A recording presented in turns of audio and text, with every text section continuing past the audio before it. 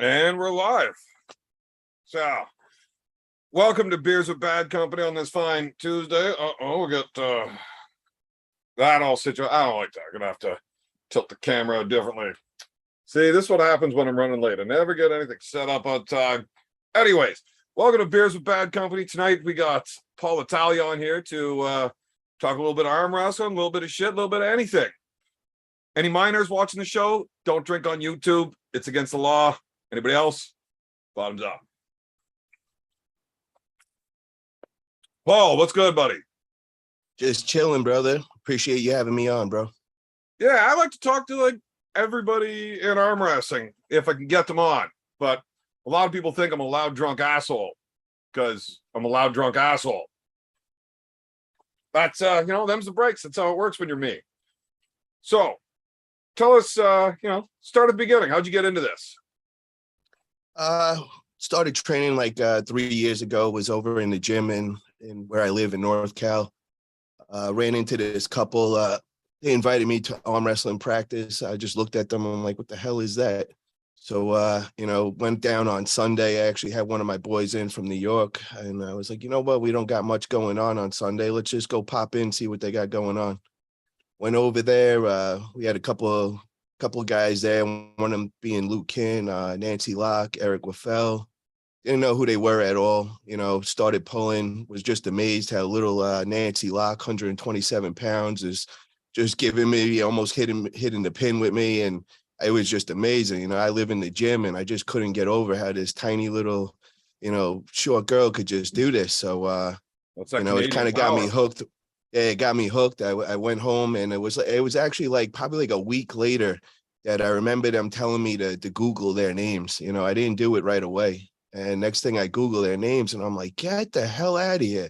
I was like, look at these people. I was like, they're like pretty famous in this arm wrestling stuff. And then I seen Luke Kin and him being on Game of Arms. And I just was kind of amazed, I was like, holy shit, these people are so humble. And, I would never bet that. And, I was just hooked from day one. I just started training all the time. Both world champs, right? Yeah. Nancy, that's three awesome people to get learning with. Yeah, no, it's a blessing. I mean, I had no idea at the time. And then, I just started really getting into it. And, I went a little too fast. I was training 2-3 times a day. I thought I was going to be the next world champion. And then pop my bicep tendon. Couldn't believe it. I thought everybody kept telling me, oh, you got to calm down. You overtrain. I'm like, nah, you guys don't understand. This is what I do. I live in the gym for the last 25 years. And, then I had to go for the surgery. So then I started second guessing everything, of course, I went to surgery. They hit my nerve as it going in. I had a little too much muscle in my forearm, not much room to work for the surgeon. And next thing I know, went from being a simple little surgery. Now my hand doesn't work. And they're telling me that it might not ever come back. And I just was like, what the hell? Yeah, dude, I flew in, I live full time in California and, I flew out to New York, got the best surgeon, works on like the jets over there and thought I, did the right move. And then this guy hits my nerve. I was ready to kill this guy. But, every month I'm coming back, just trying to see, and my fingers aren't moving, nothing, totally numb on the right side. So then one day I woke up 6 months later and all of a sudden I had feeling in my hands and it was just such a relief, bro. But as that time was going on, during that 6 months, now they took away training from me. I couldn't train 2-3 times a day. So I had a lot of extra time on my hands. So, I contacted a couple of the top guys in the sport. Travis was doing his thing, hit him up. And I'm like, yo, I was like, what's up, man? You need help with promoting? I got a big background with promoting. I used to throw hip hop concerts and all. So kind of linked up with Travis and, we kind of just hit it off from day one. And just started helping him out, promoting all his events. It just worked out for both of us. I was getting education and how to throw these events and, getting connected with everybody pretty quickly. And, I just fell in love with the sport then. And then it went from me being an athlete to wanting to be promotions, and then, 6 months goes by again, so I'm about a year in now. And then I threw a Monster Michael Todd seminar out by my house. And I'm there training and all of a sudden, boom, feel it on my left arm. And I knew right away, I was like, oh my God, deja vu. I just did it again. So popped another bicep tendon on the left side. You know what I mean? Which So, tendon was it? it was the one, the ulnar. It connects down over here and on Yeah. both So sides. when they reattach it, did you get them to put it up a little further down the forearm there? Yeah, and I also had them. It's double anchored in So there. like weaved in? Yeah, I don't remember which way they did, but it was the strongest possible way. You know, like I went to like 10 different surgeons and was explaining what I want. The first 9 guys looked at me like, I can't do that. I ain't trying to do any of that weird shit. But yeah, number 10 was the guy. And you know, but I'll tell you like this, man, that first one when I paid all this crazy dough and I have health insurance and all, but I actually paid out of my pocket on a lot of it just to get this particular surgeon because they said he was the best out there. That he fucked But you over. yeah, it was actually when I got there, bro. It was just like a mill, bro. They just popping guys in. I'd get 5 minutes with this guy. I'm flying across the country just to do this, and he'd give me 5 minutes a month. And I'm just like, bro, what the? You know what I mean? I felt like I was just not getting anything extra beneficial. When I stayed out here and went out in Cali and got it done, oh my God, it was night and day. These people cared. They went out of their way. I'm actually all over this guy's website now. I'm like his big success story. He's got my pictures everywhere and tells everybody how I am a big arm wrestler and he did really good on the surgery and all. That's awesome. That's awesome. So I thought you broke your arm. I didn't know it was the bicep tendon. Yeah, and I always both timed the bicep tendon. You know what it is, bro? 25 years of training like a lunatic. My muscles had developed at a max, but my tendons didn't catch up, man. And I wasn't hearing slow down and I had tendonitis. I was just living with it You all just the weren't time. listening to all of the warning signs and all of the coaches or experienced people that are like, dude, I know how this works. You probably just might want to relax a little bit. But Mm-hmm. everybody's like, no, it's not how I work. I'm balls to the walls all the fucking time, and I'm different. I'm special. Pop, fuck. Okay, maybe I should have listened. Yeah, live and I learn, told the brother. same thing, Yep. except mine didn't tear completely off. It Okay. just like separated down through it. So it was like I had 2 tendons, right? You got them frayed and all. Yeah, so it was just lots of fucking pain. And they told me, well, stop arm wrestling. So that ain't gonna happen. So I had to spend 4.5 years just dealing with it. They said, we can't do anything about that. You want to go ahead and finish it, tear it right off, then we can do something. But until then, we're like, well, why don't you just go in, take it off, and reattach it and fix it? Like, nah, we don't do that here. Like, well, fuck. So for the next couple of years, I was like trying to get it to fucking let go so I can get it fixed. Yeah. Eventually, it just stopped hurting. I can't turn my hand over as well as I used to, but I can arm wrestle again. There you go. That's all that counts, bro. So, even after that second one, man, I started thinking in my head, I'm like, I don't know if I could keep doing arm wrestling and all, I don't think I'm going to get on the table. No, nah, man, I can't, bro. It's in my blood. I just keep quiet now. I'm not trying to compete anytime soon, but, I'm practicing every other week on the table. I'm just going slower and I'm getting a lot better results. I'm not rushing anything. And, I do it to hang out with the homies and just have a good time, man. So then you moved from being a beginner, tearing your shit apart. So you get into promoting. And then what? You just kept running with the promoting side of it. Yeah, man. That's my full focus, man. It's I don't want to be selfish. I just want to spread this sport everywhere. And rather than it be about me, it's about me just getting this as many eyes on the sport as I can.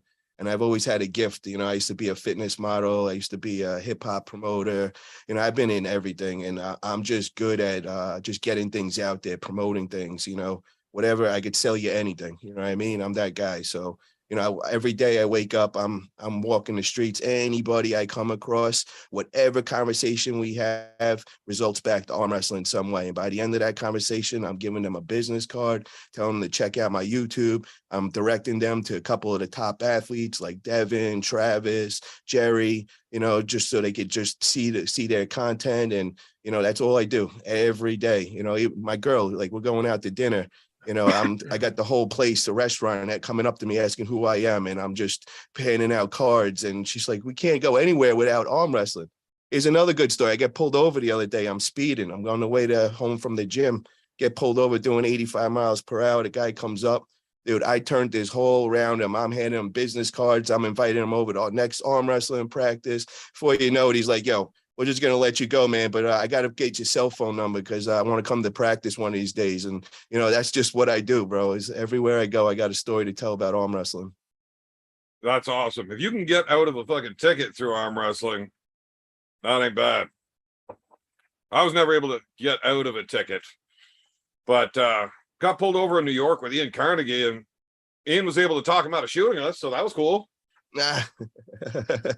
Man, those cops, those state troopers or whatever. Yeah. Man, they were not fucking around. As soon as they saw the Canadian license plate, and then they see the size of the two of us, and neither of us looked like necessarily friendly individuals. Yep. They just immediately, man, guns on their hip, their hand was on it. It was fucking like loosened, ready to go. It took Carnegie like 15 minutes to like talk them down, just to relax, have a conversation with us kind of thing. Because as soon as like, he's big, Carnegie's a fucking big dude. He's a monster, bro. And we're in his car, and he's got like a little Hyundai. So when they're asking for like our driver's license and shit, I can get my license. Sure, it's in my wallet. Here's my license. But you got to ask him for the insurance and stuff. It's his car. So when he goes to start like digging through the glove box or the center console, he's got to take his belt off because the big prick can't move around in a car. Oh, I thought we were getting shot. Oh my God. It was fucking hilarious. So now that you're doing all this promoting, like you're involved with tournaments everywhere with everybody. Yep. And you really started pushing, like trying to get a lot of guys like Jerry, and there's a few others that you really started working like them to start YouTube and stuff too, right?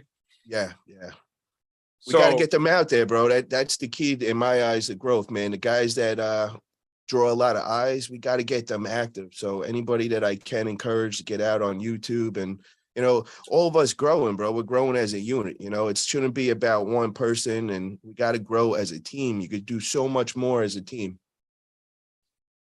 Absolutely. I mean, anything that we can do to get the sport to go up is good for everybody. So, yeah, I love it. As long as it's growing and going forward, I don't give a shit how it gets there, as long as we get there.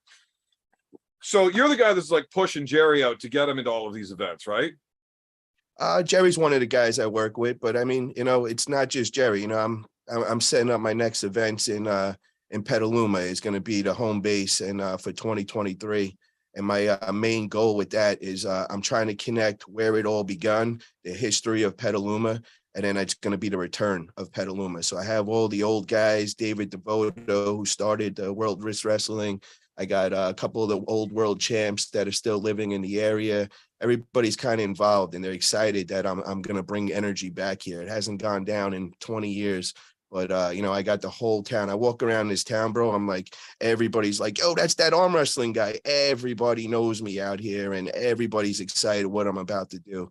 So that's my main focus, man. So I'm helping everybody out, but I'm also out scouting everybody. I went out to East versus West. I made a lot of connections with all the international pullers. I got my little crew now, and, they're anxiously waiting for me to throw some in Petaluma. Everybody's going to come in. So I want to start kind of giving the Americans and the North Americans just more of a fair chance where they don't got to travel on that 10-hour flight. I still want them to do that, but I also want to get some events here that were based here, and make it fair for everybody. Yeah, it'd be awesome to see those big events coming back to this side of the pond again. We got a super chat here from Dana McWhite. Paul, how does it feel to be the fashionista / fashion icon and meme of arm wrestling? Hey man, whatever. Any attention's good attention, man. So it's all good. Because you get a lot of shit from a lot of people too, right? Honestly, bro, I don't even pay attention. There's like a small little group or whatever that's just got it out for me no matter what. But I don't get it, bro. You shake hands with guys and you say everything's cool, and then all of a sudden they go back and they're still doing the same old shit. So I just don't pay no mind because I don't look at that as a man. I love that shit. I think it's hilarious. Like, Devin's Forum, he does a lot of shit for everybody on YouTube. He makes all my thumbnails and everything else. I think it's hilarious. He posted a video about, I guess, Paul Maiden talking some shit on me. And then he's messaging me. He's like, "Hey man, don't get mad at me. I'm just like putting the video." I'm like, dude, you can't act like me and talk shit the way I do to everybody and then get mad when somebody fucking talks a little bit back. I think it's hilarious. And Yeah, but haters, I man, mean, yeah, it's all all they do good. is keep your name in front of everybody all the time.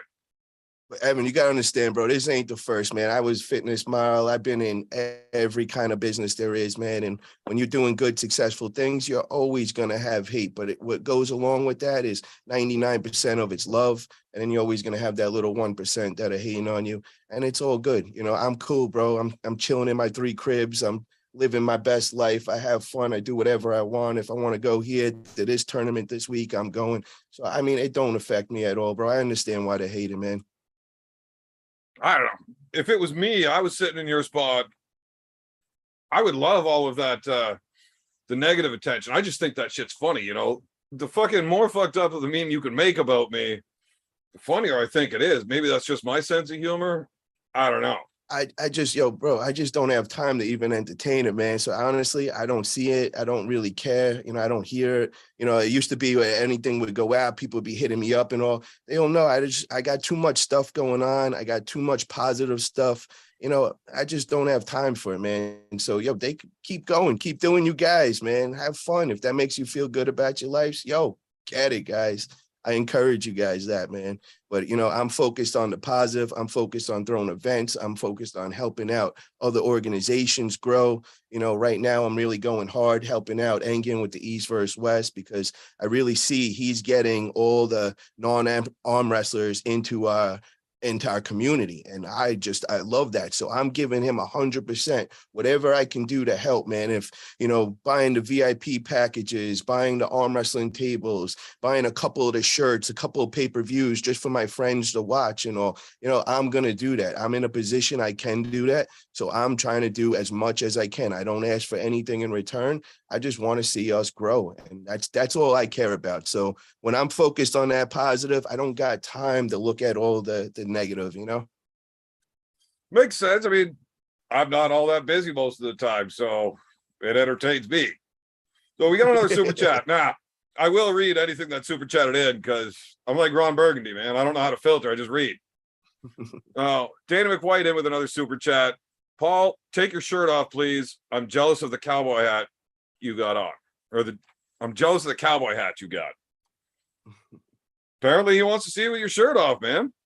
We good, it's not man. Weird at all, though. Seriously, like, right? Well, he could Google me up, brother. I was Fitness Smile for, 10 years, bro. There's 20-some pages. Knock yourself out, buddy. You know what? Go over to my OnlyFans too. You can check that out, man. Just get that premium membership. Get yourself a bottle of hand lotion and get to going. There you go. Now, what happened with Hermes over there? I saw a little bit about it. You know what, that right after so all week we were hanging out with Hermes. Everybody, every single night we were at the dinner, and it was just a nonstop going back and forth with Jerry and him. A lot of egging on, a lot of talk. There's a lot of videos on my behind the scenes of everything going on. But end of the day, Hermes is my homie, real good friend.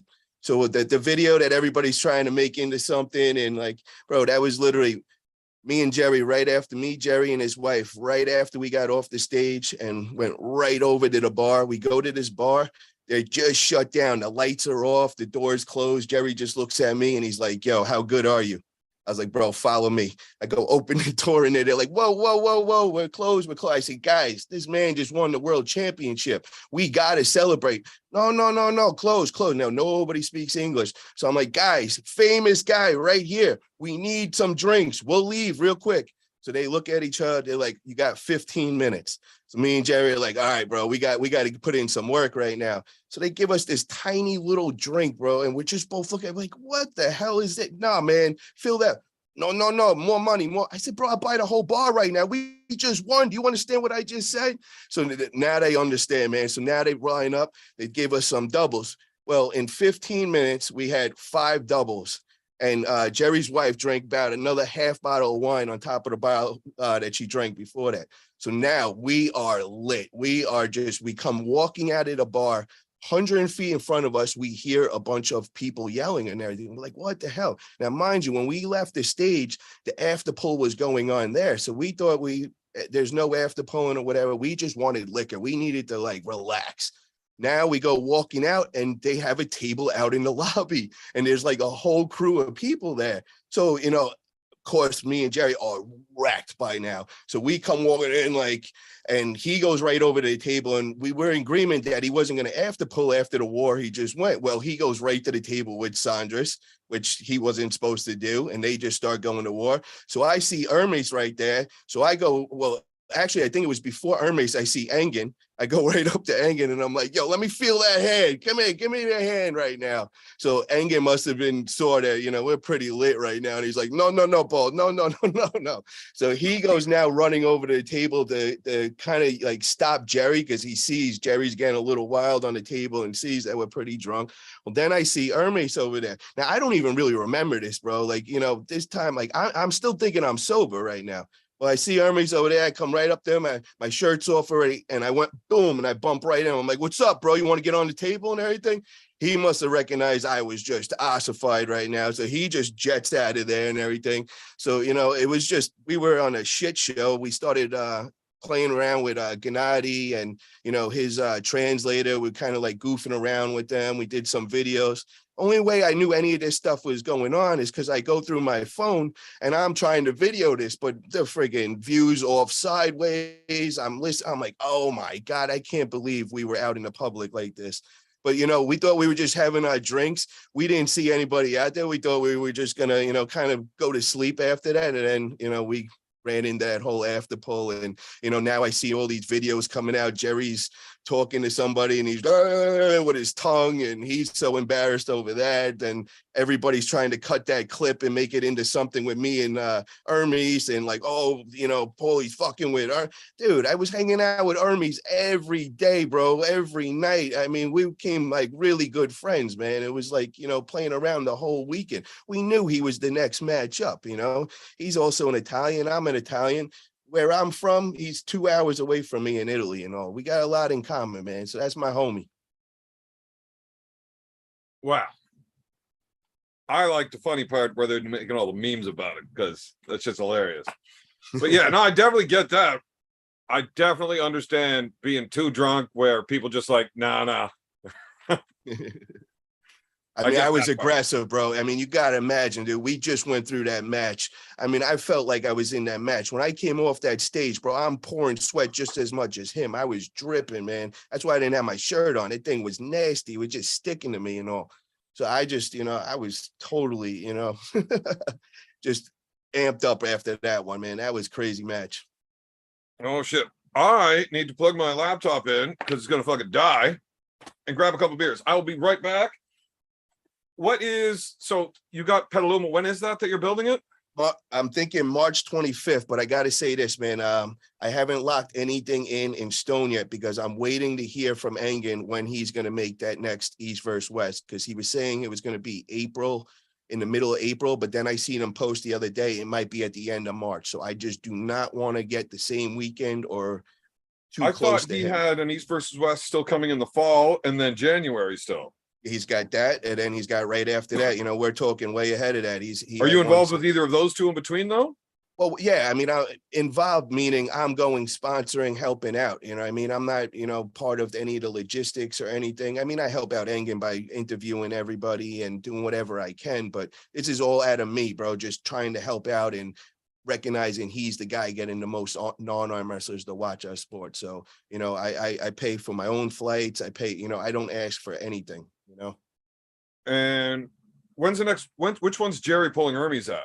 November 19th. That's East versus West 5. And then we got another one coming up in January. And then he's, like I said, he's trying to lock in either mid-April or end of March.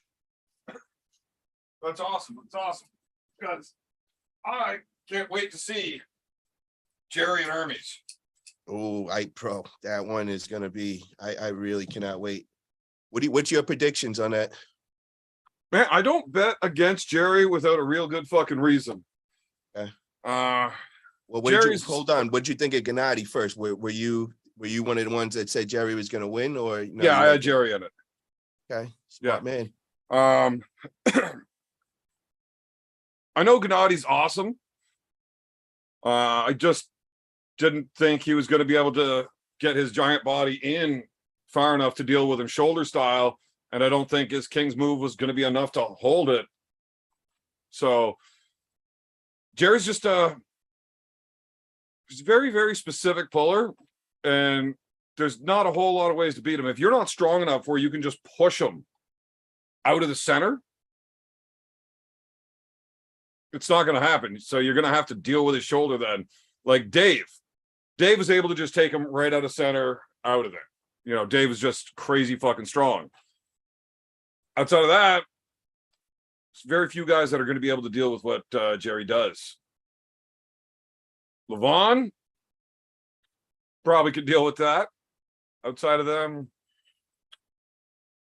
yeah, but Jerry doesn't seem to do as well with the really top guys in North America as he will against the top guys overseas that haven't got used to pulling him. You know, I think times have changed, bro. I think his training and what he's doing these days is stepped up. I think you guys are about to witness Jerry 2.0. What a lot of people don't understand or believe when I tell them this is he really didn't train up when he was in that WAL. He was literally just coming off the couch most of the time, saying he was doing a lot more than he was to the public. But, you know, being around Jerry and talking to the wife and all, and, you know, I've definitely heard that it was verified that he hardly ever trained for WAL, which is insane to think about, that this man was still that deadly. Now he knows he's got 2 years left and he wants to be number one. And he really wants to chase this. And that's the only goal he's set on, man. He is focused. And, you know, I'm flying out in September for the whole month on the East Coast. And I'm just going to be helping him along with the training camp and just pushing him. And, you know, like this didn't happen before. I came out for a week, but this is going to be like a full month. You know, I got a bunch of practices set up. We're going over by Dave Morocco, September 25th, which I encourage everybody to come through. We're going to try getting all the top elites there. I was talking with Travis. Dave was telling me he's got Paul Lynn. He'll talk to Marcio Barboza, Todd Zilla. See if we get Dave there. You know, we're all trying to team up and help Jerry out, get him all prepared and all. So, you know, I'll also be at his team practices all throughout September. They do it on Wednesday nights. You know, so I'll be over there in Massachusetts, and we're trying to get everybody. I want to reach out to RBJs, get him to come over, and whoever else wants to help out, you know. when you say he's only got 2 years left, what do you mean? Meaning he's going to be competing at the top level. That's where he sees. He's 49 years old. You know, I mean, you got to also remember, man, it's not like most other people. He's running a major business, bro. You know, he's got, you know, he runs a big car dealership, and, you know, he makes a lot of money doing what he does. And, you know, so he doesn't have, you know, all the time everybody else has. He also has 5 kids, you know, real young ones. So, I mean, he really budgets his time, but right now he's going to really put his focus for these next 2 years on coming number one, and he will do whatever it takes. And so like he's said, allotted himself 2 years to really push hard on this. And after that, he's going to go back to just arm wrestling because he loves arm wrestling. exactly, bro. You know, so, you know, he's really going for it, man. And, you know, with that Gennady match, he really stepped up his training compared to anything else he's did with WAL. And I asked him, I said, I want a serious question. And after we got the win and all, what percentage do you feel like you got as your max? And he said that he was probably about 40%, but that 40% was more trained up than he's ever been in any of those WALs. So he thinks that by this time with Hermes, he could be up around 80-85%. And this one, we're going hard. We changed everything. There's going to be a lot more training sessions going on. We're going to be really working the endurance this whole time, which, you know, the endurance work only came in maybe the last 2-3 weeks. You know, he dropped about 15-16 pounds during that time. But, you know, this time we're going to do full 12 weeks of just hardcore getting him ready for endurance, you know. I just don't understand how somebody compete at that level. How do you go and pull at a world elite event and say you're only at 40%? You know, that sounds like a giant load of shit, man. Yeah, 40%. I would think that too, bro. And then I went over by his house, and this man just jumps on the bench press, and he's got 225 on there, and he hits that 60 times, and he gets up. Was that sloppy? I mean, he's not the same as a normal person, man. And I'm telling you this straight up. He gets on the tricep machine. I use two hands to rack the whole thing. He takes it one hand 40 fucking times. I mean, he's just different, bro. He's got some crazy strength. And then he jumps up on the pull-up bar. He's got this like little rigid like wood plank, and it's sharp on the ends, and he hangs by his fingertips, and he busts out 20 of those, and then he holds them statically at the end. I mean, the guy's 330 pounds moving around like a lightweight. So I mean, he's not normal. I'm not kidding. He is No, totally the guy's a fucking absolute freak for sure. That's why I picked him in this match. That's it, once or twice a week training, bro. That's it. Imagine if this man is pushed to 4 or 5 times a week.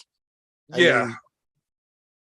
I'm sure he can still get better, but not 60 fucking percent.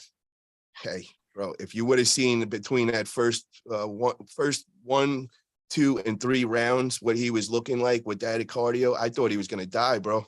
I thought, we got to get his. Thank God we had that ice, because he didn't want the ice up there. I was the one that kept pushing for this ice, and he's like, no, we don't need it. And I'm like, thank God we did, bro. I got his body temperature down, but I really thought we were about to lose him. That first round, he couldn't. He looks like he's gonna die after an easy match. Yeah, bro.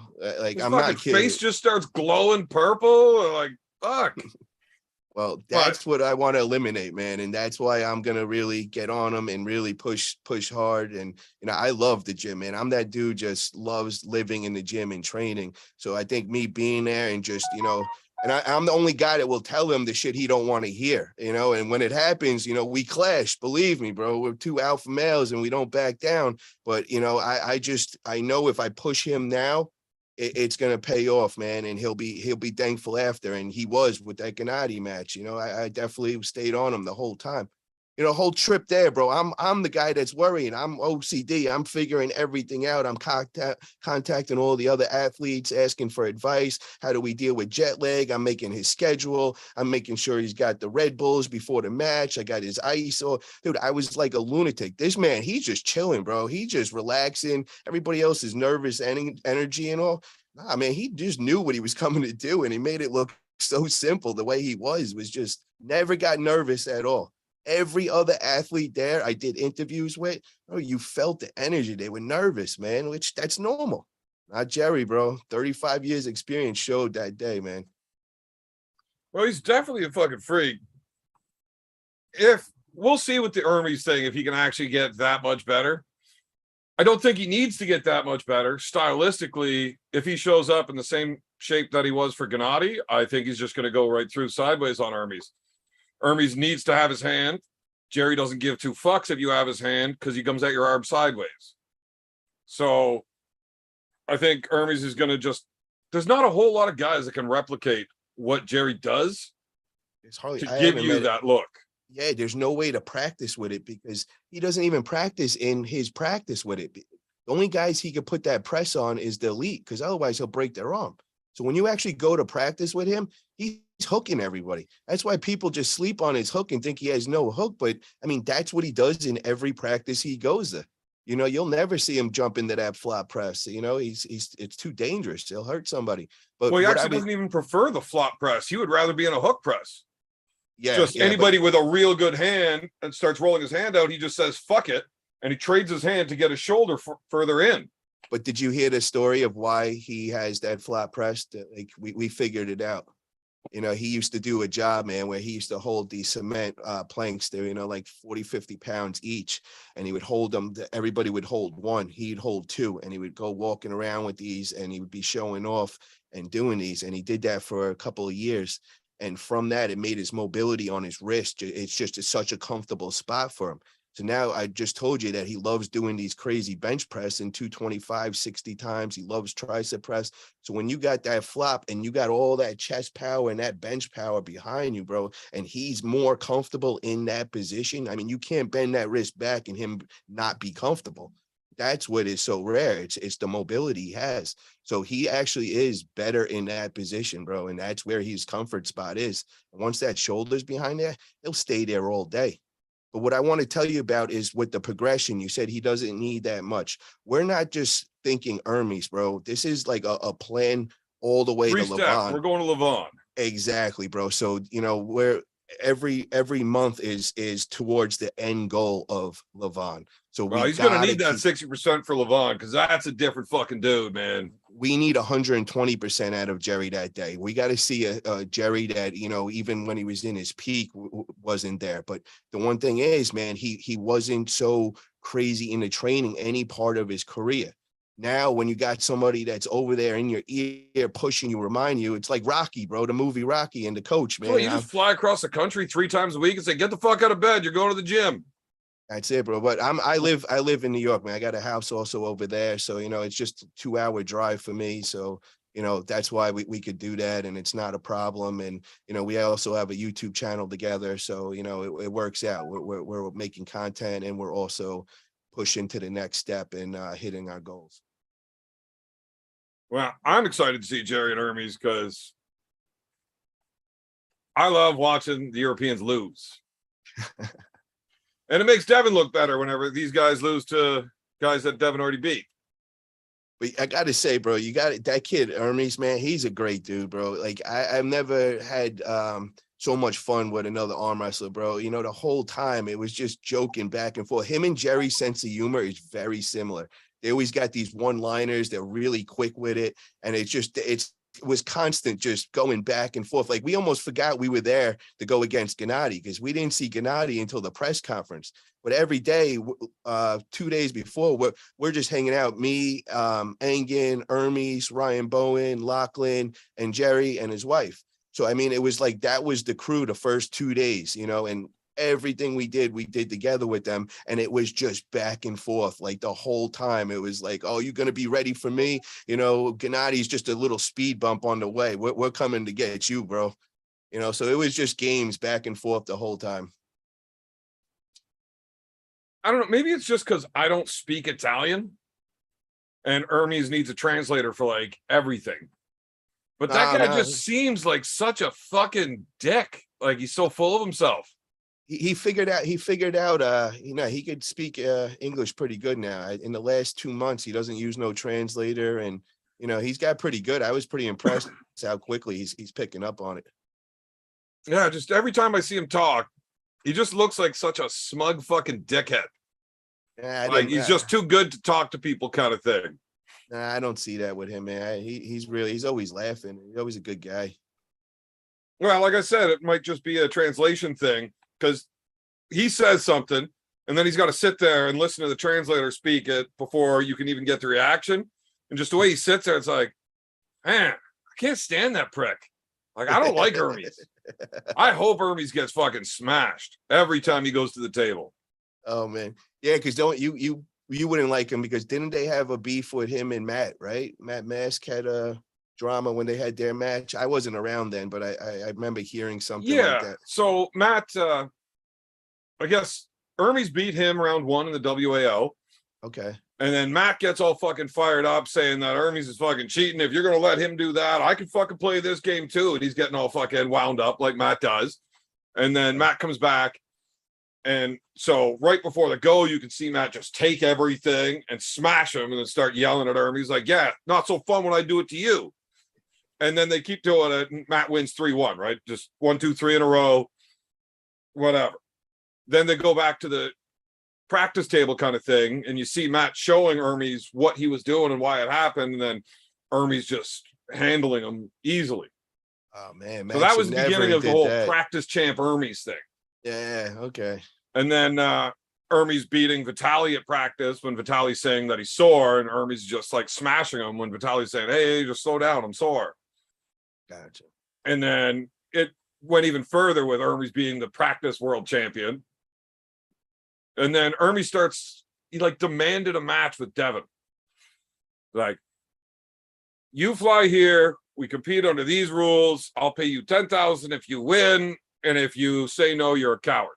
But this is while he's getting ready for the Michael Todd match. And it's like, how do you expect him to drop the biggest match with the most money to go deal with you? Like, that doesn't even make sense. So I challenged Hermes to a match where I said, you come to Canada, I'll explain the rules and who we have for a ref after, like right before we start. They're going to be whatever I want. And if I win, you give me $40,000. And then if you win, you give me $40,000. And if you decline, you're a fucking coward. So he wouldn't even answer me. Like, that was a legitimate fucking offer. I will let him pay me $40,000 anytime he wants. But no, he wouldn't even answer. So it's like, I don't know. I think he's an asshole. Okay, I got you now. But Irby's is obviously the dude is fucking awesome, right? You don't get the wins that he's gotten without being fucking good at this shit. Yeah, bro. Yeah, Still think he's a dickhead though. He's definitely getting bigger too, man. Every time you see him, he's looks like he gained another 10 pounds. So you know, he has been from the first match with Matt, which was his first big outing in America. Every time we've seen him, it's been like a 10-pound jump, you know. Yeah. Because he's pretty well getting close to that 300 mark now, isn't he? 275 in Turkey. He was 275. Yep. He might have actually been bigger when he pulled Gennady.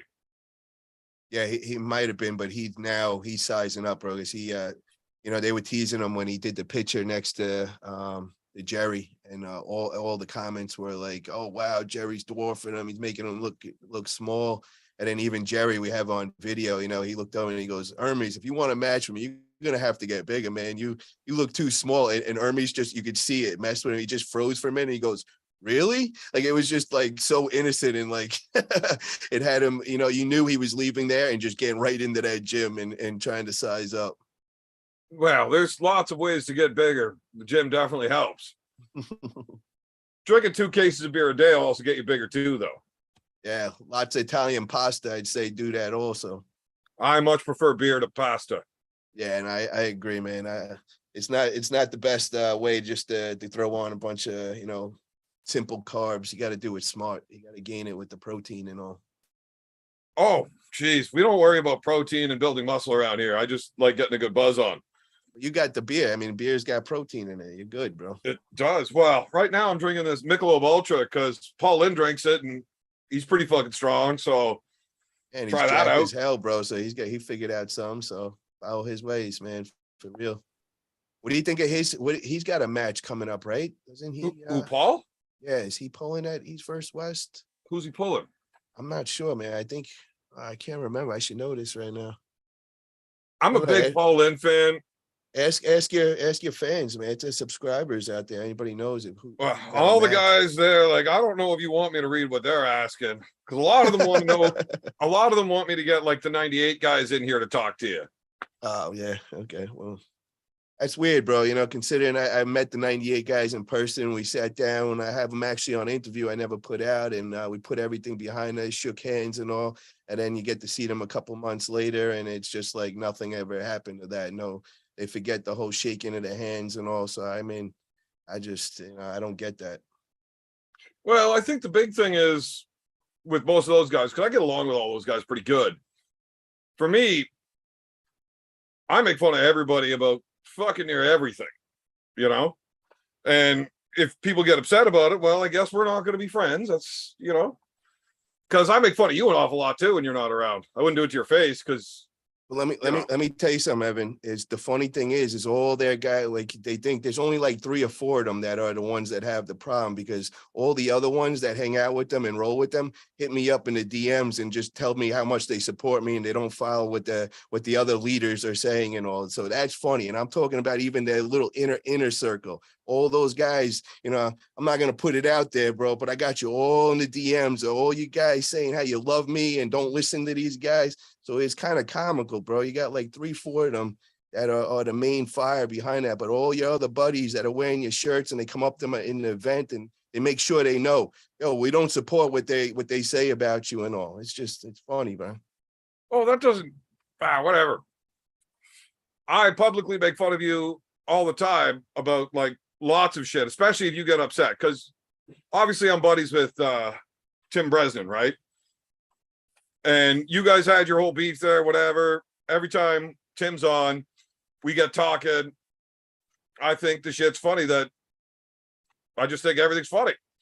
But I always make sure to mention, like, I also really appreciate everything that you do for the sport. Like, you seem like you get a little angry a little quickly a lot of the times, though. Nah, bro. I honestly, I don't care. The problem I have is, like, if you have a real problem with me, come to me in an event like a man and say, yo, come step outside, man. Let's have a talk, and then we can handle it any way you want it. But this whole, like, getting behind a keyboard and playing this tough guy and talking all this shit, and then when you see me in person, you come up to me and you shake my hand and you're like, oh no, I didn't mean any of that. Bro, how do I look at you as a man? You know what I mean? That's what I find funny. I mean, with these 98 guys, I don't get it, bro. It's like you guys come up to me trying to shake my hand, saying you want to put things in the past, and then as soon as you get home in your little basement, your mom's house, you start. So that's where I just don't get, and you lose me, guys. You know what I mean? You got a problem with me? I'm at every event I say I'm at. Come through. Tell me you got a problem in my face. Let's not play the whole fake shit and try shaking my hands when you do see me. Wow, that's hilarious. If there's any of those guys specifically, I mean, I can get them on here like right now. Hash that shit out. There's nothing to hash out. That's not how I handle things, man. I told you, I don't have time for that negative. I'm telling you how we could settle this. You guys come to the events where I put all my information on and I throw all these events. You know I will be there. You have a problem with me. Ask me to come out to the parking lot. There's no cameras, no nothing, and we could talk whatever you want to talk right there. I'm inviting you to do that.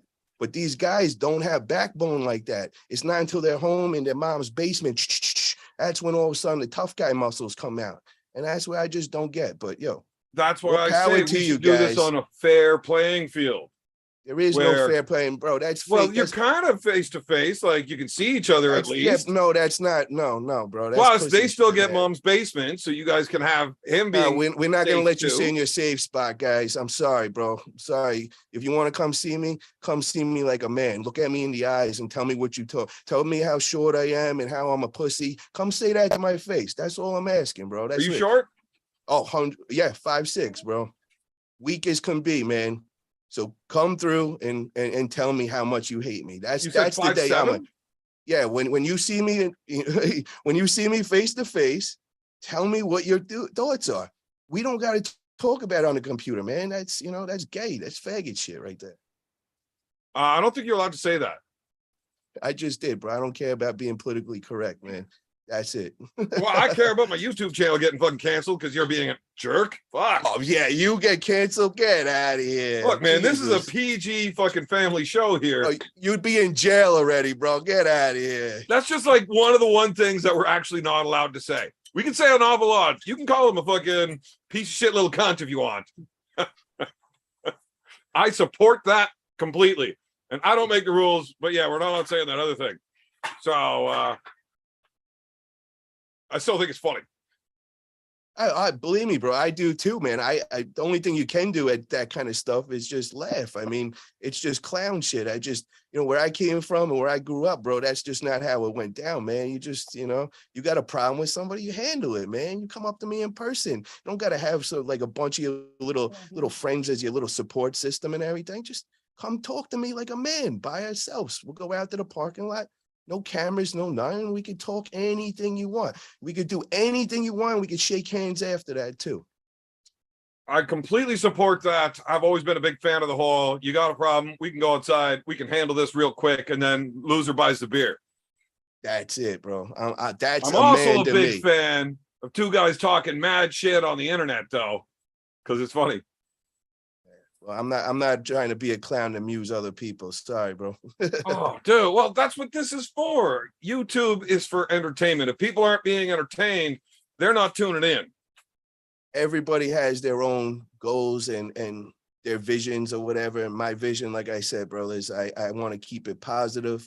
I do this as a hobby, bro. I run 3 businesses. I don't really have much time to play with drama and people. I mean, those are guys that don't have much going on in life, man. I'm a very, very busy person. And the time that I do have to allocate to my hobby, I want to put it in a positive form, and I want to spread arm wrestling, bro. And you don't got to like me. You don't got to, I don't care if you like me or hate me, but just know I'm here to promote our sport. I'm here to grow our sport. So that is one thing we should all have in common. So even if you don't like me, it's like your mama taught you growing up. If you don't got something nice to say, just keep it to yourself.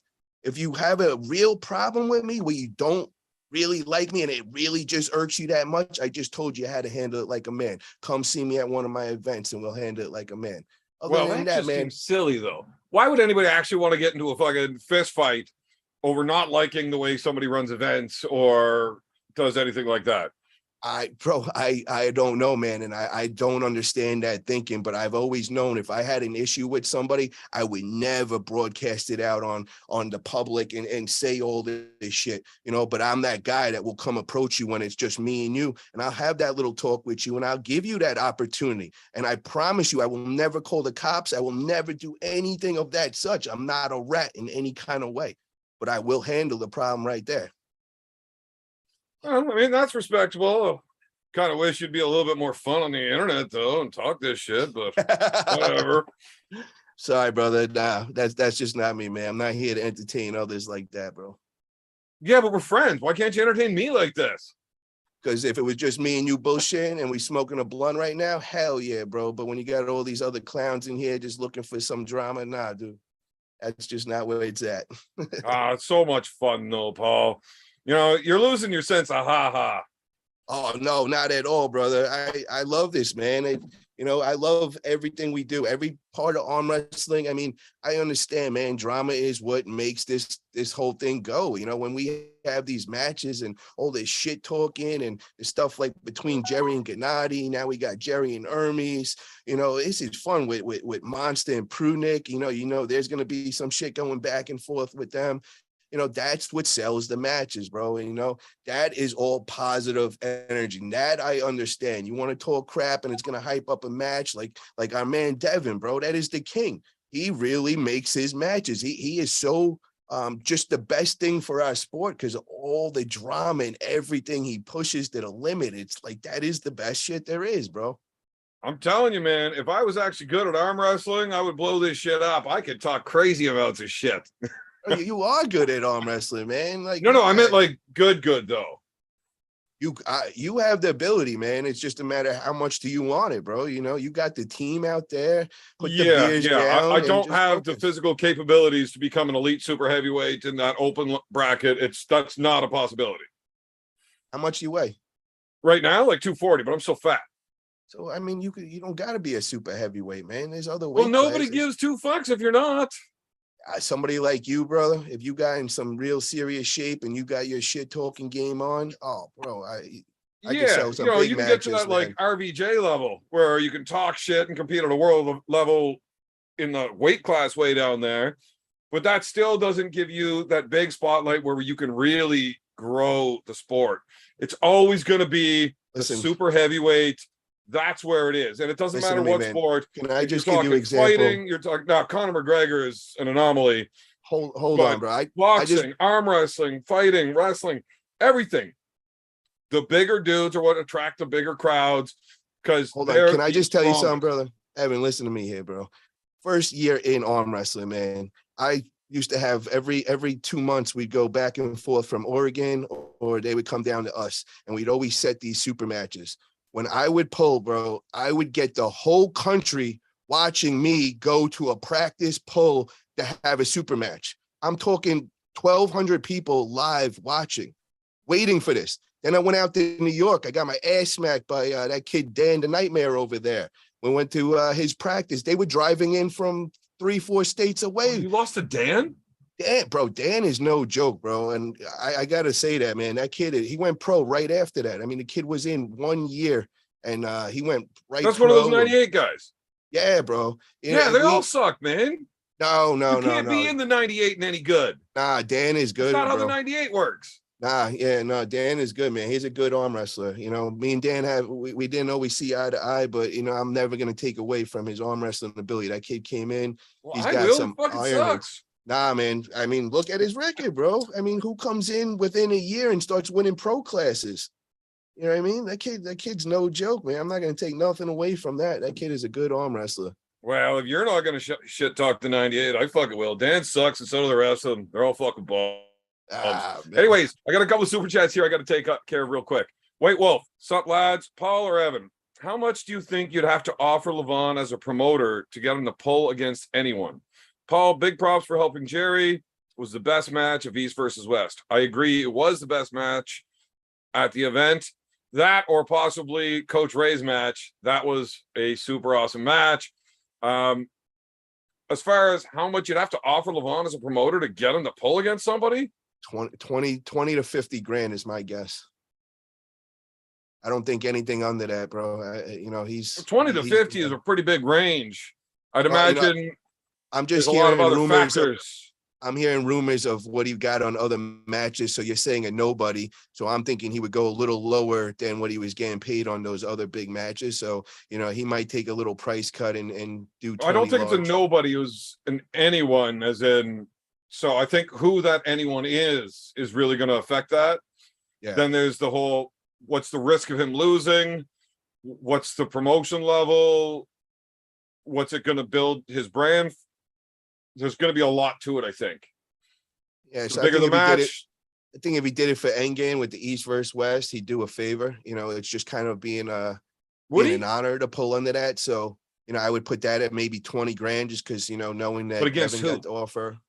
I'm thinking maybe Dennis Saplankov left hand, either Hermes versus Jerry. I'm thinking more of Dennis kind of left hand. Do you know Levon? No, I haven't met him in person No? yet. Because he's always talking about his left wrist being injured for years now. And apparently his left was better than his right, but now his left wrist is all banged up or something. Wow, I didn't know that. But I'm Yeah, sure it's so I pretty can't easy to see- find out. I'd love to see that match, but I don't think we're going to be seeing that anytime soon. And I actually heard a rumor. I think Todd Zilla was telling me, and Todd Zilla actually told me that he thinks that Hermes is locked in with Levon for King of Table or something, which I was like, I don't know about that because it's supposed to go to the winner of Hermes and Jerry, but who knows with that. And then the other thing that I was hearing is that Dennis was coming back and he was going to be pulling right hand, in King of Table. He's got some match or something coming up. Now, none of this is confirmed. Todd didn't even know the exact person that told him, but it was right at East versus West 4 when he was sitting on the sidelines right over there. He heard some people talking. that just doesn't seem like a good match. Hermes and Levon. Yeah, I think King of Table just wants to keep him active, man. That's that cash cow, bro. You got to keep that man active. It's getting so many non-arm wrestlers involved. So, I don't think there's really anybody on the planet that's going to give him really a good, solid match right now. So, I think they just want to keep him active. If Hermes beats one of the really top guys, now he beat Gennady, but Gennady wasn't in that top level conversation when he did it, right? He was coming right off of a loss to Alex, then beats Gennady, but then Gennady goes from there and beats Dave and Monster, and then just loses to Jerry. Yeah. So Gennady and Hermes have fucked up the world rankings completely. Fucking dickheads. What about I always forget this. Did Hermes beat Alex? Did they No. pull yet? Alex Kardecka? Yeah. Train wrecked fucking Hermes. That's where he gets just all rolled his confusing. hand right out, 3 straight, easy. Yeah, see, that's like where a week or two before Hermes beat Gennady. Yeah. So that's where it's all messed up. It's hard to tell. Yeah. Right. And then Alex pulls Dave. And he actually gave Dave a hell of a time in that first round, right? So I'm like, okay, well, Gennady's clearly not there. But then he comes out and beats Dave. What the fuck? Then he beats Mike. And now he's in this fucking war with Jerry. So is Gennady going way up, getting way better as we see him every time? Or what the fuck happened? How did he lose to Hermes? Is Hermes that good? Well, he can't be. He just lost fucking Alex. Well, I got to say the one thing that was real surprising is when we were in our little drunk path after, we were by that after pool table and I told you that we were going back and forth with Gennady and his translator. We actually heard from Gennady that he's never felt that power from Dave or Monster, that Jerry was a lot stronger than him, which, I was kind of shocked hearing that, but Gennady was definitely, said that. And the other thing that has got to be mentioned is Gennady got hurt that day. I don't know what actually happened, but he did something to his chest. I think it's when that round 3, when he tried going inside with him into the hook, I think he felt the Jerry wrath right there, and he did something to his chest. So he might be out for a while. That happens when you pull at that high level, that intensity. Human bodies are not built for doing what we do. No, not at all. That's why it takes so much training and it takes so long. That first 5 years, you're building shit up that you need to build up so that you don't break your shit when you go to do this, because we're not supposed to be doing this shit. Also, we got another super chat here from Dan the Nightmare Schwartz. Oh, that's him. That's the arm wrestler. And he said, "Thanks, man." I think he was talking to me when I said he sucks. Nah, I'm telling you, man, guys, check him out, man. The kid's a good arm wrestler, bro. He really is. That hand is just steel. He's a masseuse, man. So he got some hands on him. I don't know, man. He's a 98 guy. Don't get me wrong. Don't confuse this. I like the 98 guys. I think they're hilarious. But the whole premise of being a 98 is that you're not good at arm wrestling. So if he's a 98, he can't be any good. I'll put it like this, man. I respect that they got their group, and I respect that what they're doing. They are helping out grow arm wrestling in their area. And, I think Pennsylvania, and I think they got a few guys over, New York area. So, keep doing what you guys are doing, man. Just, if you can, keep that negative shit away. I mean, it's not, you're not helping anybody out by doing that. Let's just keep it positive. And a lot of those guys, they are keeping it positive. They all hit me up and show me support or whatever. We're all on the same team here, guys. I have no ill will against you guys. I just don't get it, man. When you shake another man's hand and look at him in the eyes and say, well, there ain't no beef, no drama no more. Then, there's still like, it's just, that's weird. But hey, whatever you want to do. Well, to me, all that negative stuff and drama can really fucking take off, catch fire. The whole no publicity is bad publicity thing. And you can't just have everything going around about who's blowing who and how good so-and-so is. Like, if there's no fun with it, it just gets dry. That's why all the shit talking, like Devin doing what he does, that's why it's so entertaining, is because there's a lot of negative with it. That negative adds entertainment, and that helps build everything. So I really do appreciate that side of things. Do you see what we do with Chance, bro? I mean, we do that, man. We got a lot of drama. We always got things going, but that's all constructive. That's all helping it grow. It's not just making fun of somebody and being negative and trying to get people to not like somebody that's trying to bring, good things and success. That's where I just don't get. If it's just for building up hype for matches and future matches, and that's constructive, man. I understand that. That's still positive stuff, even though you guys are talking shit with each other. Me and Chance, we're now cool, but there's still, as soon as Jerry got that win, right away we're on the stage looking over at Chance like, yo, change that rankings right now. You know what I mean? Because that was the whole drama, how, he knocked Jerry off the rankings, and, he wasn't allowed. Well, he was inactive. You can't have somebody ranked that hasn't pulled in 3 years. Yeah. So there was a lot of going back and forth with that. So, that's kind of fun. Does this put Jerry, where does this put Jerry in the North American rankings? So that's a big question. But as far as the world rankings, Engen just put that out, and that's what caused a lot of drama between Devin and Engen. And he put Jerry at number 2.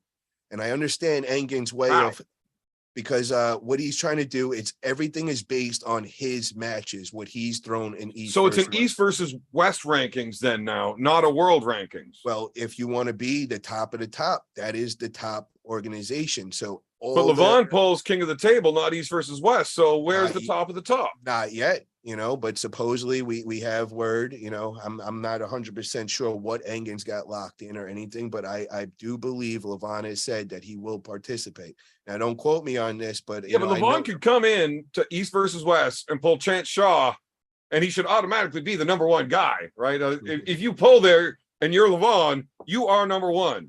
Yeah. So it's not a world ranking if he's got Jerry at number 2 based off one match. Yeah, Because but who's number 1? But it's not an East versus West ranking. Who the fuck's number 1 then? but listen, you gotta start somewhere. You gotta start with some sort of beginning point. And now every event that goes on after this is now gets a little better. The rankings get a little tighter and a little more up to date. And you know, after 2 years of this, you're gonna have a pretty accurate rankings. But I can't go off of matches that were 3 to 5 years ago and still say, oh, this is the guy that's running North America. He's the top guy. Because I've also seen Jerry, bro, is now the 2.0 edition. This guy is on another level than when he was then. I want to see these matches. I want to see Monster Michael Todd versus Jerry. I mean, you know, their last match, it was 7 minutes long and a strap broke and we never got a real ending of what went on. I want to see that happen. And I also want to see it on a 7x7 pad. I don't want to see it on the WAL pads. You know, well, I also want Jerry's got a better record against Mike on a 7x9 than he does a 7x7. Well, I mean, if you go back and forth and you listen to both of these guys, they'll both give you a list of everything. And each one of them has them winning by one match. Both sides. Well, why don't we get them both on there at the same time and hash that out? Hey, if you I'll do this on my show, especially if they're going to be shit talking. We should have both guys sit down and get drunk. Well, we're not allowed discussing that matchup thing and their history until both guys got at least a dozen in them. How about we do this? I can make this happen now. So November 19th is the big match. Well, this goes, hopefully both of them win, so they're going to be in happy moods. I'll get them to the bar right after. I'll open the same bar. I'll get them to get our 5 doubles in a row, and then we'll call into you, bro. And then you could go ask whatever questions you want. And I think we'll get a lot more truth that day. That sounds amazing. I would love to do that. That's just fucking hilarious. Because I am a shit disturber. And it's really funny to have Jerry and Mike on a conversation with me because both of their lefts suck. So you think you got some for them, huh? Because I don't know, beat man. Both of them left, yeah. Yeah, you'll beat Monster with the left, even with his quick press and all that? Yes. Yeah? Yes. Oh, okay, that's pretty impressive. Yeah, definitely. Okay. And you're sure I would bet all of your money that I would beat Mike left. Yeah, all my money. Yeah. What about I don't have Jerry? any, so I got to bet yours. What about Jerry, man? You think you could beat him left? Yes, I mean, anybody that he's ever lost to, I still beat. So, yeah, Jerry's left's not good. There's a lot of dudes like that, though. Like, you got Jerry, Mike, Tim, right-handed. I am not in a conversation with those dudes. It's not close. Those are world-level dudes for fucking 15 years. My left will fucking walk through all 3 of them, one after another. So where are you ranked? If I start with Mike. Where are you ranked in North America? Left-handed, 13th in the supers.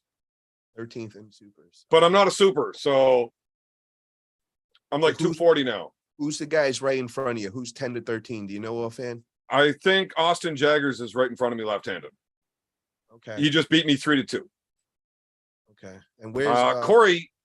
So both Curtis Cameron, Pork Chop, he should be above me. He just beat me at Ribfest. And I think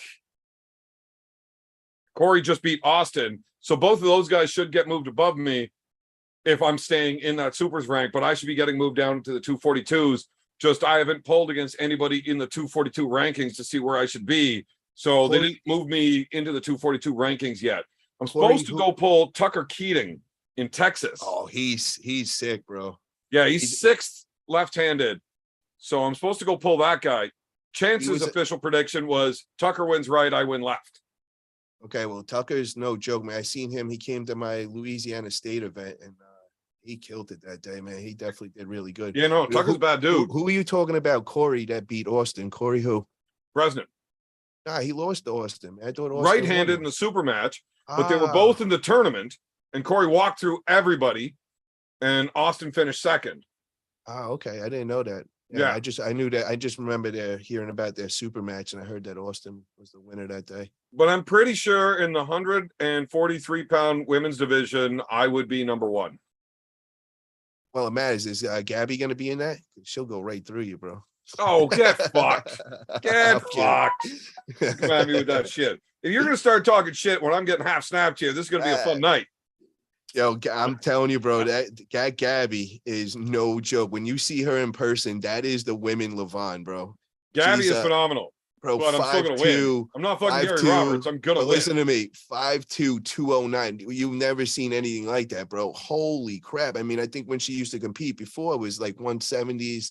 Bro, 209. She came in there stacked. It would look like the mini Levon. Like, it was crazy. She came in prepared that day. And when I grabbed that girl, Egley, I grabbed her hand. And, you know, before that, I was like, oh, man, Gabby's the one. Nobody can touch Gabby in this world. When I felt Egley's hand, I've never felt a female feel like that. It was unreal. Huge hand, like a catcher's mitt, and extremely strong. So I started second guessing. I'm like, I don't know if Gabby got this, but yo, Gabby proved herself that day, man. That girl, Yeah, Gabby's badass. I'm a huge real. fan of Gabby. Yeah, she could definitely go in the guys classes in that 176, and I'm not playing. I think she'll beat, like, 60-70% of those pros in that class for sure. Now, hold on here. I got one dude trying to ask a question, but apparently the moderators have Nanya blocked in the chat, so he can't chat in. Which I'm kind of okay with, because fuck that guy. If you don't know the story behind that,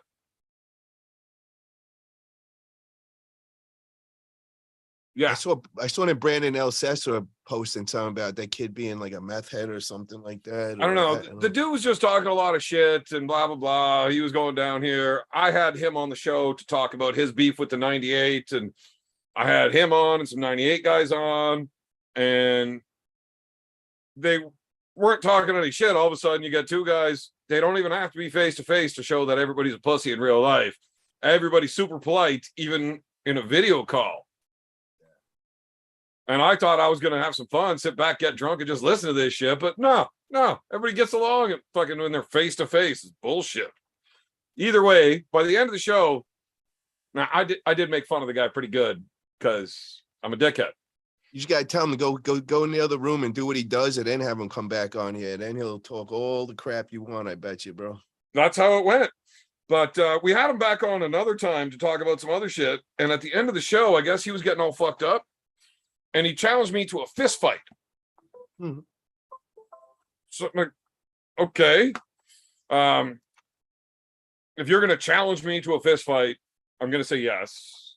Like, what do you want me to fucking say to that? You don't challenge somebody and want them to say no, so sure, yeah. I'll fucking do it. And then he goes about he wants pride rules because I only know jiu-jitsu and I can't fight, and he wants to kick me in the face a bunch of times. I'm like, okay, we'll do pride rules if that's what you want. I know the rules, fine. And then he comes back on the show another time, and he starts making comments about my wife. Oh, like, look, I said yes to the fighting you thing. You don't have to fucking encourage me to say yes. Buttons. It's already going. Yeah, you got it. But you start talking about my wife. Fuck you, man. Now you're going. That's not just shit talking, right? That's my family. Yeah. Get fucked. Yep. Anyways, I guess somehow one of the moderators blocked him in the chat, and he wants to ask you questions, but he's not allowed to type in the chat. Yeah, well, tell him to put the pipe down, man. He's good, bro.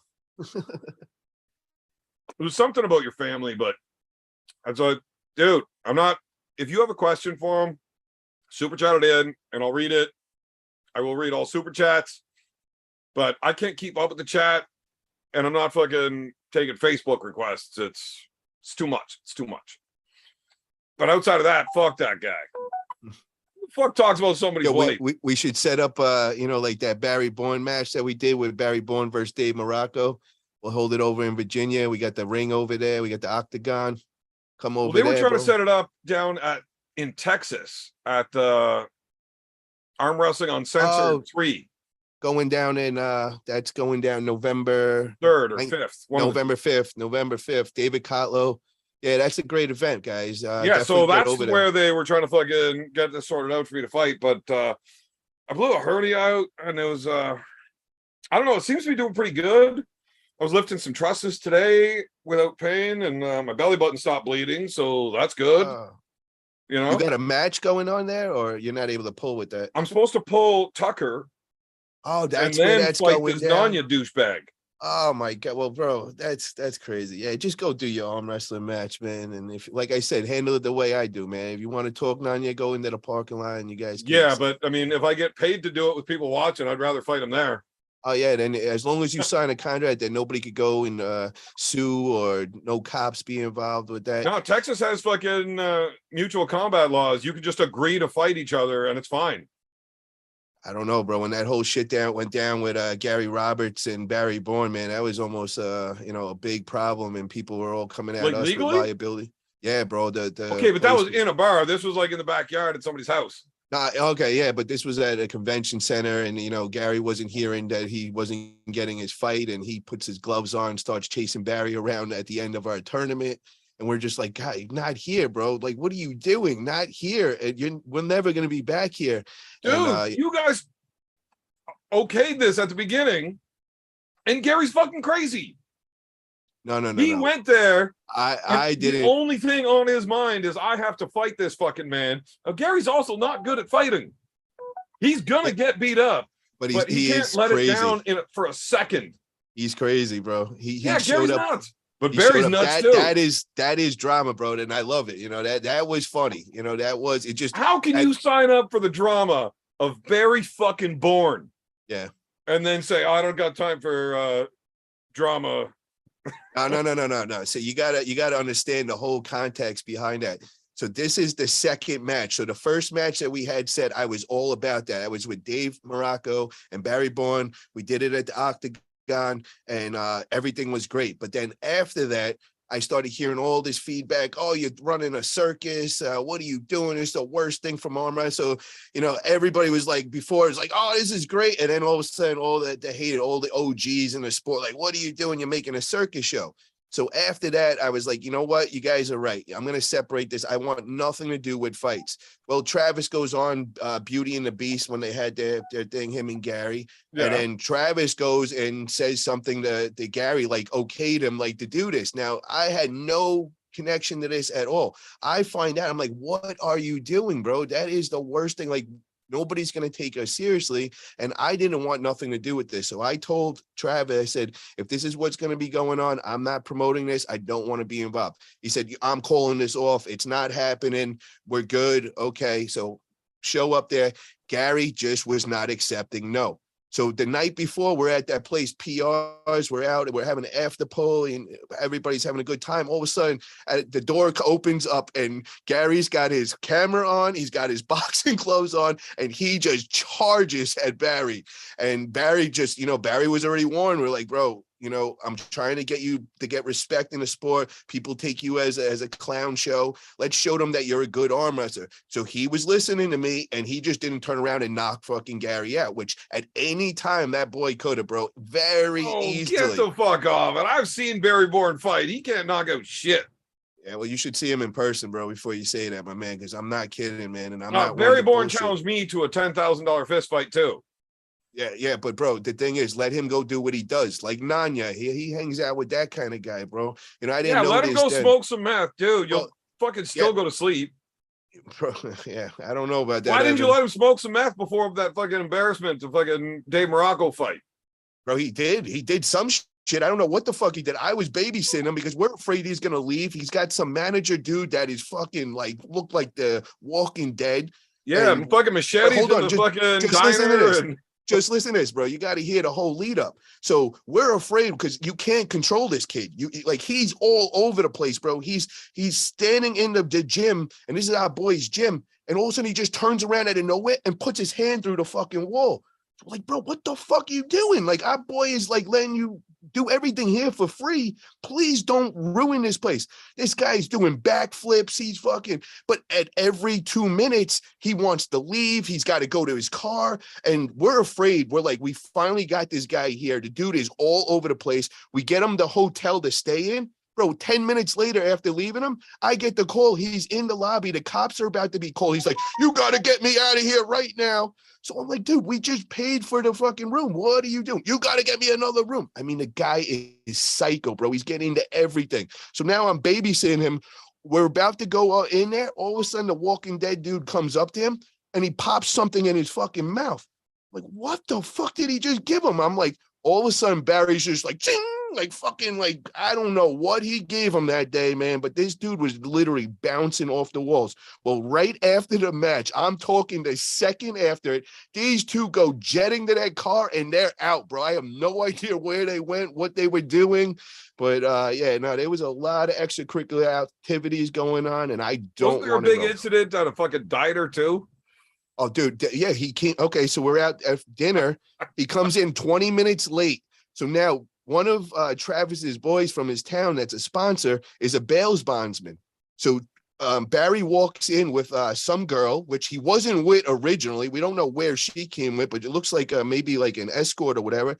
So the guy goes up to me and he's like, yo, I always bail this lady out. She's like the town druggie, and Barry's calling his wife. He's like, hey, this is my wifey. They disrespect her at the hotel. So I told him to go. What I make out of it is he met her in the hotel lobby there.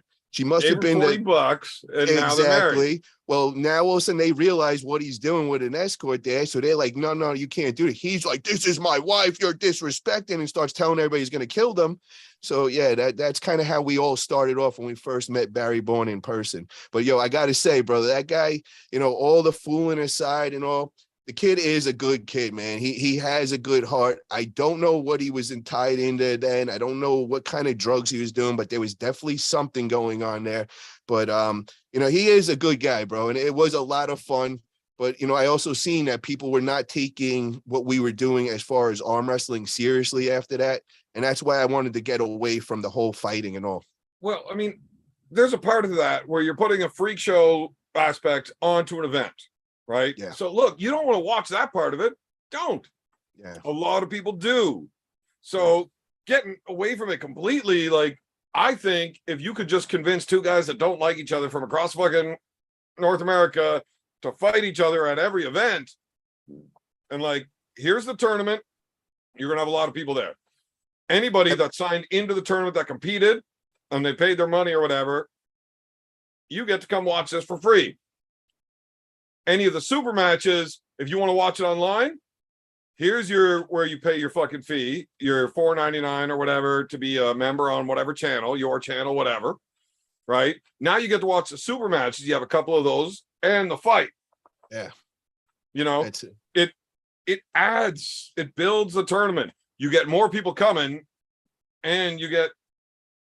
You know what another thing's proposed a lot to me is that slap fighting. You know, a lot of people want us to throw that in as like before. I don't personally want to do it, but a lot of people are saying that's like, you know, the new trending thing. And, you know, I am absolutely out. I hate that idea. That is a fucking guaranteed concussion syndrome. The whole sport is designed to rattle people's fucking brains. It's dumb as fuck. I would rather see where you're at least allowed to defend yourself and have some sport into it, where it's staying there and just let some giant dude smack your fucking head off. Yeah. Terrible. I mean, I fucking personally, terrible. I'm not looking to do any of the sideshows anymore. You know, I got my brand out there, I got my name out there, and you know, I'm a guy that wants to bring. What if you do one last sideshow fight? If you're involved, I might. And you let me fight Travis.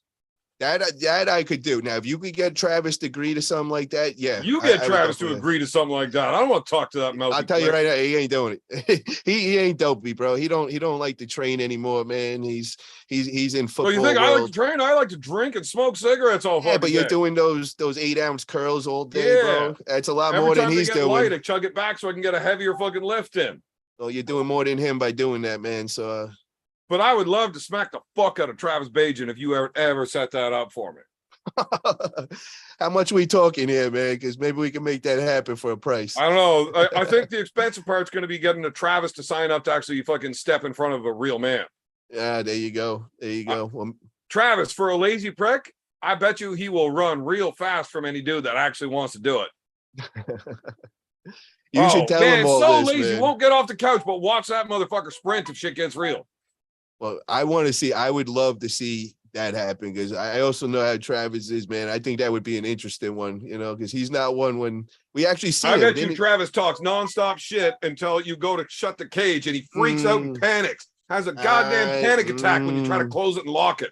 I don't know about that, man. I've seen him lose his temper a few times, man. So I don't Yeah, when know. there's all sorts of people around and he knows he's not going to get No. fucking stomped out. No. No, we've been out a couple of times, man, in the casinos. People didn't know who he was, and drinking, and no, he'll definitely, if he's got a couple of Jaeger bombs in him, bro. Yeah, he'll Oh, okay. definitely. No, this works out perfectly. We can drink Jaeger bombs until he feels confident enough. So let's do this. I have a perfect thing. I'll be with him because I'm going down this weekend. I'm going to that Locked and Loaded they got going down in SoCal, and he's taping his reality show and along with the tournament and all. So when I'm over there, just call in, man. We'll do a FaceTime. You can talk a little shit. I'll make sure he has a couple Jaeger bombs in him, and propose it, man. We'll see if we can make something like that happen. That'd be interesting. Film him while you're asking, because maybe he'll bring the reality show in on this. He's looking for content, and he goes to each area and he challenges. You don't want me on a reality show. That shit's gonna get canceled super quick. I'm a fucking idiot. Oh, bro, he's got his boy on there too, his man Brandon from Virginia, bro. So you're just like that boy is, he's a rowdy one, man. So I don't think he really cares. He wants people that are gonna make content, man.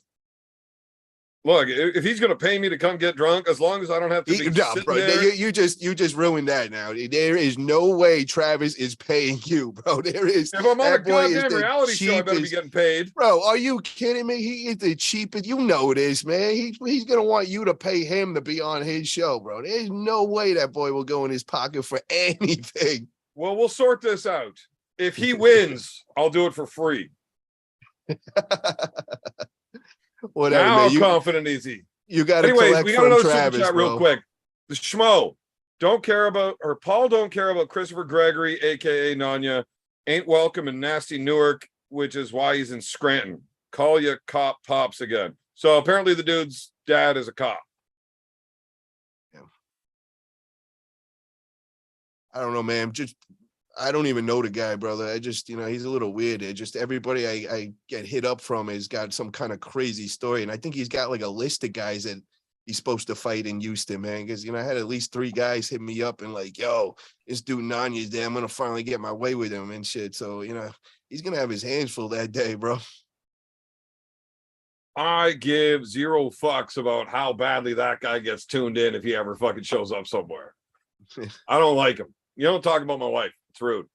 Yeah, that's the one thing. Like that's no matter, all joking aside and all that, that's where he went overboard with that. You never bring in another man's family or anything like that. Well, he started backing way off on it as soon as I was like visibly upset about it. I'm like, are you fucking kidding me? Really? My wife, yeah. I'll fuck you up. Like, I said yes to fighting you because whatever, why not? But you want to talk about my wife? I'm going to fucking enjoy fucking smashing your fucking face, right? Yeah. And then he starts backing way off. He's like, well, Cobra says shit about your wife all the time. Well, Cobra's my buddy. And my buddies and I can say literally fucking anything to each other. Right? Yo, like, is Cobra in the room right now? I don't know if Cobra's in the room right now. Just tell Cobra what's up, man. I love Cobra. Cobra's the man. I did send him a link for the show. Nice. Yo, if you wanted to hop in here with us. And then I sent a link to my boy Big B, who wanted to Cobra's show from off Massachusetts. his new, I don't know, some smoking device. Apparently he rolled something up fucking super funky. Oh yeah. Oh, nice. But Cobra's my man, dude. But Cobra is from Massachusetts area, and when I didn't know that when I was over at Jerry's, he FaceTimed in and he was kind of giving me all the different people to go and see and going through memory lane and all. Cobra's a lot of fun, man. I got to kick it with him at the Olympia this last year when they had it in Florida. We had the big arm wrestling event with Marvin Cohen, and God, bro, being around Cobra, what a character. That is a dude that spreads arm wrestling and doesn't even try. He's just that guy, man. Anywhere he goes, the spotlight just follows him, man. Yeah, Cobra's fucking hilarious. Yeah. But Cobra usually fucking joins in me on these chats. Like, so I'm usually live Sundays, Tuesdays, and Thursdays. Nice.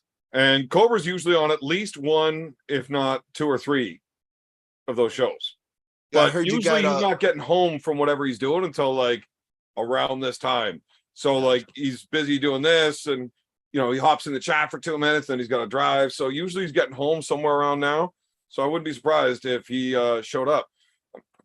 I got to I know check in you've with been. Uncle I John think here. you had Uncle John on recently, man. Is this Well, true? Uncle John and I, like, he helped me start all of this for me, right? Okay. And then he took his whole break, so I've kind of been going solo, and That's what I was. I was hoping he came back, man. I was getting a little he was on worried. last night. That's I love to hear, bro, because I just was a little worried. I don't want this stupid cancel culture to happen in arm wrestling, man. I don't believe in that, man. They should just, he realized he messed up. He apologized. He apologized to everybody involved, the organization. Let's just move on. Let's not try canceling this guy. This guy dedicates his life to spreading arm wrestling, man. He's good at it. There's no reason for this cancel culture. Wait, so you're against cancel culture? Yeah, it's pussy shit, man. Like, what's Wait, up you're with not a that? liberal? No, are you kidding? I mean, I live in the Mecca, bro. I'm in the marijuana business, and you You got to live in work the with all mecca these of guys. liberalism. Yeah, I mean, bro, where else am I gonna do this? I'm Well, you actually got opening. I'm actually opening dispensary out in New York, and I'm also the other opening up in mecca of Florida. liberalism. No, no, no, no, no. You don't I get just that assume when you twisted. say I got houses in California and New York, And Florida, but listen to me, New York, Florida New ain't York. too liberal. But listen to me, New York City is liberal, bro. Where I'm from, Queens and Long Island, there's no way, bro. Definitely not. And the only reason why I'm around these guys out here in North Cal and all is, I'm in the marijuana business from the beginning. That's who's in it. I believe in the way as a medical way and all, but as far as their other views and all that, hell no, bro. Not my style. Well, fuck. You If learn I was a something new every liberal, bro, day. I'd be playing with these guys sitting in my mom's basement, freaking mad at the world and, having my little safe space. And nah, I'm not that guy, man. Well, fuck. I thought you were, man. I thought you were. Yeah. I mean, you got your Jeez, I liberal in a feel way. bad now. I actually don't. I was making fun of you. Yeah, nah, bro. I'm not no liberal, but I'm in the marijuana business, bro. So you gotta kind of be, liberal to get in the beginning. But the reason why I believe so much in that is I lost a lot of friends to, the opiates and the pills and all that. So, that was my whole focus on for many years, was to find another way and a better way for people. And that's where it led me. Yeah. So, I mean, I'm one of those like weed miracle stories. Tell me about that. I want to hear. So my back is super fucked from tons of years of abuse. I was a roofer for, I think I spent 24 years on the roofs, and I think I had like 34 falls. Jesus Christ. Were So you I mean, they drinking fuck on you up a little those? bit. Yeah. I've never actually had a real injury from a fall. Some bruising. I sprained my wrist once, but basically I was able to roll it out or just bounce or something, like an abominable. They bounce. Yeah. I had a couple of car accidents. One broke my spine in 3 spots, Jeez. so that was rough.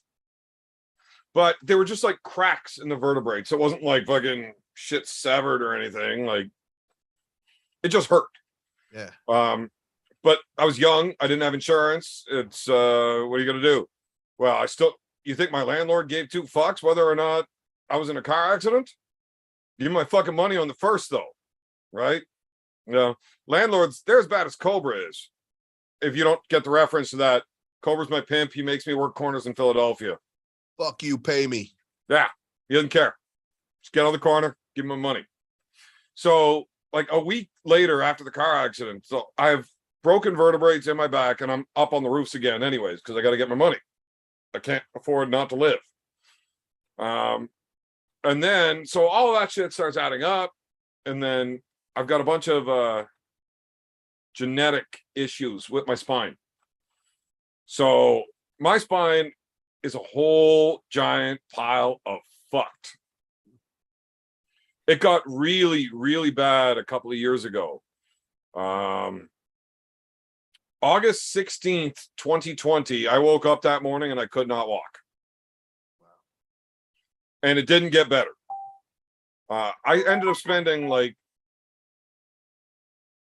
well over a year on the couch, you know, laying on the couch. I basically only got off the couch to go to practice, which was 2 nights a week. But I spent no time standing at the table and actually arm wrestling, like very little, maybe 10 minutes throughout the 2-3 hour practice. The rest of it, I'm sitting on the couch, like just fucked up. I went up well over 300 pounds. I could barely walk. I try to stand up and, you know, your knees buckle out on you. Like it's just, you can't do it. And obviously my entire family knew. Clearly he's in a lot of fucking pain. And the surgeons don't want to fix it for you in Canada because it's all free, right? Oh man. Yeah. But if the risk reward thing isn't high enough, they got their whole fucking scale. Oh, yeah, so you're going to live without pain or less pain or whatever, and you'll be able to walk and like have a normal life. But there's a chance this could go bad for you. We're not going to do it. We're not going to do it. They're worried about their numbers getting all fucked up or something. So what am I going to do? I don't know. I came home from practice one particularly evening, and my buddies were down. They were all smoke. A couple of my buddies like to smoke heavy. And my one buddy was like, fuck. What do you got to lose? You're fucking sitting on the couch, can't walk anyways. What are you worried about? Your legs not working? Fucking try it. Now, I used to smoke a lot when I was young, but I quit whenever I had kids, right? So like 12 years later, I smoked a joint for the first fucking time. And all of a sudden I'm up and I'm walking. Now I don't know because I'm stoned and I've been drinking at practice anyway. So I'm stoned, I'm drunk, whatever. I come home from practice and the kids are all up and playing. So I start, you know, screwing around. We're playing, we're dancing, there's music going, we're all having fun. My daughter looks at me like, Dad, what's wrong with you? Like, what do you mean? What do you mean? What's wrong with me? It's like, well, you're up and you're dancing. You don't look like you're in pain. Like, holy shit, you're right. I'm not in any pain right now at all. And I assumed it. I had no idea what was going on. The wife's like, yo, what's going on? Why are you not in pain? Did you do anything different tonight? Like, are you on drugs? No, I'm not on fucking drugs. I smoked a joint with my buddies. Oh shit. You think it's a weed that made me not in pain? Because I've been using CBD for like 5 years at this point, right? To help with the fucking back pain. And it just got so bad that CBD wasn't keeping up. You need the full spectrum, man. You need the full plant. Right. CBD works fucking way better when you got that THC in there too. Yeah, that's everything, which bro. I didn't get. So shortly after that, I went like the next morning, the wife's like, hey, you need to try smoking weed more. Because last night you were awesome. You were back to you again instead of dealing with a year and a half of you being a fucking grumpy, angry, fat fuck laying on a couch and can't get up. Yeah. I'm like, well, fuck, I'll give it a shot. So I started smoking weed. Trust me. That was a tough process getting used to smoking weed again. But within like 2 weeks, I was up walking around full time. Within 4 months, I had lost 60 fucking pounds. And I was able to just live a normal life. But now I couldn't stay on my feet for hours and hours and hours. I'd never be able to be a Walmart greeter standing on fucking concrete for an 8-hour shift, right? Not going to happen. But I can get up and I can spend 2, 3, 4 hours doing whatever the fuck I want. Yeah, you're sore at the end of it, but without weed, fuck, I would have been dead by now. You got to get yourself some THC capsules, man. This way you don't even got to smoke. You know, you just pop your capsule and, you know, you're good for 8 hours. No, I love the smoking. Okay. Yeah, no, that's fine. You know, that's great too, man. I just can't smoke at the house. But, you know, I got myself one ready to go for when we're off the show. Bada bing, bada boom. What's your strain? What is that? That's lemon pound cake, that one. Oh, very nice. That's Yeah. my cookies fam right there. Yeah, my guy makes that. My man Burner out here. Actually, Yeah. his producer is one of also his top growers. I get all my genetics from him. One of my my growers grew up with Cosgrove, and with LinkedIn with all those cookie strains, and I got a clone farm, just all cookies Like and the all Girl that. Scout cookies and shit. Oh yeah, that's it, That's a man. good one too. And Yeah. what was that other one? The one that I really liked. It fucked me up though. Got some guava. The guava is fire. And then my favorite this Death month. Bubba. No, I'm not a Bubba guy. That's the old school Bubba Kush, man. Nah, that's like the cheap commercial grown and all that. No, I like that designer. Right These now, ones man. though, oh, I can't deal with that. Oh, those are the knock you on your ass ones. But Man, edibles. Fuck. yeah. I've never been able to get climatized to that shit. I take like the tip of a leaf off of one of those 7 and I'm fucked up. Yep. And you get Think a I'm gonna hangover die. the next day. It's terrible. Yeah, Yeah, for 8 hours. I got Take these that to help you sleep, and then you wake up fucked. I got these sodas, and they got like root beer and orange, and oh man, they say they're 10 milligrams, but oh man, these things hit hard. I drank one last night, and oh man, I slept good. Yeah, I can't do the edibles. They fuck my shit up like so fucking bad. It's terrible. But Evan, you got to hear this, man. You got to try this lemon cherry gelato. That's the trending strain right now this month out here. Oh my God, that is just beautiful fire. That's my personal heady stash right now. That's what I'm smoking on. I thought you were smoking cigars. Yeah, I smoke cigars too. And when I'm on here, that's just so I'm not smoking a blunt on the YouTube channel. But Why yeah, not? I'm burning all day. I got some things in the works, man, and I had to We sign can't smoke while you're talking, or what? I signed some contracts, brother, and part of that is Public can't, image.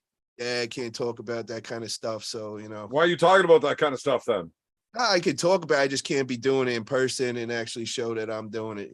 So I don't know. Fuck, I thought you were like Snoop Dogg, where you like having your contract. I'm not doing shit unless I am smoking. I wish, bro. I'm not that big, man. I wish, dude. I wish it was like that, but someday it will. But I honestly, man, I all joking aside, I really do believe in marijuana as a medical benefit. I don't believe in the whole recreational going everywhere, even though Yes, financially it helps me out. But as far as like believing in that, no, I don't think it should be recreational, but medical, I do. absolutely, it should be recreational. Look, I am known as the fucking beer man. Yeah. But if I were to think about this logically for like 2 fucking seconds, it doesn't take long to figure out weed should be legal and booze not. If one of them is and one of them isn't, that's how it should be. Yeah, but you guys don't look at the big picture, and a lot of guys don't understand. The big picture is money on fucking the back end for the fucking rich people. The government will take over, bro. So all those cigarette companies, let me tell you what they did. All Marlboro and all, they bought up all the land up in North Cal, and they're waiting for the day it goes federal. Once that happens, all the weed, all the dispensaries, they're screwed, bro, because it'll go down to just like cigarettes. It'll be worth nothing. It will be. No, I understand that. But here we've got dispensaries everywhere. And you guys you just walk in, fucking buy a fucking ounce of weed or a pack of pre-rolls, whatever you want to do. But what's happening to dispensaries, man? They're hurting. The price keeps just dropping and dropping, and these guys can't even keep going unless they go bigger and bigger. So it's knocking out all the mama and papa guys. Right. So, it's turning everything into fucking big business. Yep. So if you make this federally legal, bro, all the mama pop guys are out and all the corporations come in. So, it just makes no sense to me. And you're not helping out society either. You want to look at what it's did to California and, all those liberals. This is all part of it, man. It's just a shit show out here. These guys they ruin everything. We got such a great business, $billion industry, and these guys are taxing us more than you could imagine. They're trying to put you out of business, and you're like, guys, you guys are making so much money on it. But that's I don't even understand how people can smoke weed in California. How do you afford to? Yeah, but it's always been expensive as shit in California, right? We'll put it like this, man. If you live in San Francisco and you're making $100,000 a year, you apply for food stamps. That's how expensive it is out here. What, to live in with the homeless tent city right in front of your $10 million condo? I mean, it just makes no sense, bro. They go around in the hazmat outfits every night. and they go and they power wash the feces off all the roads in San Oh Francisco. man, that's fucked up. I 5 years luckily ago grew wasn't up in like that. Ontario, where we have always had easy access to the greatest weed. You know, Ontario and BC, they've just always had fucking awesome weed. Oh yeah, I love the old BCs, man. That was used to hit the East Coast, man, before, I was like 12, 13 years old. That was right after the Mexican swag. We finally moved up and it went from that 7 to 10% THC to the BC guys, bro, bringing in like 20 to 30%. That was the beginning, man. I definitely was down with the BC boys and all. Love that stuff. Yeah, so we've always had great weed here. It's just always has been. Evan, so you got to come out March 25th, bro. I want you to get BLM. I already hit up Devin. I'm trying to see if we could set up Devin in a seminar. But all you guys, you got to come through. I'm going to take you guys on a tour. We're going to arm wrestle, smoke tons of weed. I mean, it don't get better than that, brother. Sounds like a great time. So we have another super chat in here. This is a question to you. Do you know who Eric Anderson is? No clue. I'm betting it's a troll account because nobody likes putting their real names on this shit. But he wants to know, Paul, do you need a riser to get things out of the microwave? Now, I'll add to that question, or do you just like plan ahead and just put the microwave on the counter and not way up in the air? Yeah, that's it. That was a fantastic answer. I mean, how do you answer to something like that, bro? I mean, it's just like clown shit, God, because it's fucking funny. Personally, I'd be like, well, yeah. Except I got to have a step stool system built up to my riser, so I'm actually tall enough to get there. Are you fucking retarded? I don't even use a riser. I bought a house for midgets. I know I'm 5'6". I don't even use a riser on the table, man. So I don't, whatever. Really? Oh shit, my man's he's smoking some good shit right there. There you go. Jeez, you know it. All this weed talk, I had to pop in, So this is my boy Big B. This is the motherfucker that got me smoking weed, and I've pretty well fucking saved, maybe not my life like in the literal sense of being alive, but saved my life as in what I'm able to actually call a life, quality of life. I like his hat, man. He got the Brooklyn hat on. I'm right down the block from that in Queens, man. We got one more super chat in here. Nice to see Paul on the show. And Paul, I gotta go piss, so you and my boy Big B, you can get whatever conversation you guys get strucken up here, because it'll be a minute. But there's an awful lot of fucking chat in here for guys that were like, I didn't like Paul before. This is a great interview. He's actually a lot cooler than I thought he was. So for some reason, even going on some fucking bullshit dipshit podcast like this, it's still good. Listen, brother, I don't view that at all. I've always been friends with you, bro. And you and BLM, you gained my respect from day one, bro. So, but we also talk a lot of shit and have a lot of fun. So people get to see a different side of you. You always try to be so serious. Now, I tried to do the serious thing with you at first on the conversation, but fuck, this is way more fun. You guys think I'm Mr. C. I'm not like that, bro. Anybody that's met me in person, hangs out with, I'm not Mr. Serious, bro. I'm that dude passing the next blunt with the next string, telling you about it, man. But you also, when you do your podcast, your YouTube, all of that, you're always very serious, professional, trying to grow the sport and not relaxing a little bit and fucking just having fun with the boys like you do in real life when you're on the show. Yeah, I guess you're right. Because I'm smoking cigars and not smoking on bud. So I guess you're right with that. So what's up, B? What's going on, my man? Motherfucker, you got houses in California and New York, and you wear cowboy hats. And Florida, bro. Well, the funny thing is you guys don't get it. Where I'm from where all the cowboys are at. Where I live in North Cal, I mean, there's all legit cowboys here. I fit in over here, Yo, B, what's up, man? Where you from, brother? I'm Ottawa, from Ottawa. Very nice, very nice. Yeah, I train with Devin and the boys. Evan, part of the team. I believe Devin told me about you before. I think I might have been on like a FaceTime, and I think you were there at the practice that time. Oh yeah. I think so. I think you're right, actually. Yeah, no, I remember you, bro. Mm-hmm. How you living, brother? How you getting on? Oh, living lovely, bro. Just keeping myself busy, always trying to spread arm wrestling everywhere I go. just got back from Istanbul, Turkey, had a blast at East versus West.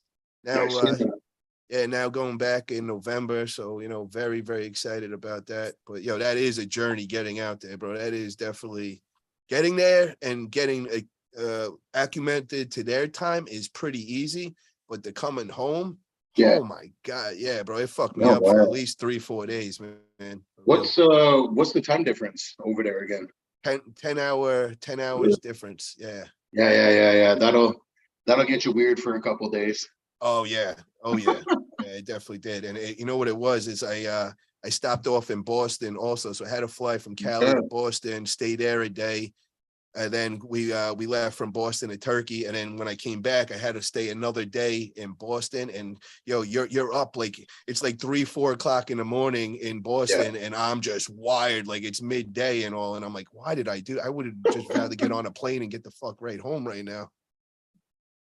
Yeah, you got people out of Boston too? My man Jerry Cataract, he lives over there. Oh, But I'm based in New York. I've born and raised in New York. I still got a place out there. And then my other spot that is like kind of my getaway is down in Palm Beach, Florida. It's like my little, when I don't want to hear nothing or talk to anybody, I just go in there and just enjoy the water and all that kind of stuff. Florida's nice, man. You get that vacation weather with modern amenities.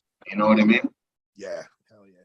And we got the boat down there, and that's like my relaxing spot. When I'm out on the water, puffing on an L, ain't got no worries in the life right there. Don't get better than that. Definitely. That's definitely the vibe for sure. No, I see you, man. I see you doing your thing, bro. You're doing good, man. You're up there working. I see you. Thank you, bro. I appreciate it, man. And I appreciate when guys notice, because, I am, I made it like another full-time job, bro. Like I don't have enough, I'm running 3 businesses, but, I still, I probably put more into this arm wrestling now than all my other 3 businesses. I'm just so focused on it, man. It hooks you. It's niche, but once it gets its hooks in you, good luck. Yeah. Well, arm wrestling is important. Just hire somebody to run the other businesses. That's kind of what I do, bro. It's, I pop in, that's the good thing about, I got into the cultivation side, where when I was first in Colorado, I was part of a storefront, but, I learned from that, you're married to the business. So, I got into the cultivation. Once you got that team set up, we've been rolling the same team 10 years, it runs clockwork. So I just pop in here and there, make sure everybody's doing right. And then I move on. But, I kind of going back on my words now because, September, I'm going out to my spot in New York, and the whole month, all I'm doing there is I'm getting licensed up there, and I'm going to be opening up a dispensary over there. That's my next project. So 2023. That's tough, it's tough getting licensed in New York, no? Like for the legal part? Oh no, it's real tough. But you got to remember, I've been in this from the beginning, so everybody knows me. So anybody that's got money and they need somebody that really knows the business, they're hitting me up. So I don't even have to put much money up on this. I just got all these investors that just need me to run it and do what I do. So I said I didn't want to get back into the dispensary and all because like I said, you're married to the business. But I want to build a brand now, just like I did with everything else I did. I want to build a brand. I want to come out my own strains and get them worldwide. Are you doing that right now currently? Do you have like any of your own moms? You doing any crossbreeding, any messing around? Yeah, we've been I got a couple of clone farms I've been working on, and we actually were helping out Travis. We were coming out with a beast bud. Yeah, so for the last year I've been developing some strains for him, and he pops out here every 2-3 months. He does his taste test. We kind of figure out what he likes, and each time he gets out here we hone in more. And I eventually we'll get something going. We had a little problems at first with things, but we're right back on track. So in the next year you guys might be seeing beast bud everywhere, and especially if I get a dispensary, I'll be pumping it out, and that'll be one of my famous strains. And then if that goes successful, I'm open to get other arm wrestlers, other characters, like Devin No Limits, man. Let's get them a No Limit strain and all. And that's another way of just promoting and kind of connecting the sports, bro. And anything I get involved, I'm trying to connect and network and on to the next thing. Oh, that's respectable. Now, which one of you two smokes more weed? I'll put it like this, man. It's hard to beat me. So because every day, every hour I'm up, I'm burning. But you can keep up with me, and my girl always would say it. She's like, the only people I think that could keep up with you would be like Snoop Dogg, Burner, and it's part of my life. That's what I And do for a you living. honestly took the words out of my mouth. It's a lifestyle choice. It's That's not it, even like who burns more. It's at this point, it's just a lifestyle choice. That's it. Yeah. Every time I hang out with somebody, anybody I know, that's our bond, man. We smoke a blunt and we shoot the shit, That's Why don't just we how- do this as a competition, though? Yeah, no, we don't need to compete, man. If you, I put it like It's this, always bro. about competition. Let me tell you this, Evan. Ask anybody that's met me in person at any of my events, and the first thing they're gonna tell you is that man smokes so much weed, and it is the best weed I've ever seen in my life. And that is guarantee. Anybody that knows me is gonna tell you about that, bro. It never stops. I don't get high no more. I'm just, it's just always a rotation going, man. That's how it is. Yeah, I got a few buddies like that. And, back in the day when I was smoking heavy, I just didn't get high anymore. I'd wake up, roll your first one, and you get sorted out. Yeah. And then you just maintain being okay all day. I And think at some at point, that point, I didn't smoke weed to get high. People are like, why even smoke if you don't get high? Like, you're going to get in trouble. Like, it's not legal. Why are you smoking it? Like, well, because I guarantee I'm going to get in trouble if I don't. And that I was gotta it. say, Weed is good for the people around me. I gotta say, your man B, I am trying to rack my brain right now because there's this rapper from Canada, and you look like him, bro. Like, I thought that's who it was when he first came on. I was like, yo, but the reason why I recognize him was Devin introduced me to him when we were on FaceTime one day, but Yeah. it'll come to me. There's this big time famous rapper, bro. He really remind me of him, man. That's funny. Big time famous Canadian rapper. Yeah. It's Eminem, right? No. He looks like Eminem. Every time I look at him, I'm like, that's Eminem, right?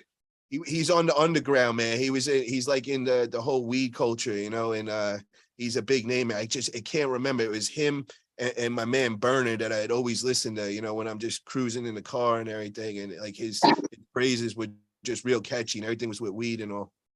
It's not Merkless. It's not Mercs, is it? Yo, that's it, brother. Mercury? Holy shit. Yeah, bro. That's it. Paul, you did read you just my call my mind. boy fat? Nah, bro, they ain't fat, dude. B, I think he called you fat. Oh, here we go. Fucking Evan always starting his drama. My own. What he fucking said. Like, is it not? Okay, we got a super chat in here. Hey, Paul, what's your favorite kind of pancake? Also, were you ever on The Sopranos? Pancake.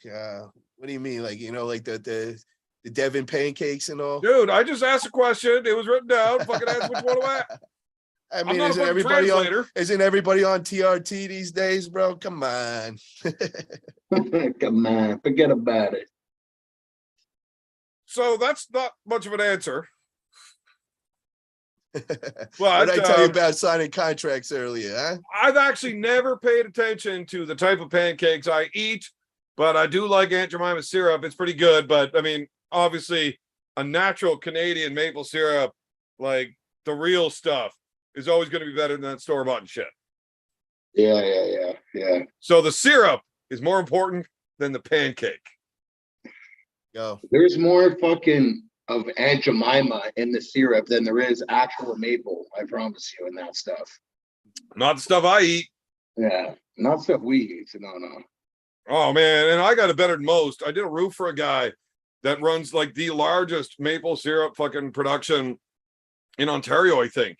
It's just fucking crazy. It's just an entire fucking maple trees. It's a maze. And there's hoses running Yeah. from all of these fucking trees off all the taps and everything into this giant fucking, his outbuilding is 3 times the size of his house, and just these giant fucking vats of maple syrup. And apparently Canada has a giant fucking maple syrup Canadian reserve.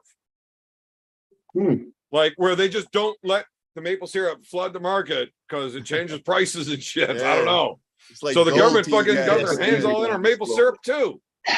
Yep. Fuckers. Second part of that question, were you ever on The Sopranos? Unfortunately, no, I wasn't on The Sopranos. What?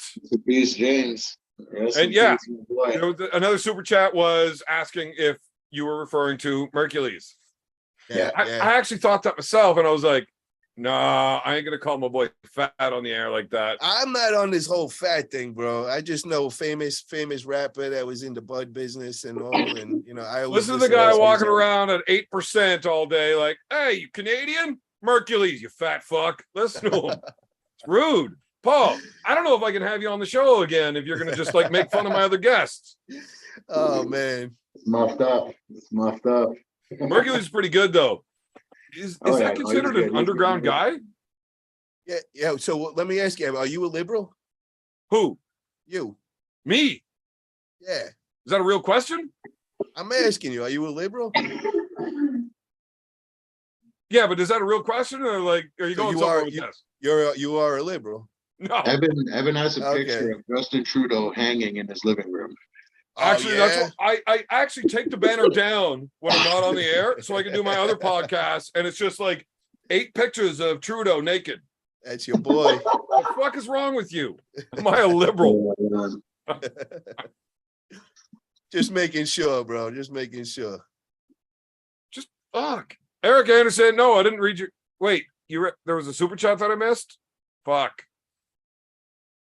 Oh, No, You're slacking, you guys go bro. ahead with whatever. I'm gonna fucking scroll through this fucking chat. Apparently, I missed something.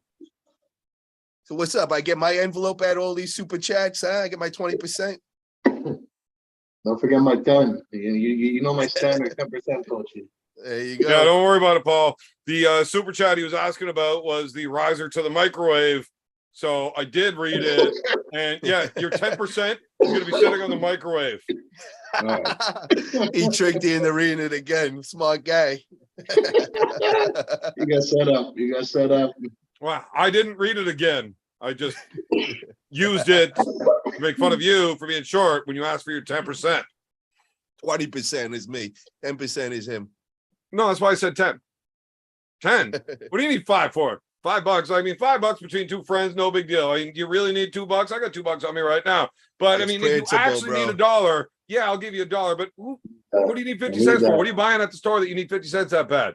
I do this with my kids every time they ask me let me money. explain Don't something, bro. worry When I first meet somebody in life and I do business with them, I take out a penny and I put it on the table and I see, you see that penny right there? I would kill you over that penny. Because if you think you could take that penny from me, you think you could take $1 million from me. So that penny it's not what it's worth. It's the principle, my friend. Mm. Did you just threaten to kill somebody over a penny? I'm just giving you don't have an pennies. example. I might have to put a little remix on that one there and use that one. Get the Mercules remix there, baby. I love it. Exactly. Hey, he sees it. That's what's The up. remix.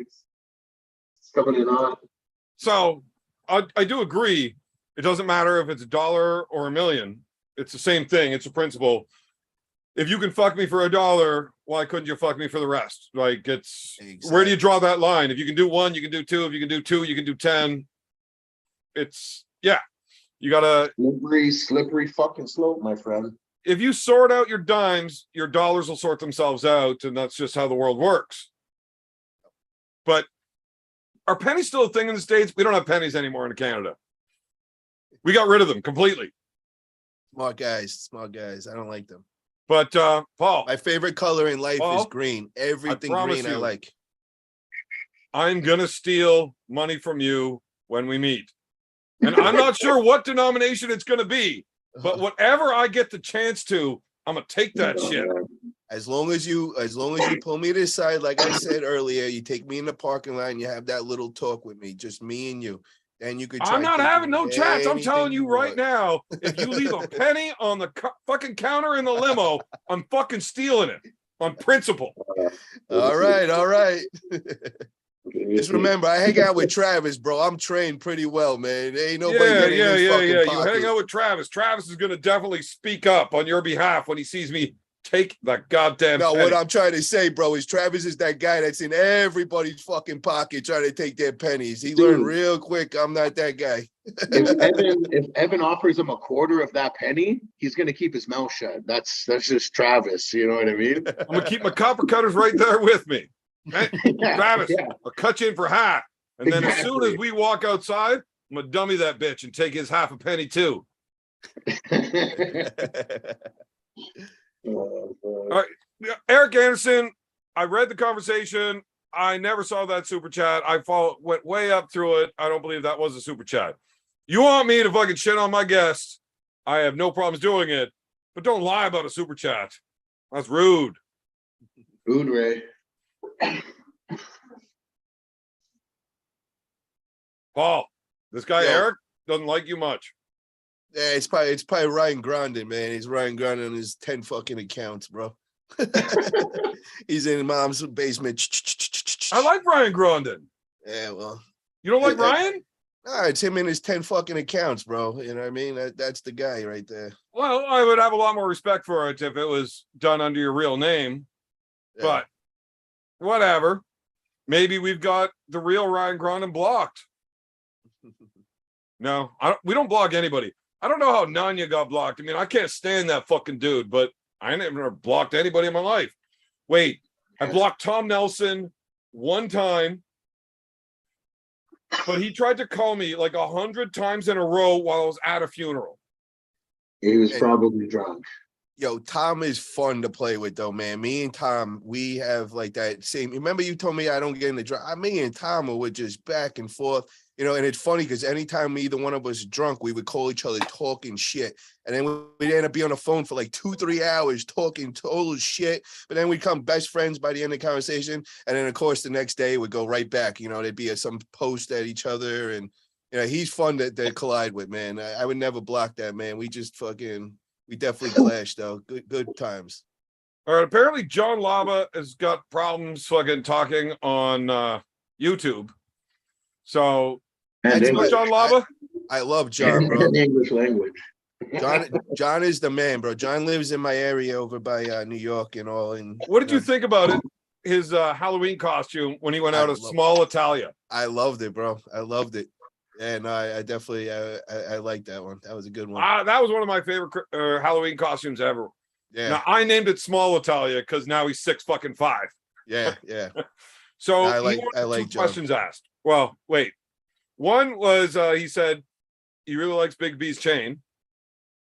And two, what's the plan with Jerry if somehow he loses to Hermes? Then what?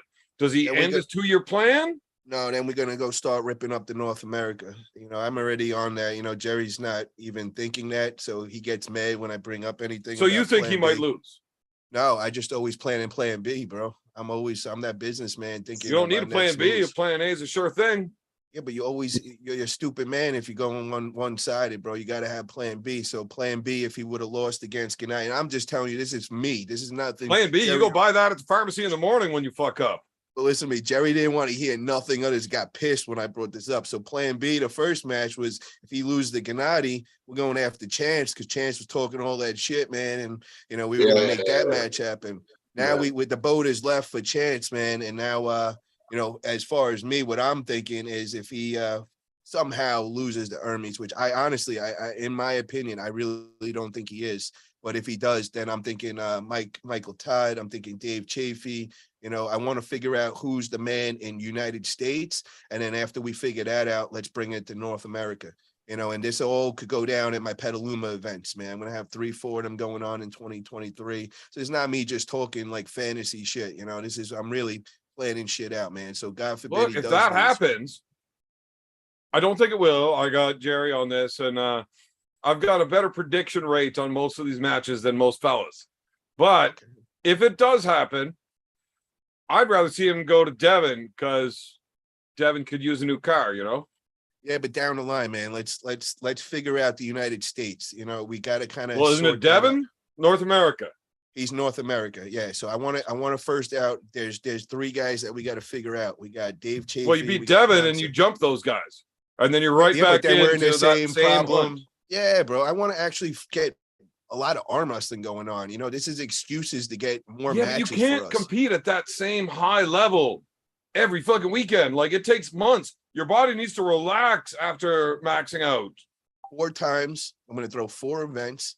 It gives you 3 months in between each time. That's not That's enough it. time. Bro, we For- got to nah. arm wrestle. No more of this old, like, we only do a couple matches. That's not building our sport. That's being selfish, man. No, We we need- need to build more athletes versus That too. But we forcing need- somebody every 3 months. You got to fucking Yeah, that's look, respectful. Paul. Let's not fuck around here. Pancakes, call it what you want. Whether it's you're on the fucking gear or not, to build your body up to peak strength, Bro, it takes know, time, and your but- body needs rest, and you need rest. So you've got to hit your event at your very best, then your body's got to come down. There's no way you can't just live on this fucking plateau. No. The Right, you gotta old come down. arm wrestlers, bro, arm wrestled every week. That's how they came. Oh Top, man, you have hung out with Travis way too long. Oh, that's what he did, man. That's what all these guys Yeah, did. that's They what would Travis go to meets did. The sport's not the same thing now. Why do you think Travis doesn't? because fucking arm everything's wrestle social anymore? media and everybody's afid to take a fucking loss, bro. It's time. There's It's nothing wrong time to with get back taking to a arm loss. wrestling. But when you were talking about that elite level, now there is a problem with the loss because it affects what your next match is. You got to deal with somebody that's trying to come up, or are you still moving up? You take a loss, now you got to take a match from down instead of trying to push up. Right? So it does matter now. It So really we does. could split Sport's them not up, man. what it but- was that Travis is trying to convince you of. Fuck Nah, Travis. man.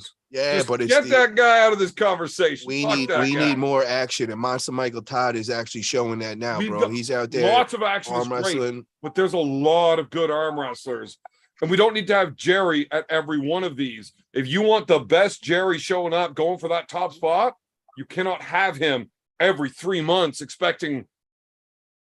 But that's what we've planned out is nothing like that, man. I told you that the route to number one, I wanted longer from the next match to Hermes. He's so focused and so he thinks this is going to be so easy that he wants to take that right away. But then after that, he wants 6 months, more to train for Levon. So you get him a full year of progression. So Yeah, that's I understand. we're not I rushing agree that. completely. But But if yeah, he you can't goes, do every 3 months. You got to fucking. There's other guys that we can throw in doing these other events. But we need answers, guys, now, bro. I want to find out I what's think the going on in biggest the United answer States. would be Devin and Jerry. That's But eventually, trying to nail man. down Devin for a match, it's No, tougher. that'll happen. No, that'll happen. That'll happen. I just got to establish what I'm doing out here. And once everything happens and I start getting all the sponsors and they see what I'm going to bring, we're not just doing like I was doing in the past. 3 years I've been learning, but now I'm going with a production company. I'm going the full route. I'm going to go to that next level. This is going to be something I'm proud of. I'm going to produce something of really high quality. I don't know what the ending product is, but each time I guarantee that it will get better and better. And once people start recognizing that, they're going to want to be a part of it. You know what I mean? And we got to That's just. why I give people shit whenever they're just always bagging on you for something. Like you let personal feelings like, oh, you may not like his personality. Well, motherfucker, the guy is working night and day for the If you sport. don't got haters, you ain't popping. You know what I mean? Fuck them if they Haters don't are like it, fans that don't miss a show, right? Yeah. You gotta love the haters, man. Mhm. If So you don't did- have haters, you didn't make it yet. You know what I Did love though? Jerry- I love about the haters is that, I get amazed that they watch my YouTubes, because usually if I don't like somebody, I'm just not going to look at them. I'm not going to go and listen to their shit. But I love hearing when they clown me at those videos, because now it's like, oh, wow, but you're still watching, bro. So, keep clicking that, man. Keep getting helping me out with my views, bro. So Well, we got a couple of super chats in here from some dude that's a fan of yours, which is weird. I didn't know you had any of those. But JD Killen 86. Paul is the man. Love his contribution to the sport. thank you, brother. I appreciate that, my man. Yeah. Once I again, think I he agree. he sounds familiar. I think he's in Virginia. I think he throws tournaments over there or something. I have no idea, but when your name is JD Killen 86, how are you supposed to know who that is? Yeah, no, you're right. You're right. But he's got another super chat in here that said fat facts from Paul. And I don't exactly know what exactly the context to that was because I'm slow at reading these things. I don't want to interrupt guests when we're having conversation. But He agreed man. with something I said. let me know what the conversation was about whenever you said that fat facts from Paul, because now I want to hear about it. because I think Paul's been talking nonstop shit the whole time. And one more, Dan Nightmare Schwartz. Paul, thoughts on me versus biker? Oh, wow. You know what? I might have a little more intel after this weekend. I'm hoping that ETN will be over there and I get to grip up with him. And then I could give a fair assessment. But I honestly have no clue. I've never gripped up with ETN. I've never met him in person. You know, so I'm hoping, I think there's he'll be. That's Arm Wrestling Biker on TikTok there? Yeah. We did an interview and all, and I really like the kid. He's doing great things for our sport. He's like the new age schoolboy, man. He's out there making all these videos. He's got all the ladies drooling and going nuts over him, and they're actually putting eyes on our sport, which is pretty cool. You don't get really much females in the sport, but he's definitely. Yeah, we were supposed to have him on here at one point, but I think he backed off because I like to bust balls. Yeah. And that kid hears a lot of shit, man. But he gets a lot of shit, bro. He's got a lot of haters. I could just imagine because he's doing like so much attention. How many fans does he have on his TikTok? I haven't been keeping up, but he's up there, bro. He like it's well over 100,000. Oh, definitely. He puts out videos, bro, and he gets like you can't get fans without getting haters. What did I tell you, man? 99% you're gonna get love, but you're always gonna have that 1%. So the more fans or subscribers, whoa, just fucking relax. Don't be fucking posting shit on the 1%ers here. Like that's rude. But like say 20%. Or even 10%. Yeah, 20%. 5-1. If you got 5-1, you're doing pretty good. But you're going to get those ones. And if you can't take it, don't try to be one of the guys in front of people. Because it's going to fucking happen. But not everybody's going to like you. Deal with it. I've dealt with this since, bro, from the beginning, man. Everything I got into the fitness model, and then people used to hate on me in the marijuana business. And, you got to remember, I'm in the liberal marijuana business. I'm a very hard-headed, probably. You say you're a liberal? Right side leaning kind of guy. So, I've definitely had hate on from everywhere. Oh, shit. It's getting out of hand now. Oh, my God. Now that Lava is here, I would just like to say, the man, the haters and fans thing, there is 4 people on this call, and I only like one of them. Thanks, bro. My man, Johnny. I hope you don't have any liquor in you right now. Are you sober right now? Or? I hope he does. No, I'm good. All right. Big B, did you fall over here on the show? Before it looked like he did, I was gonna say that. I'm like, yo, that whatever he's smoking on, get me some of that because it looked like he fell down, bro. Bro, if you're ever in my ends, you know what to holla at for that good bag. Hell yeah, bro. Hell yeah. And JD Killen with one more super chat. Love to both of you. I just love the sport. I want to keep it going. I'm a Canuck, live 15 minutes from SP. Oh, nice. Shit, man. It sucks that you can't learn how to arm wrestle from anybody good where you are. Yeah. Oh, Johnny, I'm gonna be out by you for all September, brother. We got to get together, get some pulling in, man, for sure. Fuck yeah! I've been watching the Evan show for the last hour and a half. Fucking, it's pretty dope. I heard you coming out here. We'll link up. Hell yeah! Damn, we've been on that long. Wow, we've been going just over 2 hours now, Paul. Oh man, you're getting into my gym time now, brother. Holy I shit. thought you had shit to do. You were only coming on for an hour, and I'm like, fuck, what, bro? This guy won't fucking leave. I'm having a good time with you, man. So, I'm enjoying this, bro. I'll tell you right now, the first hour has been nowhere near as much fun as the second hour. Well, the beers are catching up to you, brother. Wait, are you saying I need to have beers to have a good time with you? I don't know, man. You are the beer man, so got to get those engines going. Well, I think I started poking at you a little bit more and bringing out the more fun side of you once those beers started catching up. There you go. But now all my fans are starting to be your fans too. Oh, I love it, man. I love it. Yeah. John, we brought you on the show hoping you're going to talk a little bit of shit here. I'm warming up. There he goes. Uh-oh. Here we it's go. Evan. He brings the worst out of me. Well, apparently John likes B and Paul, so apparently I'm getting it.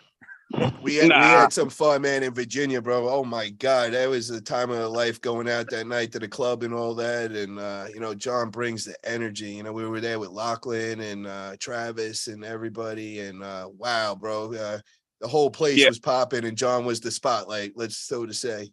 Yeah. Well, don't say too much because I kind of owe Evan a trip. I kind of invited him out to my tournament out in Long Island and got really fucked up, and we were supposed to go out, and I didn't make it out. Yeah, because we got drunk as shit the night before and ended up arm wrestling at 4 o'clock in the morning, trying to figure out where Daniel Worley's room is so we could go wake his ass up.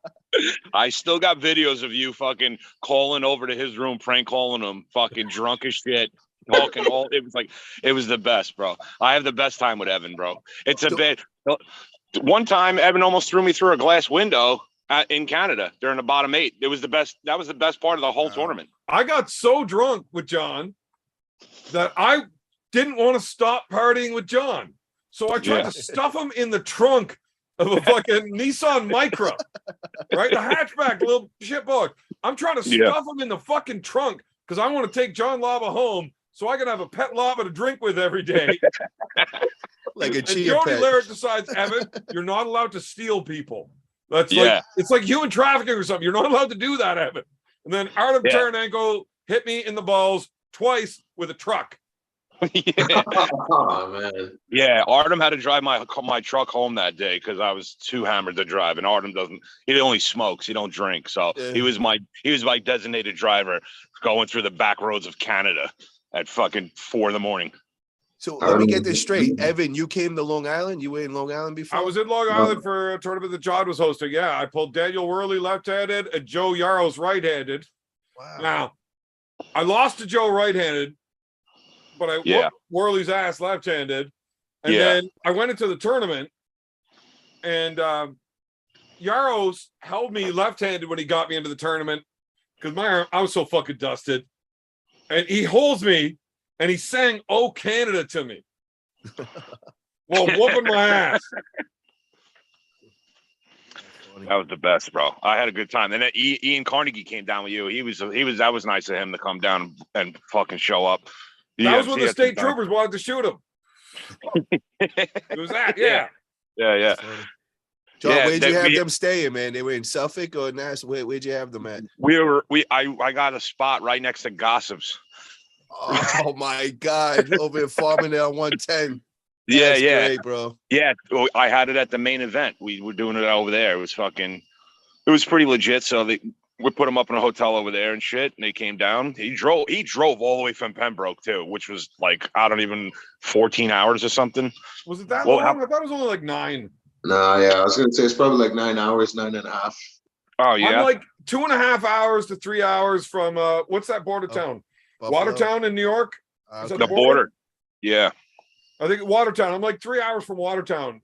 So then it was just like drive straight through. Oh shit. I should probably come up there more often then.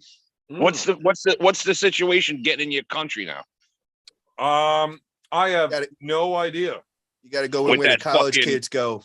Yeah, with that half a fag you got for a fucking president or whatever he is, a rabbi that runs your country. Yeah, you're not allowed saying that word. See, man. there he goes with the. Not allowed saying that we're word. on the same thing. It's a New York thing, man. What do you mean? Well, I can't say. You're not allowed to say fag. Yeah, Paul. That's the exact word you're not allowed to say. Yeah, the guy's a fag. I mean, what do you? No, I get that. It's just you're not allowed to say it. Can you call it anything else?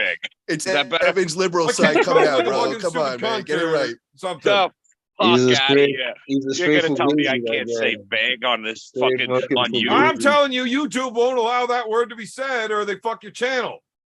Evan being liberal and shit. Yeah, look, I got no issues with you saying whatever the fuck you want to whoever the fuck you want. I don't care. I do care that my channel gets fucked. Paul, how would you like me to get John all drunk and saying that on your channel? Yeah, I just didn't know about that whole thing with that word. Yeah, so anything against the LGBTQ, there's any non-liberal things basically you're not allowed to say because they're all fucked up. You know, YouTube is kind of like Facebook and what you can and can't do. So that's bullshit. Yeah, if I want to stay on the platform, you know what? And like it or not, I gotta follow the rules. Dan the Nightmare Schwartz, your if he can ride with you, Lava, when you come to Canada. Guys, we Yeah, got I a like legend in the Schwartz. house. Schwartz is a good dude, bro. And to back up what Paul was saying, the dude is pretty legit, bro. I seen him start out as an amateur and then all of a sudden just shine, and he's up there. He's fucking doing his thing. He's got some losses under his belt just because he's inexperienced on the pro table, but I give him another year or two, he's gonna be fucking pretty solid fucking puller. John, he's from New York. He sucks. Well, Hey, oh. what are you gonna do about it, Paul? I'll whoop everybody in New York like I always do. You didn't whip Joe's ass, and he's from Jersey. That's even worse. Oh, yeah. I whooped him in the first round till my fucking shoulder tore apart. Oh, here we go. Trend, man, trying to fuck you up. Well, you get that garbage shit in Canada. Yeah, well, you take garbage trend in Canada and your fucking shoulders are just gonna tear. It doesn't make you What that strong, happened? but it What- will fucking dry your shit out. What happened to you? You're drinking fucking ultras now? Like, what are you doing with yourself? Paul literally looks drinks so good on the anything. table lately. If You there's live a in a- percentage you of look like alcohol in it, he'll drink it. Plain Jane. I'm not a super heavyweight anymore, man. I'm 50 pounds smaller than the last time you saw me. Yeah, right. Dude, I almost have an ab. I got like a half an ab if I flex and lean the right way. Yeah, got it's a pretty keg. pathetic. Yeah, it's a full 24. I told Well, listen. Lava in my deal when we're working all this shit out, I want a 24 Yingling in the hotel room fridge by the time I get there if I'm coming. If not, don't Yeah. even talk to me. And what was in the fridge? Two 24 is a packs. Yingling. Yeah. And then you drank half of them, you prick. Well, That John was the Lava and plan. I sat there arm One case was wrestling his, on this just bullshit chilling. counter in a hotel room at 4:00 in the morning before we got super matches the next day. Then he wonders why I didn't win my right-handed match. he also forgot to throw in Sabotage. that you wanted Camel cigarettes, the crushable. Menthol ones for the wife. Yeah. Yeah. She loves those snaps, man. Fucking A. Uh, Wait, Cobra. Would you like What? to tell Jonathan Lava that he's a fat idiot? What's happening, Jonathan? Good to see you, brother. What up, Paul? Oh, What up, who's JP? that? what's Oh, up, my you. man? Same Slow thing. motion. You know what, You John? already know. Cobra's always Slow mean to mo. me, but I know he loves me. So if he's nice to you, he thinks you're a fat piece of shit. He's always nice to me. He's always nice to me. I hung out with him in Philly a couple months back. He was real nice to me. Even took a picture with me. Uh-uh. What's up, Cobra? How you doing, brother? Slow motion, brother. Just hanging out, working on my tan a little bit, Nice, getting it nice. together. Mhm. Bro. It's supposed to be Working on a any movies project right now? today, You want but, any big time movies or anything going on? I was supposed to be doing shooting a documentary right now out in Tombstone, Arizona, but our director of photography came down with the COVID, so it's pushed back to September. Unfortunately, the contract is still in place, so we're okay. Nice, nice. The old Right. vid sauce. I hear you're coming with us. We're going to represent West, Istanbul, Turkey, November 19th. Yeah, I'm gonna go bang a little bit, just a little, a layup.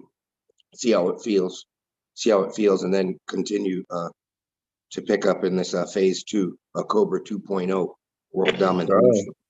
Well, Okay. you got some fans in the chat, Cobra. JD killing it 86 with super chat saying, "Oh, the pimp is in the house, King Cobra."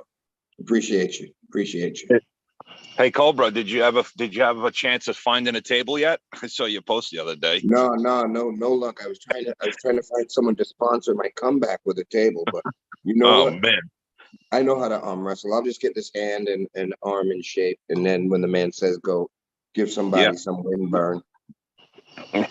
Well, listen, Evan's got almost 5,000 followers now on his YouTube channel, so don't act like he's not making any money. Maybe we could get him like an Ottawa High Hookers or something. Evan, how about that? Huh? Maybe a table. Only reason I fucks with Evan is about money. Yeah, Everybody know. Life That's of a great. pimp, baby. Life of a pimp. Cobra, I got I was strep gonna throat put though. left, right, and center. Huh? I And got we can strep throat. close that throat with something, Sonny. Don't you worry about that. Have you pressed my whites, motherfucker? Oh shit! Oh boy. Holy shit! That's some jail talk right there. I used to make guys hold my pocket in jail. Hey man, I just want them hard Oh, candies and some coffee. Like Amory King. Oh yeah, with Emery, me and Emery. Who held whose Teach Evan pocket how to make there? a slam. Teach Evan how to make a slam. Me and him ran the yard. shot callers. Yeah. Yeah. Fuck. I can run a tier. Evan, I'm gonna stay on another 5 minutes, and then I gotta roll, brother. I want to go hit the gym and before it gets too late out here. But I'm gonna stay on 5 more minutes. So anybody got any questions or more shit talking? Paulie. I'm here, baby. I Paulie, love the looks shit talking. looks like If you you just have a left the question, gym, send man. it in. But if you have shit talking, please send that in. Yeah. Get it in now, bro. Get it all out right now. Tell Yeah, Ryan Grant to get all his air it fake out. accounts going. Yeah. Send in your 2 cents, you fucking bums. Well, I currently have a poll up to see if who the fans think has the best fucking crazy arm wrestling story. And whoever gets the most votes, I'm going to ask them to tell that story. But before you go, Paul, we only got 5 minutes. It takes like a minute before anybody even hears it. You know, a little time delay and shit. I got some stories. Paul? Everyone got stories. Who is the one person you dislike the most in arm wrestling? Who, me? Yeah.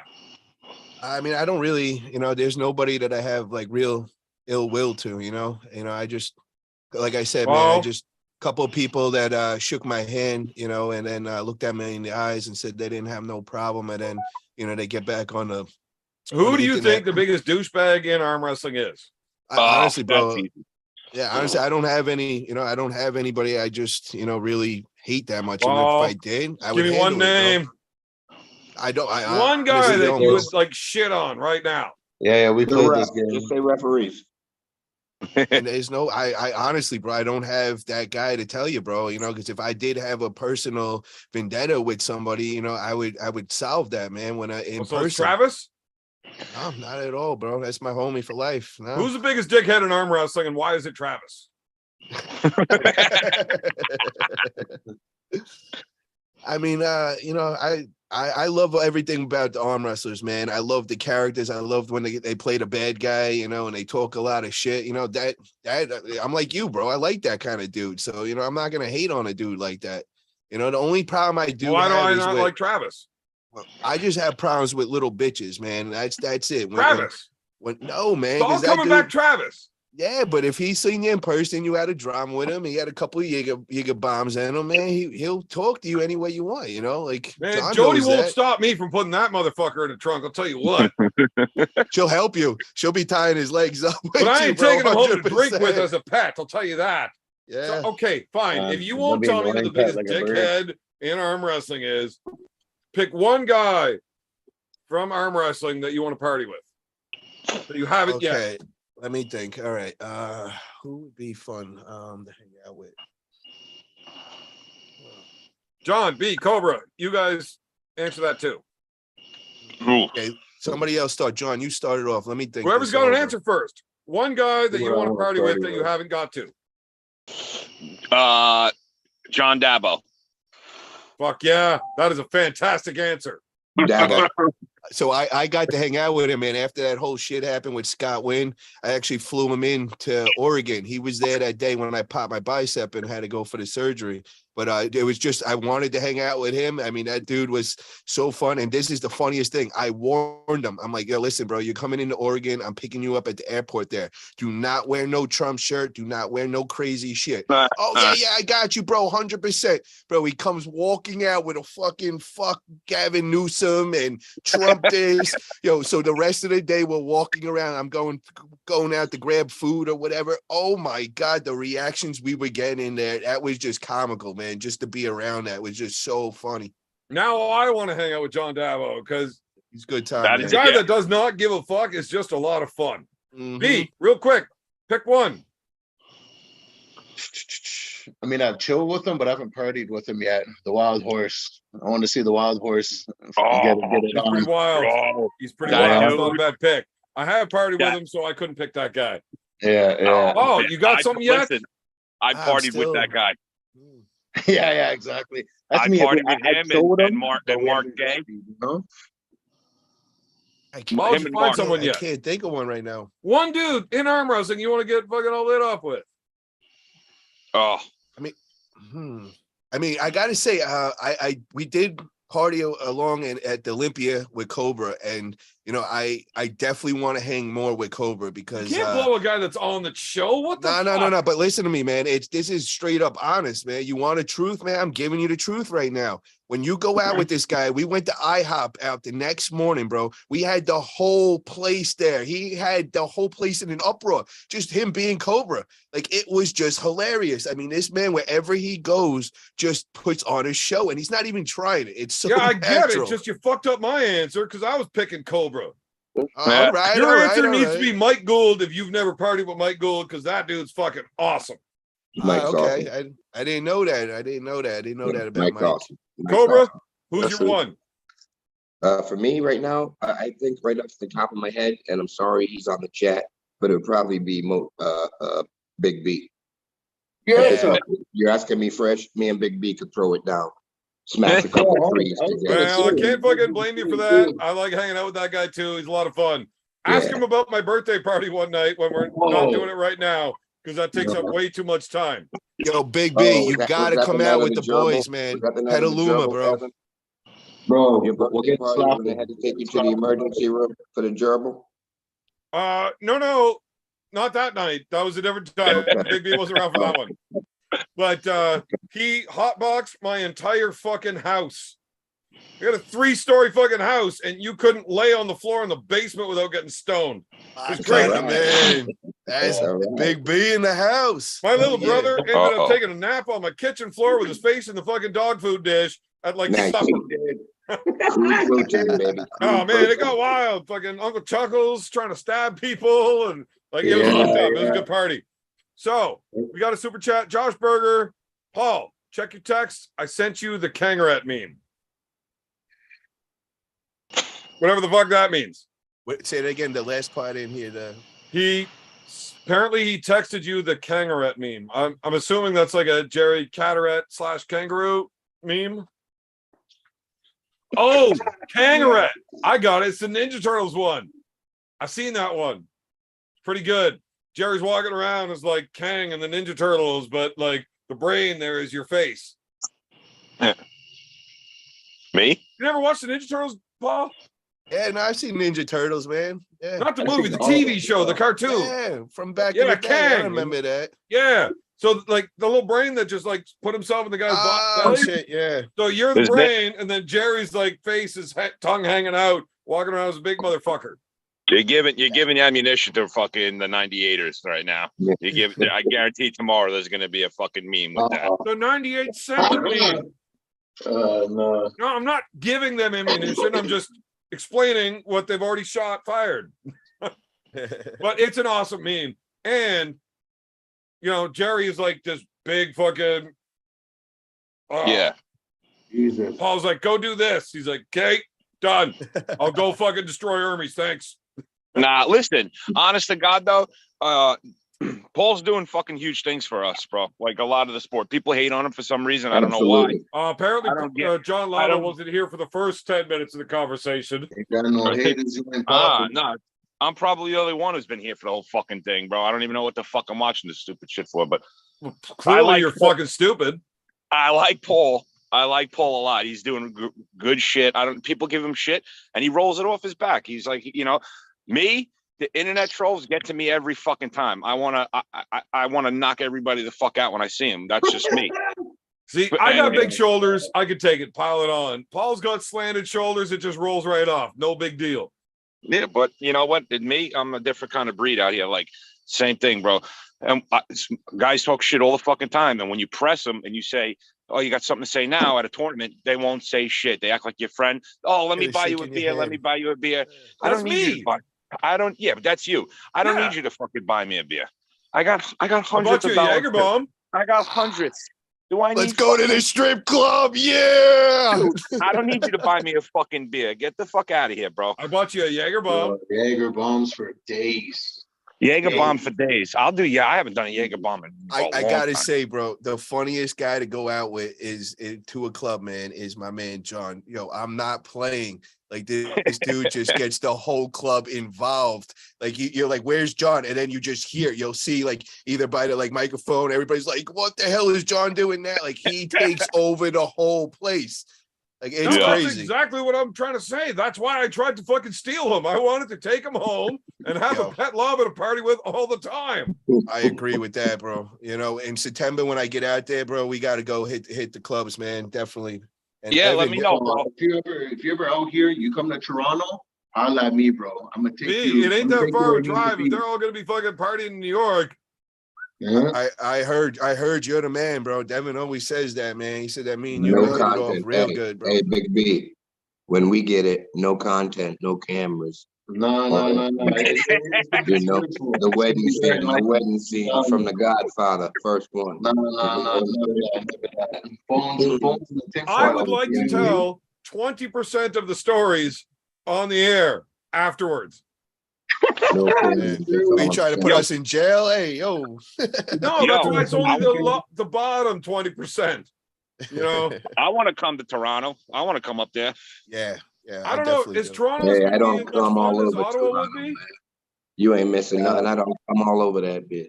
Toronto, Well, if you're trying to, you're trying to do something real nice. You want that upscale experience, the nice women, the nice food, the nice atmosphere. No, we want to get dirty and fucked up. You do that, and then there's other places you can go to obviously get it turned up too, But if you want that real nice, trust me, you gotta come check it out. My Yo, man B knows what I'm talking Wait, about. B, where you live in Ottawa? Or you live closer to Toronto? I live in Ottawa. I loved Ottawa, bro. I had such a good time in Canada, bro. I had such a different outlook on Canada when I went there. Oh yeah. It changed. We all don't live in igloos. So I gotta tell you Well, I've guys a been in quick Canada only knowing me. I got to tell you guys a quick story about me in Canada. So, back when, probably like 2021 or something like that, I got a friend, he owns all the strip clubs out in Canada. He's telling me he's got a 5-star hotel for us and he just wants us to come out and party and all. So me and my boy jump in the car, drive it, think it's like 9-10 hours or whatever. We get to the border and it's like 3-4 o'clock in the morning. We think it's just easy, you just pop over the border like nothing. Yeah. So we get to the gate or whatever. So they get on the intercom, yo, you guys got to come inside. Like, what do you mean we got to come inside? What the fuck are you talking about? You just want to go through. They come inside. Now they start running our shit or whatever. It turns out my boy had some felony from back in the day, but he had it, fucking blocked off or whatever. So he thought he didn't have to tell nobody. Well, they catch him in the lie and everything. Next thing you know, they're searching our car and they come in with this little Ziploc bag with this tiny little speck of and they're like, what's this? I'm looking at it like, bro, that's some fucking crumb. I don't even know what the hell that shit is. It's on the floor. So next thing, they're fucking making a big deal out of it. So they turn us around. They won't let us into your country. Now we're like 5-star hotel, strippers, all this. We're like, dude, we got to get there. Well, they turn around. Now we got to go through the other side of customs back. We didn't even get in there. Now we got to go through the New York side. Well, these guys just heard that we got searched or whatever. Now they go through our car again, find another couple of crumbs. And what's this? Oh my God, bro. Like 8 hours at this fucking border to get turned around. Yeah. Unbelievable. I had a buddy of mine from Tennessee and he had a DUI and that was the only thing on his record. And same thing at the border. They said, nope. I argued with them and I was able to get him out for like 6 hours until his next flight. You know what I mean? I showed him Parliament. Got him high, fed him poutine, did as much as I could with him, you know what I mean? Before we had to ship him back to fucking Tennessee. And he was pissed. He fucked me for 2 weeks, spent mad money, Yo, nobody answered my question yet. Is it hard for us to get over there driving through the border for right now with COVID? What's going on? I don't know what it is right now. I think it's It was hard before awful COVID lot, for some though. people. I can look into it for you. Please do. You might Because, still see, you might. So like if you're jabbed up or whatever, then obviously you fly through no problem. But if you're not jabbed up, I think you might have to do some quarantine bullshit. Maybe not. I know think before currently you it's just a test. If you get a negative test when you come through, you're okay now. Yeah, that's what I I mean. gotta I don't fucking even watch this shit no more. Like my knowledge is pretty old. Yo, guys, I'm gonna split out right now. I gotta go hit this gym, man. Paul, before you go, I did the poll, and you got to tell the craziest story you ever had in arm wrestling. Craziest story in arm wrestling. Craziest one that's legal on YouTube. All right, so I think it was that story I kind of told already with that Barry Bourne, you know, when he came to Virginia. And That's he had cool. that You were big second match. place anyways. They didn't actually want to hear your story. Okay, all right. But But yeah, I would like to ask, you actually got turned around at the border twice. You got into Canada and then turned around and then into the States, but got stopped and turned around again. Like, no, they wouldn't let me into Canada. So they fuck, you turned just got us. to go to Mexico. You're not allowed in anywhere. Yeah, no, they turned us right around, and then they did it again, ripped through a car. Like, I was like, bro, we already got everything taken from fucking the Canada guys. You know what I mean? I think they actually gave my boy a ticket, and they go, how much money do you have on you right now? And they're like, yeah, that's your bail. Boom. And they literally robbed us at the friggin' border, took whatever we had, and now they turn us around, and we got to make our way back to New York. 9 hours. I love when people argue about who the biggest, most powerful gang is, and like if their answer is not the government, they are wrong. Yeah, Police. Popo, street gang, biggest street game in North. Fucking Hey, police. Paul, yo, Paulie. Before you Tupac go, said, Cobra. Tupac said it best. Tupac said that too. He said the biggest gang is the government and the police. yeah, street. Cobra, street. what'd you say, brother? Hey, Paulie, I got a question for you. You're into training and everything. You've been to the Olympia as well as I have several times. You ever seen a tricep like that? Wow. Jesus, Cobra. That's some serious shit, man. You got some horseshoes in there, brother. That's no Have you- joke. What is that? That is disgusting. Yeah, Have you ever seen a That is tricep? like that? nasty. that is Cobra, just that's a what the fuck, deadly man? arm, bro. That's I what that know. is. That literally looks like a horse fucking kicked him in the arm. Yeah. That's nasty, hey, bro. I love Hey, that boy. shit. That's Hey, that's boy. why that's Hey, why I boy. gotta get to the I'm gym fixing right to now, take bro. I this gotta shit get over. that shit, dude. Like, fuck that. I'm fixing to take this shit over. Oh, Hell you don't yeah. got a tricep like that? Nah, dude. I mean, it's getting there. It's getting there.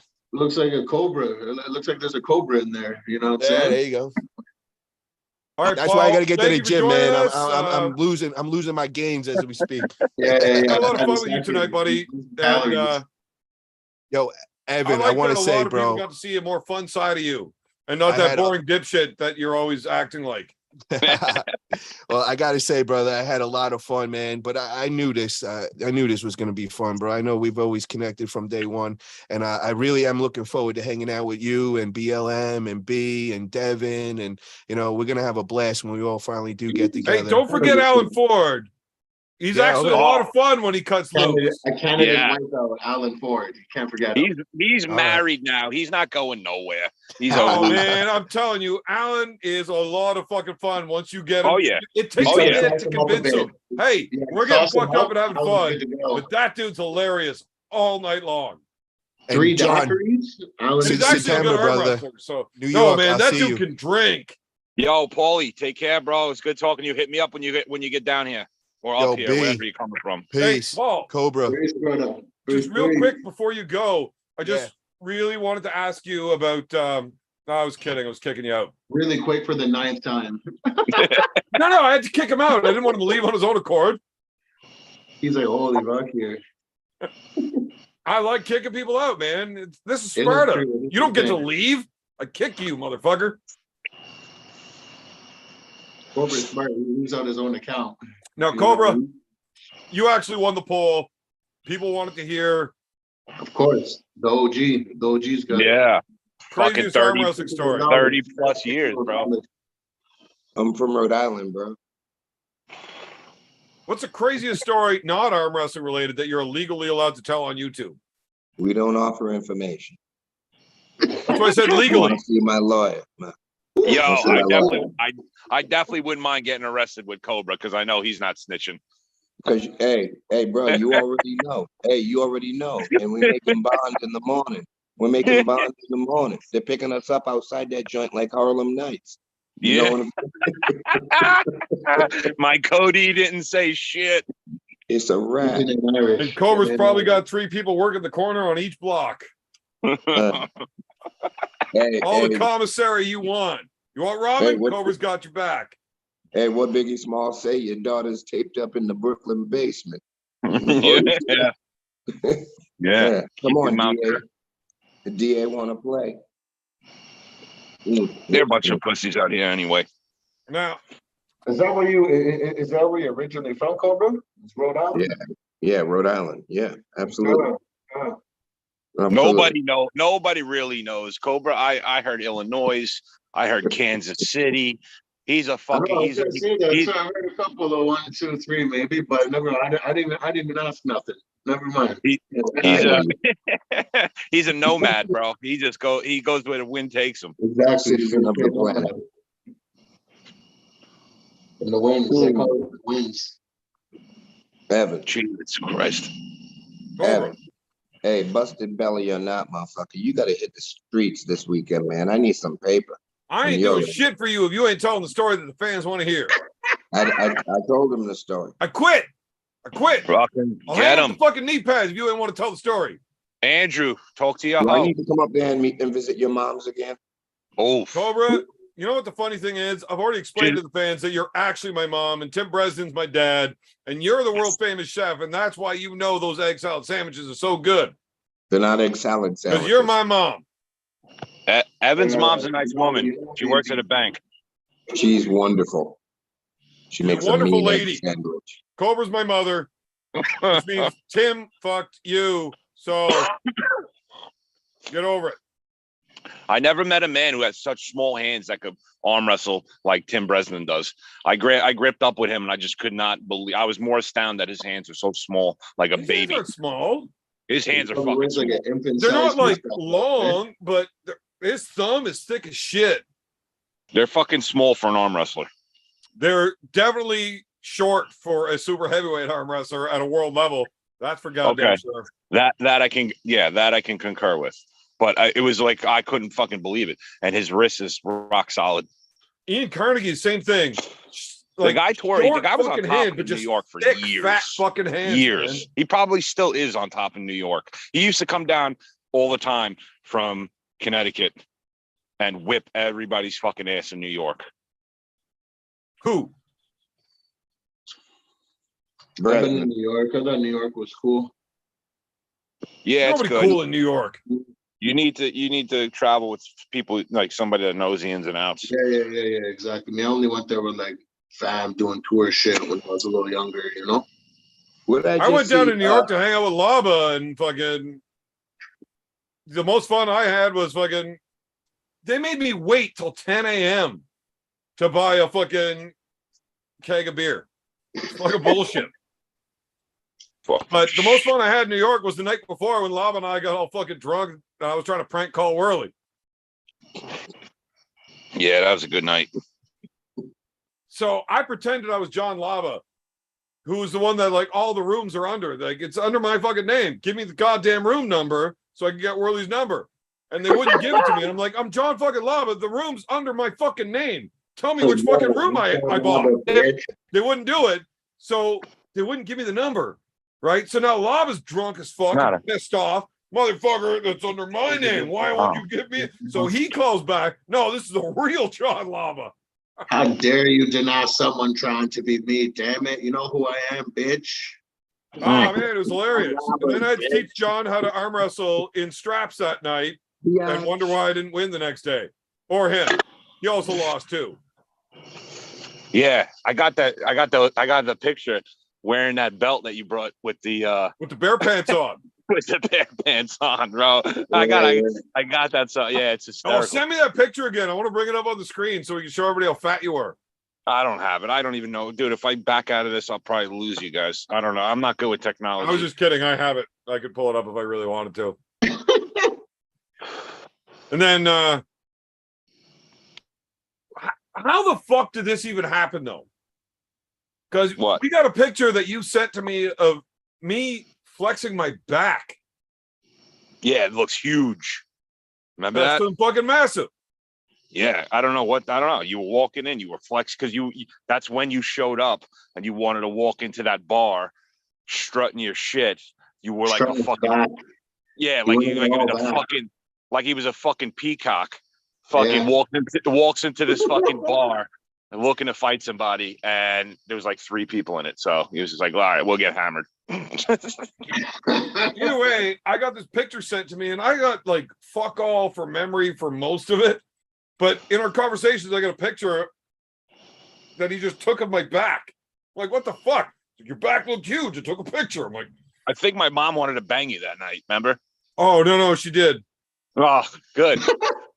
she she needs it. God forbid, she's been divorced for so many years. She Thanks made me for doing promise that. I'd never tell you. But I mean, we're live right now, so it doesn't count, right? Yeah, I know. She's watching. Oh man. So she actually got the hotel room across the hall from mine, and she sat there waiting for you to leave.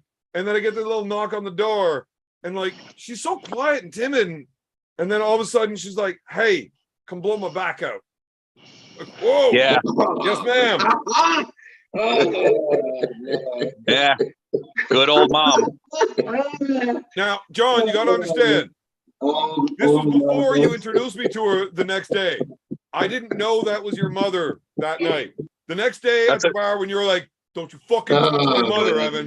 I'm like, I promise I'll never do that again. Nah, it's all good. I'm more disappointed in the fact that I don't have a father now. Like, you just left her like a dick. And I thought we were going to like have a family. You were going to you were going to throw me a ball in the front yard. I would take me fishing. And you never Dude, fucking did I any had of that. plans. You had all of these my kids that wanted to be your stepbrothers and shit. And just apparently, dude, your mom is much my you know how wife and Evan, ex-wife, and I do you just know how them all. beast, you know? Evan, do you know how excited I was to be able to move to Canada, run around barefooted, dirty, snot-nosed, and breathe in secondhand smoke for the rest of my life? That's what I wanted to do. That was my whole goal in life, and you ruined it. Right. Well, apparently I was worse at having sex that night than I was at arm wrestling right-handed the next day. Yeah, well, I got that on video too. Yeah, well, I don't blame her. I definitely disappointed her. Yeah, it's all right. Just, you know. She Hi, actually asked me to call the gigolo. She gave me the number and said, call this to my room on your way out, you piece of shit. I don't doubt it. Was weird because when I typed in the number that she gave me, it showed up Cobra. Yeah. So I'm not the only guy in this world that fucking banged your mom that night. I remember that night. I remember that night that your mom was there, Evan, because we were in the room beside you. No. I had her listen. No. That's why I had to get out. Is because you were in there with my mom. No. This was the other night. My mom drove me down, Cobra. I know where she was. No, after she swallowed those babies, she made me them egg sandwiches. I don't want to see you in the morning. I want my shit when I wake up. Put them in the mini fridge. They had the microwave right on top of the mini fridge. So after she swallowed them babies, she made me them sandwiches. She run them up, put them in the fridge, and then I said, "Go on, hit the streets. Teach Evan some." You know what? I'm actually gonna have to get like a tutorial video from Cobra because after he did my mom, he went and fucking sat aside yours when I disappointed him. I was like, "Bitch, that's all fucked up." Lava, are you fucking losing weight? What the fuck? I'm jacked out of my face right now. No, there's not even a fat line that goes from your shoulder to your bicep anymore. You can actually see the difference. I mean, you still got a giant fucking gut and you're fat as shit and your face hangs and stuff, but there's like a line there. No, I've been slowly, quietly getting back on the table and training. I actually told Devin I was hanging out with Devin in Jersey 2 weeks ago. I actually told him that I'm going to call you out very, very soon. You don't want to do that. No, I definitely want to do that. I mean, the whole match in the build-up. Your right hand has been fucking shit. No. I think I could definitely take your right hand. Oh my God, Jonathan, it's a waste of time. You're aggressing, man. Ryan Bowen beat that dude. I know. That's what I'm saying. Right, Ryan Bowen beat that dude, and Bowen was like 12 years old. Yeah, well, Bowen beat me when he was still good. Not that dipshit that loses every match now. I have not even seen any of the East vs. West. I've seen snippets of it on like bullshit things, but I haven't fully watched it. I'm trying to find it on somebody's YouTube channel. Engin's got like all of it up now. Engen. You just gotta subscribe to Engen and it'll pop up in your feed thing. Every time they post one, it'll just pop up. I don't think I'm friends with that dude on Facebook. I'm not gonna lie. Don't go to Facebook, go to YouTube, look up his channel. Yeah. Oh, all right. Oh, I gotta do that. But I don't. Yeah, I know. I didn't even you don't have to subscribe, but it helps arm wrestling. You know. Ingrid's doing a ton of shit that's good for the sport. Now, the crazy little fucker, I may not be friends with, but I subscribe because That dude, he's the one who's in charge of that whole East versus West shit. yeah. And that man, that motherfucker is doing work for the sport. He might be fucking nuts, but he's putting in that work. Is Igor still around? No, they're not doing nothing. I don't think he's gone, but he's not real current. Well, I don't think Igor will ever be gone. He's like Waldo right now. Yeah. Because I was surprised. I was surprised he released Levon from his contract and let him do that shit, the king of the table shit. Levon was never held by contract. All those PAL contracts are single event only. Oh yeah, I didn't know that. Yeah, Levon could have pulled Michael Todd instead of Devin. He declined. It was not Igor making him. Now, I'm not gonna lie. I'm not gonna lie. I'm not. I don't know. I don't know Michael Todd personally. I'm not from his persona on shit. I just think he's an arrogant asshole, and I think most people would agree with me. I've never sat down with the guy, so I could be, just putting labeling him. I bet you 3 out of 4 on this call agree with that. But it was just, I started calling him Michael Odd because everything Devin was doing, started cloning that. He was just so obsessed with Devin's nuts. It was just kind of weird. My point being is that, no, you're absolutely right, B. Yeah. But my point being is I'm kind of tired of the Michael Todd and Levon, or Michael Todd this, that. It's not, none of his matches are interesting to watch. I don't find excitement about him arm wrestling somebody or his comeback. Or what I did tune in to see was for him to lose. He's like a Jake Paul. You want the guy to fucking lose. You want to see him take it down a notch and hopefully fucking. I want to see Jake Paul win. I want to see Jake Paul get knocked out. There's the only reason why I ever tuned in. Right, but I don't want to see him get knocked out in his next fight. I want him to keep believing this until he decides he's going for a world title, and then he calls out Deontay Wilder and gets his fucking head torn right off. I don't want to see a Jerry Catter. I don't want to see a Jerry Catterette Michael Todd again. We did it. We saw it. Okay, good. I want to see other shit. I want to see new up and coming dudes. I want to see guys who've been out. I want to see guys who've been out for a while and coming back. Cobra being one of them. I want to see him come back and start tearing some ass. I want to, you know what I mean? I'm tired of these. Yeah, it'd be awesome if Cobra was still any good and we could watch him win. He should go to some amateur tournaments and not mention the names of the guys he's against. I'd love to see Cobra winning again. Michael Todd and Jerry Catterette, though, are you kidding me? I want to see that match. Any arm wrestler should want to see that match again. I don't know if Jerry would survive this one. Because it never finished. I think Jerry might have a heart attack right on the table, to be honest. I want to see that too. Yeah. I don't know. I'm just kind of bored with the whole, even when it's like Devin versus Michael Todd, I'm kind of like, all right, how many times are we going to cross that bridge? We've seen it already. Some of these things we've seen it 3 times. And Devin's up 2-1. I'm over it. I'd rather with the exception of the last one, those are all fantastic matches to watch. Michael Todd just has this other persona, Little Mikey. When Little Mikey shows up, he just gets bitch slapped, When Michael Odd shows up every now and again, he has a decent performance. I think that's just kind of what it is now. I think Mike Hand's fucked, and he's not able to get back to what he was. That was a bad motherfucker for a long time. I don't like the guy, but I'll watch him arm wrestle every time. I won't watch him talk. Yeah. I don't know. I hate when he talks into third person and shit. It just irks the fuck out of me. I hate whenever he watches a match like Devin Larratt versus John Brazing, and he's watching this and he's commentating, and he tries to make the entire match about him. We're watching them. Shut the fuck up. I'll tell you right now. I'll tell you right now, though. Fucking Don fucking Underwood, that motherfucker he's good at fucking commentating, bro. I get it. He is so good at that. I like seeing Don looking straight, sharp, getting it done nice and professional. Don Underwood. If you ain't John Milne, you're not commentating. I will mute your fucking stream and listen to Ozzy doing the fucking commentating while watching the matches. Nah, I think Oh, Don's good at that. Don's still got it a little bit on the table. He fucks around, but his commentating is spot on, bro. He's really good at that shit. I got a chance to hang out with him. I got a chance to hit 2014 when Wall was really big. They were in Atlantic City. I got to meet him and hang out with him there. He was fucking cool as fuck. I know he's got some baggage. From the party with two old Woody when old Woody was kicking around there, you know. Yeah, Fuck he was Don on Underwood.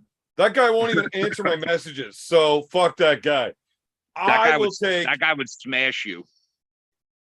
That guy would. Says the guy that hasn't you. won a fucking match With in a his life. quickness.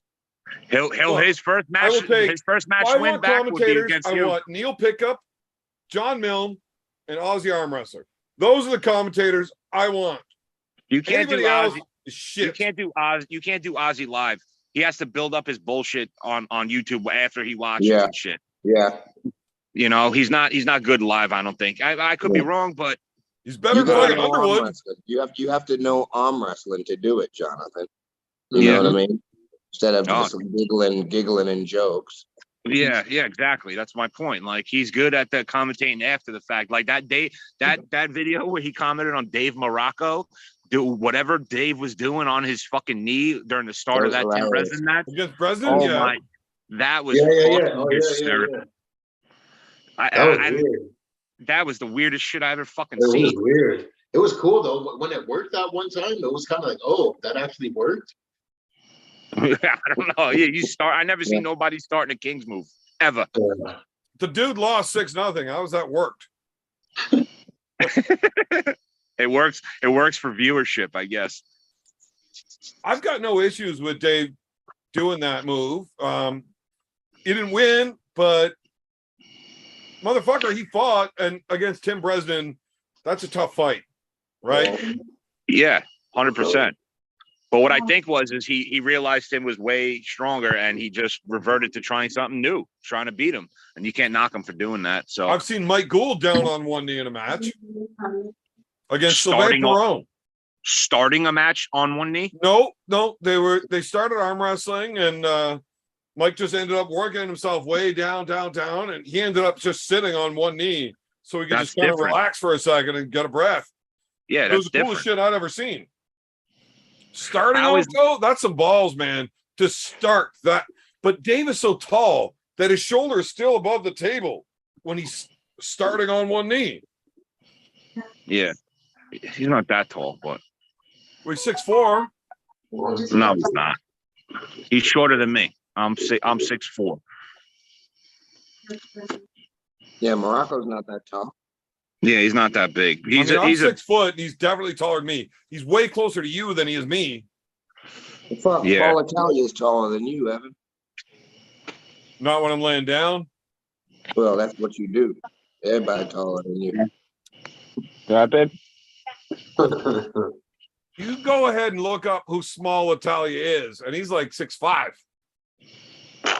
Right, yeah.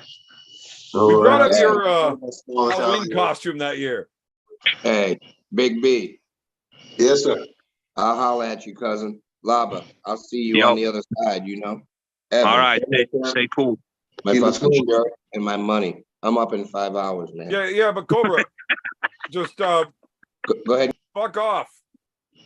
Oh, he had to kick him out. That's what he did. I'm sure he was going.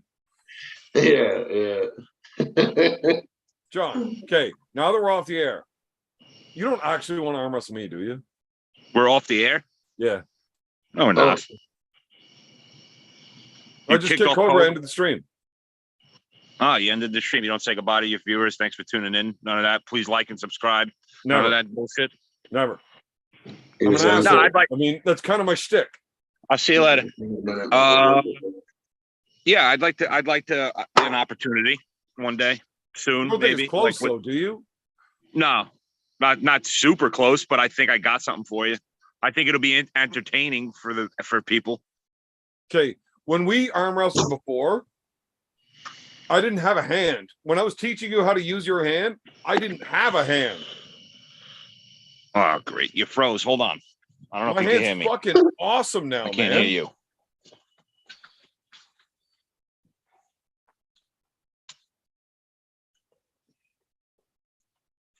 He's really frozen. God damn it. Yo, He's there. He's I didn't- there. He's there. I froze that entire time. I didn't hear nothing you said. Yeah, it was after you bad. said, Okay, so when we were fucking around in the hotel room that night, Yeah, and yeah. like we put the strap there, and fucking I was showing you how to do it. I mean, I was better than you then, and I didn't have a hand then. My right hand sucked. Right now, my right hand's actually better than my left. Yeah, and that time I wasn't training or nothing, and I got smoked the next day too in my super match. So Well, yeah, but you spent all night fucking drinking, arm wrestling all night. You're gonna lose. Lesson I learned. don't know. Okay? I Lesson tried to learned. talk you out of doing this, and you're like, I brought you down here. What do you mean you're not drinking the day before an event? I'm like, all right, Yeah. fuck it, let's go. We'll have That's your- one little beer. 8 fucking hours later, it's 4 o'clock in the morning. Get the fuck out of my hotel room. Your mom's across the room, and I gotta go. You don't actually want to arm wrestle me, though. I mean, is it just for the build-up because it's fun? No, I want to see what I got against somebody like you. That's what I'm saying. But I'm not saying it's going to be within 6 months. Give me some time. I want to go to some tournaments, get some more table time, and then eventually maybe just make something of it. I mean, I'll come arm wrestle with you anytime. You come here, I go there, whatever. I know mean, that. fucking hang it out. You know that. I'll come Yeah. there. You come here. You know that's a fucking Yeah, whatever. done deal. However it works out, like we're having fun. Just I'm gonna fuck you up and make you look bad, and you When know I how lose, much I we hit the like making you booze. look bad. Yeah, well, I'm kind of hoping that you talk the shit you talk on the table to me, because that shit gets me fired up. I love that. I want to at least get a win on you when you're shit talking me. Like, and so I want to Austin fucking Jaggers match. That was fucking the best. That was Did so. I ever fuck up Yeah. whenever I said fuck America? That shit yeah. fired him up so You bad, fired and me. then he I- whooped my ass 3 straight like a joke. I fucking I'm up texted him. 2-0, and then all I of a sudden, texted him. just fuck me. The table texted breaking him. was bad though. It actually was legit bad. Because because me and you we both drove up that same day. We both got fucked around with our hotels. Fucking, you know what I mean? And then you had to eat and compete with no fucking rest at all. Like it was a shit show, you know what I mean? And then while you're doing your thing, the fucking table breaks while you're fucking up Yeah. 2-0 mid-match. Like it was fucked, you know what I mean? And it Well, he wasn't stopped quick. arm wrestling when It the was table half an broke, hour. It was so a I fucking pinned him, half an hour that and they the gave me table that broke. win. So it should have been a 3-1, but official score is 3-2. Yeah, and you're always gonna side with the refs when they're fucking favoring you. I've noticed that about you. Every fucking time. If they're favoring me, I'm with them. Yeah. You'll If not- give them shit all the way, and then they're like, "Oh, you won." You're like, "Ah, good call." Fucking A. And then when the match is over, and I talk to them like, "Hey, yo, now that the show's over, like I did win that, right? What do you mean?" I'm like, well, he pulled his arm up in a losing position. That's a win, isn't it? You didn't yell stop. Like, yeah, it's a win. I'm like, I completely talked him into giving me it. It should have never been a thing, but I did. I'll tell you right now. I'll be completely honest with you. I don't even give a fuck if we're still live or not. But We are. going in the hook. Wait. Yeah, going in the hook with you. Obviously, I probably have no shot, but that's what I'm planning on working. I could definitely take your hand without a fucking doubt. No. Without a doubt. No. Your hand is coming home with me. If you hook me, I'm fucked. I will top roll you 3 straight. You will not. Yeah, I will. No, I would love will. for you to fucking do that, because that would never happen. If you top roll me, I will quit arm wrestling. So here's the thing. Here we go. When I started training for Schoolboy, I actually started training. It's not just arm wrestling 2, 3, 4, 5 times a week. I actually started lifting on a table. Oh, you with took it pulleys. serious. Yeah. Good. I only drank on the air during the Schoolboy training. And I was only doing that once a week at that time. Yeah, what happened with that match? I fucking got COVID. Well, I Yeah, failed that's the COVID test. So Yeah. the way that shit works, so I had COVID over Christmas. I actually Yeah, woke me up too. Christmas Everyone morning did. on my buddy's couch, and I Everyone just like, did. oh my God, I am fucked up. Like, I got a Boxing Day. Boxing Day hit me. It fucking hit everyone at Christmas. yeah, like all of the Fuck. high hookers got it over Christmas, New Year's. Yeah. And I was fucked, right? But I didn't report it to the health board because I'm like, I got international travel coming up soon. I don't want anybody knowing I got it. Plus, I don't want arm wrestlers to know I got it. So I just like swept it under the rug, didn't tell anybody, and I drank my way through a show while having COVID, right? Yeah. And I just thought that was the best course of action for me to go. How did you know you had COVID? You took a home test, or you No, went so somewhere? you got to go and take a test at that point at the airport Oh, to get gotcha. to go. And I failed that one. I'm like, I am symptom free. What the fuck are you talking about? Yeah. Like, nope, you have COVID. Here's your test results. I'm like, you got to be out of your fucking mind. Like, well, have you ever had COVID before? I'm like, well, yeah, like over Christmas. Like, well, did you report it? Because if you did, if you've got recorded documentation that you did have it for 90 days, you don't have to pass the COVID test as long as you're symptom free. And I did not know that. I really fucked myself on that, on like the biggest match of my life, because I'm fucking retarded.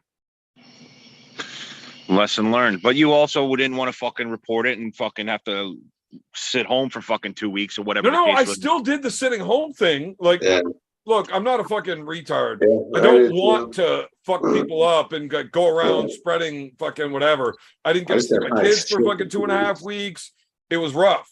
Yeah. So I did do the whole staying at home thing. I had my brother bring me over some fucking kettlebells so I could still get my training in on those days.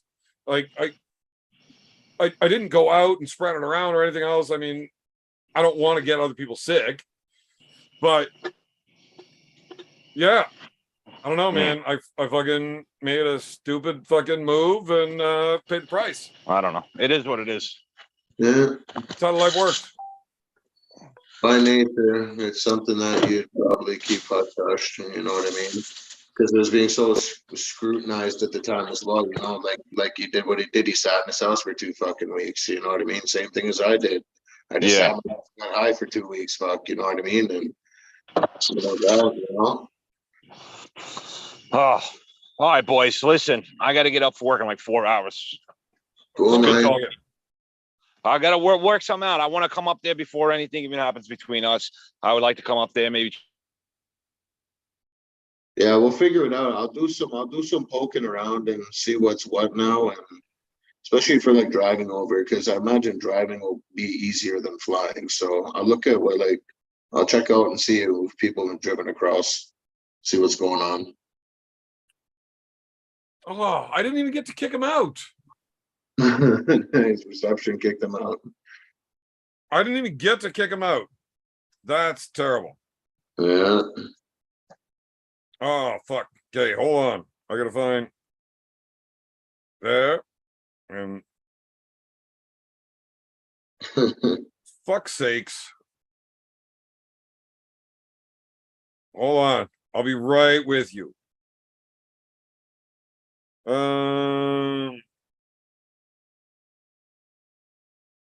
Yeah, well, I'm really slow at all of this. But what were we actually talking about before? Just looking up and seeing what's actually going on with the crossing, you know what I mean? Like what it's like currently. Just be good information to know. I don't think it's all that bad right now. I don't think it is either. That's what I mean. I know kind of like. I don't know what the driving thing is. Yeah.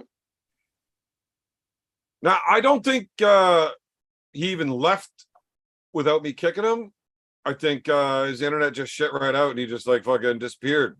Yeah, no, that's exactly what I said. His internet freaking was just so terrible it kicked him out. Well, I mean, the internet's right online with me. I was gonna kick him out. Yeah, it smelt it. Fuck that guy. I can't believe the guy actually thinks he wants to arm wrestle me, though. Yeah, that's why I lied to him about being off the air. I wasn't sure. I was 50-50. I smell trickery because I saw that thing that still says live right there. You know what I mean? Yeah, no, that's real. Yeah, exactly. But I don't think you're trying to dim because he was like, all right, well, seriously, here's what's up. You know what I mean? Yeah. you shied him. You straight shied him. I'm pretty sure he actually realized that we were still on, but Hopefully.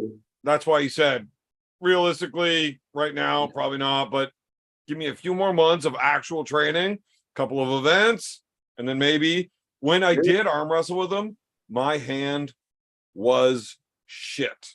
Yeah, I had a it's great busted. hook and a great hook set, but I had nothing else with my right hand with it. Yeah. That's old So, news. That information's old news. Love you. So yeah, I'm gonna fuck that dude up in a real match. Well, I mean, if I had to judge performances based on the bottom 8, I'd say you would be the favorite, even though Oh you my did God. lose to that So shitty bitch Blue Bowen. You know what I mean? the fuck did you just say to me?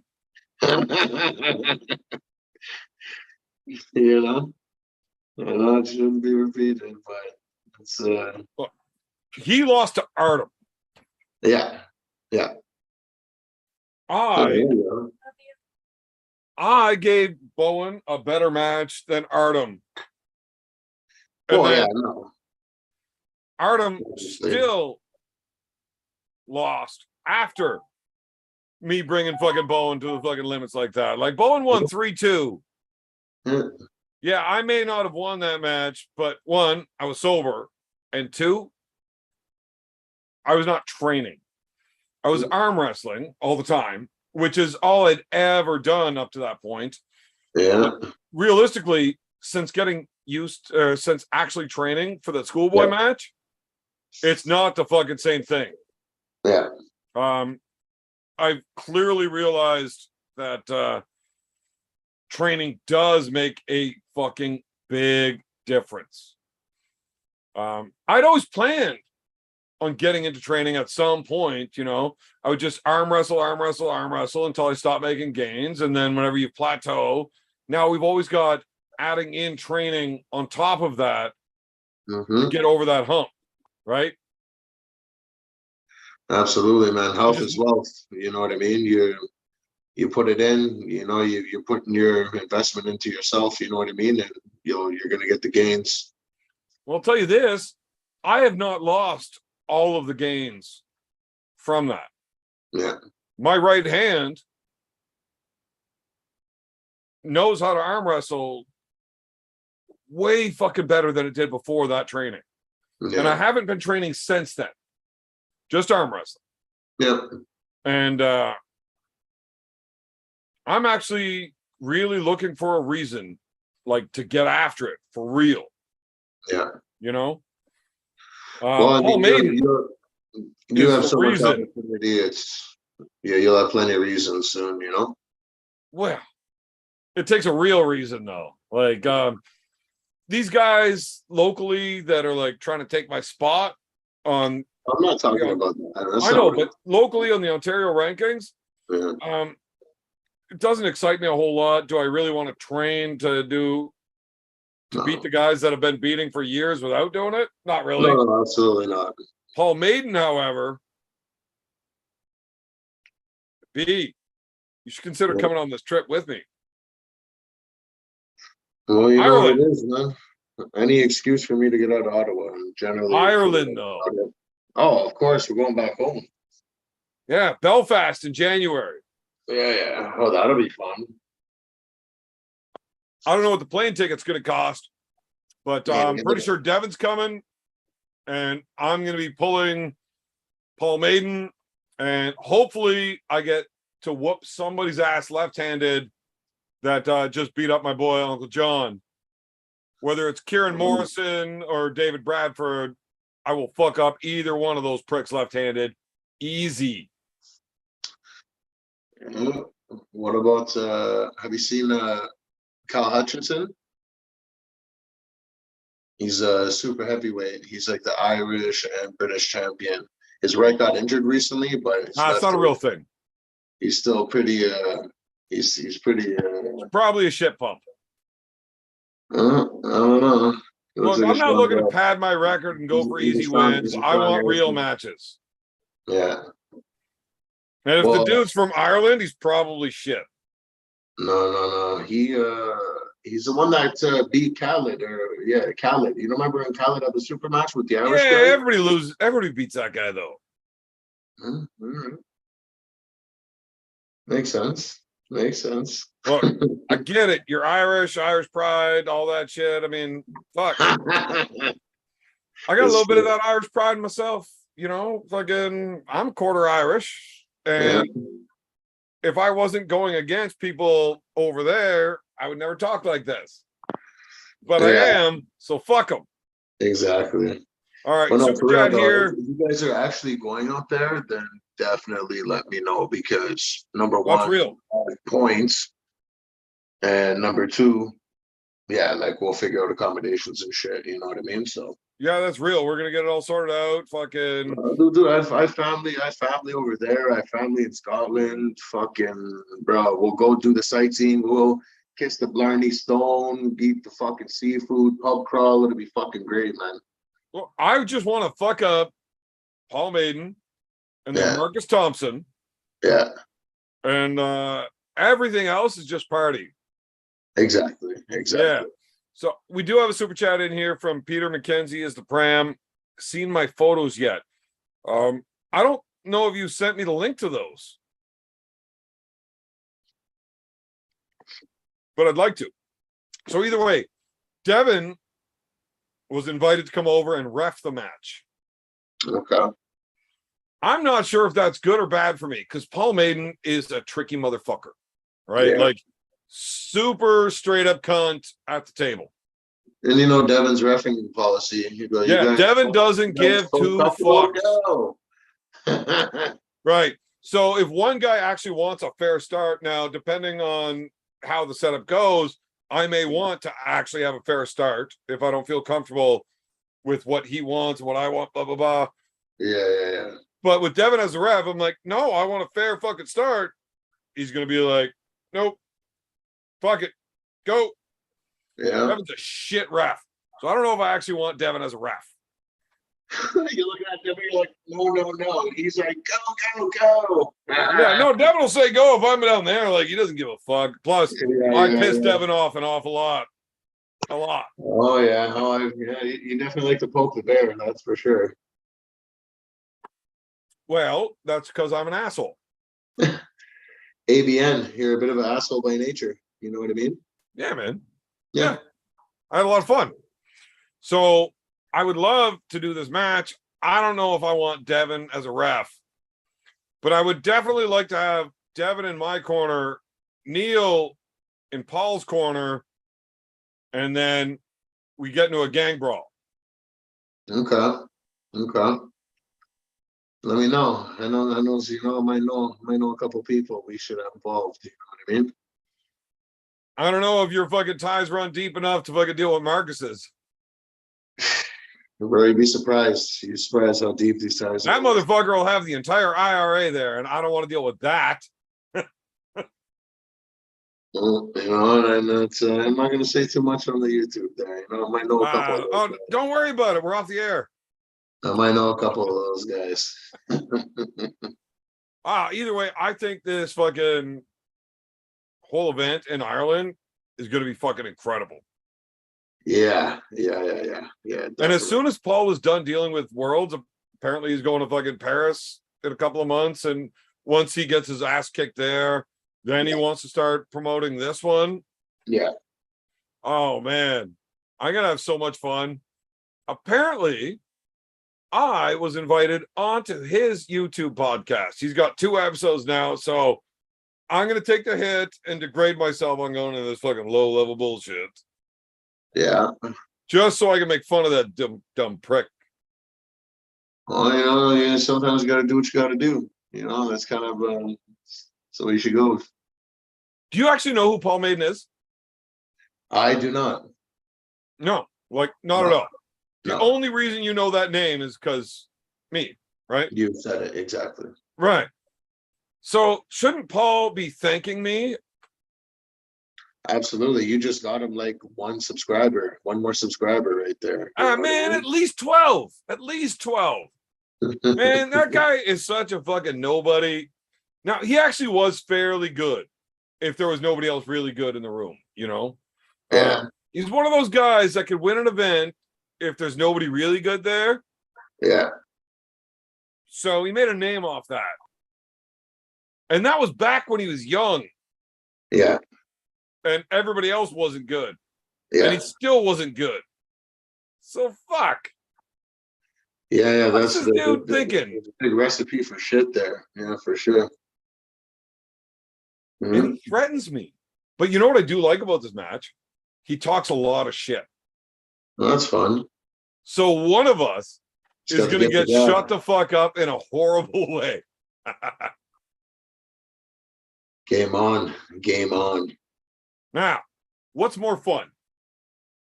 If I win and he needs to shut the fuck up, Uh, or if I lose and I got to eat shit. I'm gonna have to plead the fifth on this one. I'm gonna have to plead the fifth.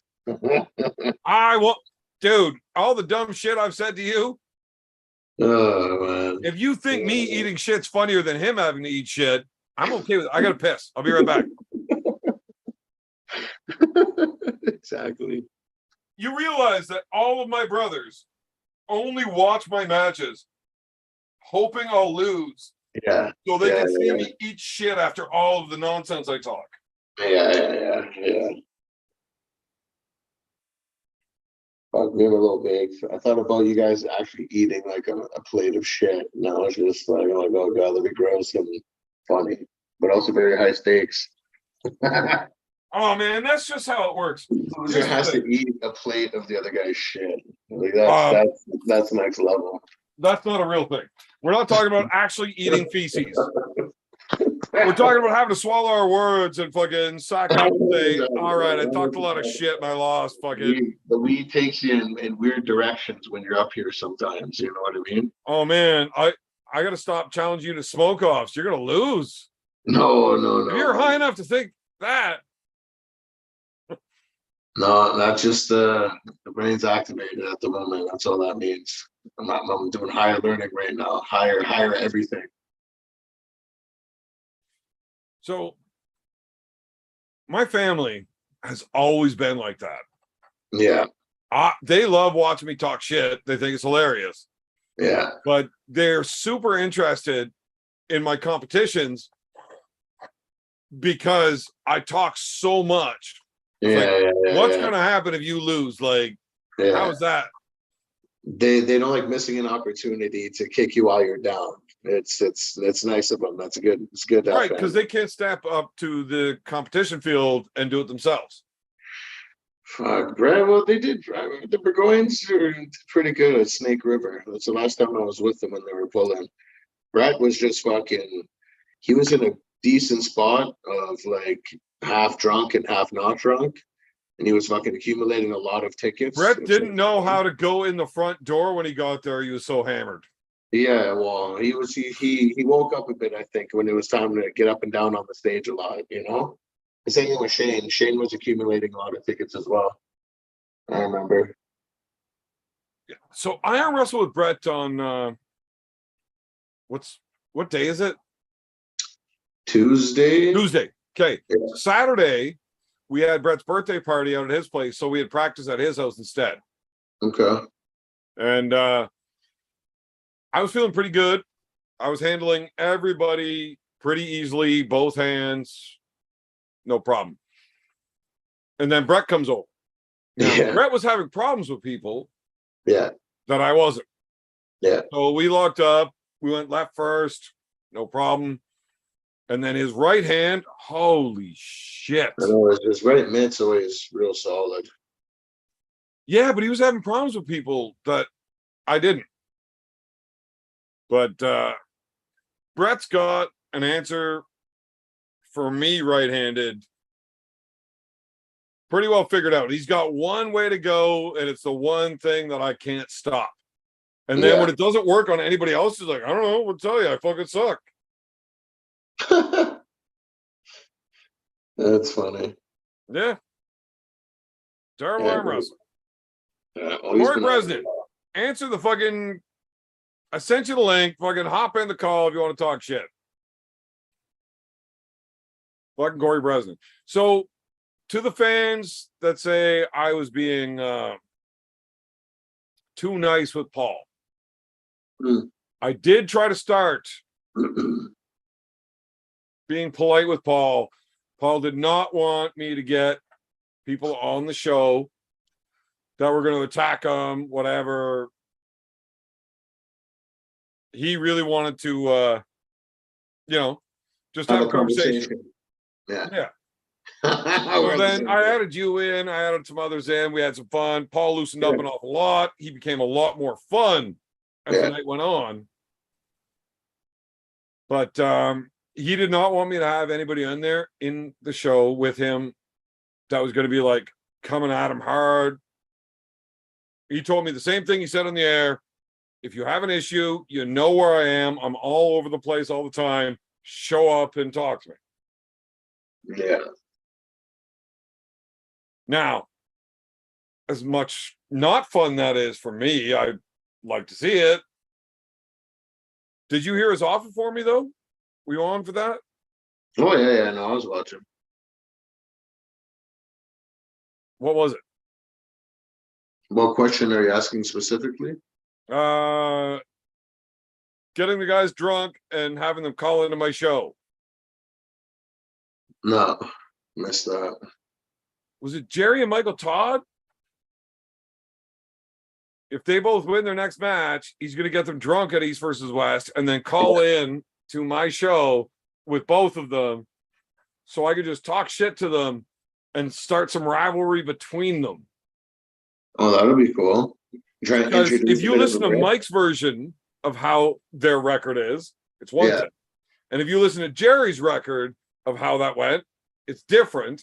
So Paul's going to get them drunk, call into my show, and then I'm going to fucking ask the hard questions.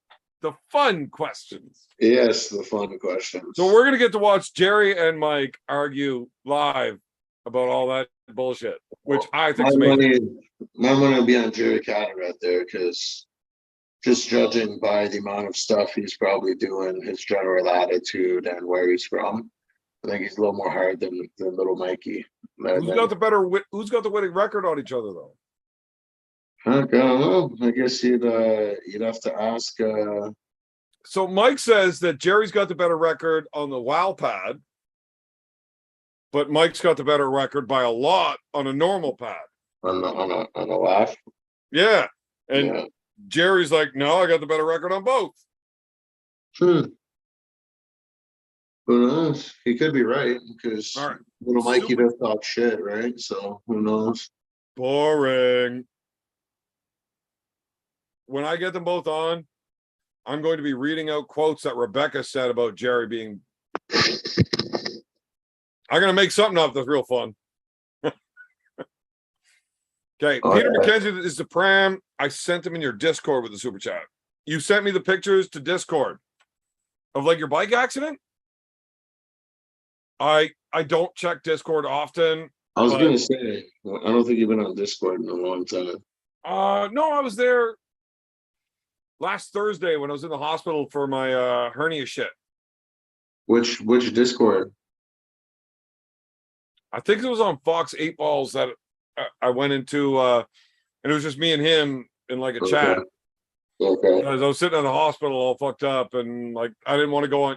I was supposed to go on YouTube in a few hours. I'm like, yeah, probably not gonna make it. Yeah. And I told him why I was in the hospital privately, and then by the time I got home, everybody's like, "What the fuck? You got a hernia?" But Jesus Christ, this guy can't keep his mouth shut. Where the shit? He didn't keep it Johnny Tight Lips there. I didn't tell him to either, though.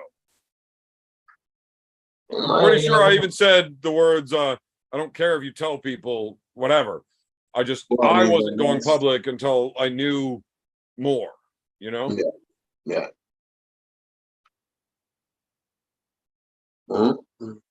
My general policy. Yeah. Go ahead. So my general policy is to keep it Johnny Tight Lips, you know what I mean? But that's just me. Yeah, but that's not how the internet works. No. It is not. You got to put out enough that people want to know. Yeah. So now I had conversation with this dude while I was there.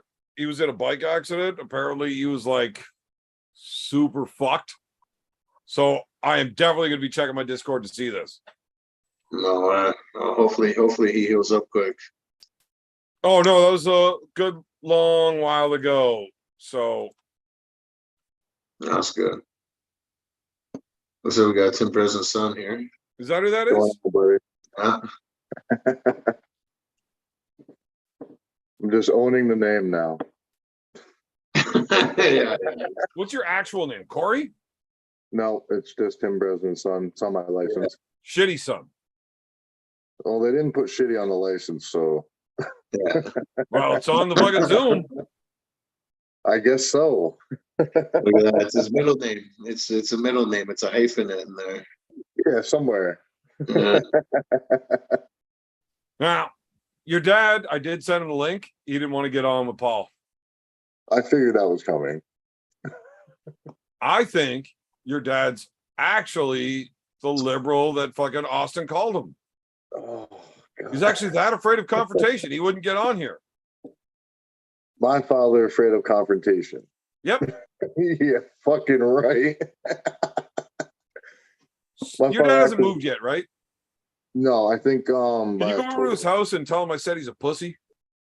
I'll be there Friday, so I'll let you know how that goes. No, right now. Bring the phone. No. Hey, Dad, Evan said you're a pussy.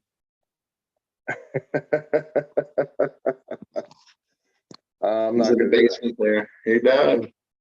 Yeah. He's probably asleep right now anyway. So did you watch the whole show? No, I watched about 10 minutes and left. Oh, man. You are way smarter than so many other people, I like to think so sometimes. which is weird. I'm not sure you're all that bright, but you got to figure it out better than a lot of people. But personally, I like those dimwits because they watch the whole show. Yes, they did. If you actually go back and watch the whole show, Yeah. Paul's not that bad of a dude. To be honest, my only beef with him is because he started shit with my father. Other than that, I could really care less. Were you there for the beef? Every fucking day. I heard about it every day. Heard about it. My father showed me every day and explained it to me every day. Now, for me, I love your dad. Obviously, I mean, it's my dad.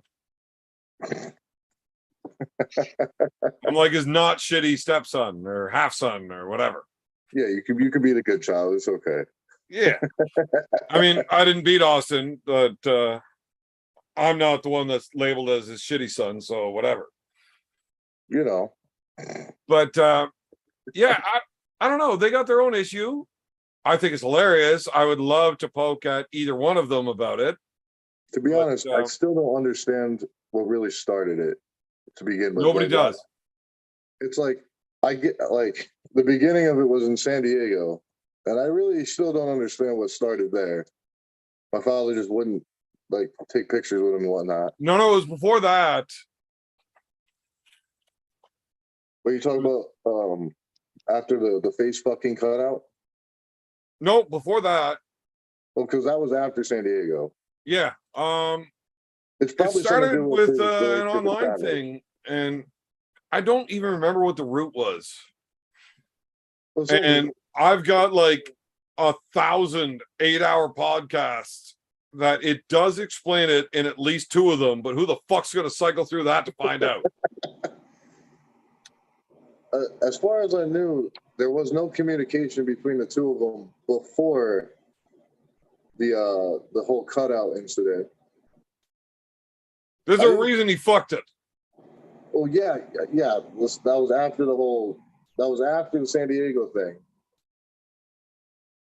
But I want to say he didn't like him simply because my father hates Travis, and he was with Your dad doesn't hate Travis. fucking despises that man. No, he doesn't. They are friends. Yeah, right. I'm telling you, they're not friends. My father has expressed multiple Does Travis times. Agent have a friend in this whole world besides like his wife? Paul Italia and Tim President. Oh, okay. Okay, There's so only- my personal views are Travis doesn't have any friends because the guy's a cunt. Yeah. But there's an awful lot of guys, including your dad, that says Travis isn't that bad, like just not in front of the cameras. In front of the cameras, he's a dipshit. No, my father really expresses his hatred for that man on many, many levels. All right, Oh, that's look, awesome. so I was trying to keep up with the same public image that your dad always kept up, where he said Travis and him are cool off scene, but you want to go ahead and let the cat out of the bag multiple times when I'm trying to fucking whatever. That's actually why your dad and I are friends, is because I want to punch Travis right in his fucking fucked up lip. You know, I remember on the one show you said if there's one arm wrestler you wouldn't want to hang out with, I said Travis Bajan. That was my pick. Yeah, but Travis is one of my picks for the guys that I do want to hang out with too. Mm. Just a different reason. Mm-hmm. So your dad and Travis are good friends. If you want to go there, sure. Okay. Fuck, man. There is definitely a reason that this shit started. But it I'm wasn't pretty Travis. sure it's just because my father didn't want anything to do with him because he was associated with Travis. If you're associated with Travis, my father will not go to your events, will not. No, there was something real small that just popped off. And it's bugging me that I can't remember it. Listen, if I don't know it, you got me. Yeah, but it was such a small thing that like it shouldn't be a thing. But then you got That's my two fault. dudes that are like, fuck me, fuck you. And Yeah. it turned into a big thing. Now I want to have this conversation with Paul and Tim on the show. But you know, your dad's a bit of a pussy, liberal or whatever, fucking wouldn't come on.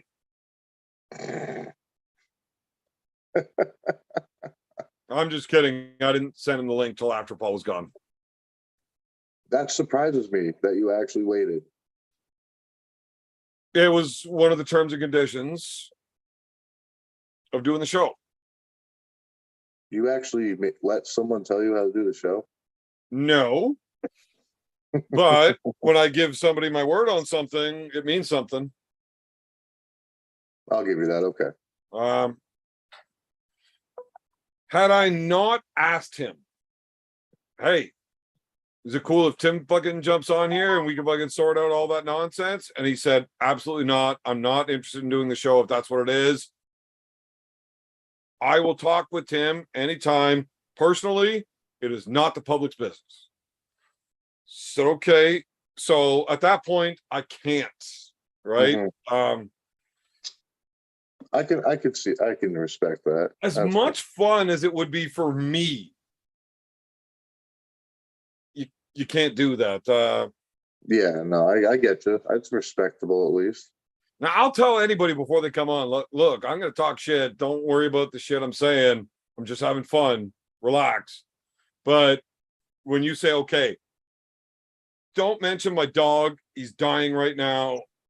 I don't want to fucking have that conversation. I'm like, okay, if I'm going to tell you we're not going to do that, I can't do that. I get you. But I can poke at him a little bit all the time. Now, Paul definitely knows I want to have this conversation live on the channel. Yeah, he did. For the 10 And Tim minutes. said at any time he's a-okay with doing it, but I may have to poke at Paul a little more. You know what I think is going to happen though? Those two are both going to realize it's better if they don't fucking argue anymore. Like fucking let's relax.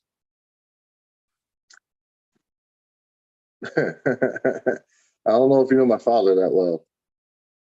No, I do. I do. He holds grudges for ages. Yeah, but he's also a man of principle. And his principle is if you fuck him over or do that kind of shit, he's never gonna let it go. Well, that's fair. That's fair. I mean, look, I respect your dad a great deal for that exact thing. Yeah. But I really don't know how that worked out. And you put two guys together and they start sorting shit out. Generally, one guy's story is this is what I think happened. This is what I think happened. And when they get together, it's like, oh, this is what happened. All right, then we're good. If you could get my father to calmly talk to him and him to calmly talk to my father, they might be able to come to at least. Your father calmly talks to anybody. Not if he doesn't like them. Even if he doesn't like them. You really don't know my father that well. There's a difference between having a conversation in a Zoom call or you standing right in front of him when he doesn't like you. And all he wants to do is punch your fucking face in. It's different. Because you can't reach out and punch somebody, so you have to keep continuing to use your big boy words and talk. Yeah. So generally, I'm going to bet that your dad, during a conversation, he's going to listen and respond. If he thinks you're fucking him off, he's going to have no problems jumping right into that. But if there's actually a conversation trying to figure shit out, your dad's just too much of a sensible dude not to. Yeah, I'll give you that. I can give you that. He's also a wild man. If you can get him to have that calm conversation, he might be able to make a mutual agreement where at least there's no more tension. Right, which is good. Which is good not overall. Saying not saying he'd like him, but at least mutual tension. Would fucking ease that shit up. Now, trust me, my goal is not to ease mutual tension. Oh, I would like to have the biggest blow up ever that doesn't include the 6 words we're not allowed to use. And I think one of those 6 got used like a dozen times tonight. Yeah, I think I left right after the first time. Look, I don't care if your dad and Paul get along. Yeah. Not my problem. Mm-hmm. I'm allowed to get along with anybody. Anyways. Oh, yeah. But either way this goes, if I can get them both on the show, it's good for me. I either get an hilarious fucking show, or we squash a beef that's better for the fucking sport overall. Everything moves forward. Whatever. Win-win on my end, man. True. I don't think he's doing bad for our sport at all. I think he's doing pretty well. I think he could go about it a little differently. A little bit. I was gonna do a show for him. He was actually helping set up me in Austin at first before that got screwed up. And it's like I said, my only quarrel is like him and my father. It was just gonna be don't bring it up around me, and I don't care. I'm a lot different than my old man. Like, yeah, I get that. Doesn't mean I have to like him. I'm not saying I don't. I don't really have much of an opinion on him, but man, it's all good for me. I like Paul. I like Tim. I'm just a nice, likable person, you know? Yeah, you're such a likable person. Am I not? I mean, you keep getting me on here, so I guess. Look, are you one of those like pussies that just will never talk shit in front of somebody, or what? I'm more likely to talk shit in front of them. Right. So if I do, I mean, I'm a pretty calm dude. I normally don't, but well, I mean, if you like me and I'm like, I'm offensive as fuck. I go out of my way to piss people off all the fucking time. I'm just so lovable. Oh yeah, just want to grab you and squeeze, you know. Why does your dad like me so much? I don't know. Genetics. It's because I'm his son. Didn't we say you're the adopted stepson here? No, Cobra's my mother. I'm actually biological. So you wait a minute. This isn't adding up right now. Right. So that's something that you're gonna have to deal with. But Cobra is my mother. Tim Bresnan is my father. Deal with it. You might have to have some conversations with your dad that he might not be comfortable with having. I think I might have to, buddy. Now, I did not say your dad is a liberal, No, but awesome, he is my father and Cobra is my mother. You can do the math from there. dude, that math don't add up, buddy. It don't add up. Cobra wasn't always the man he said he is.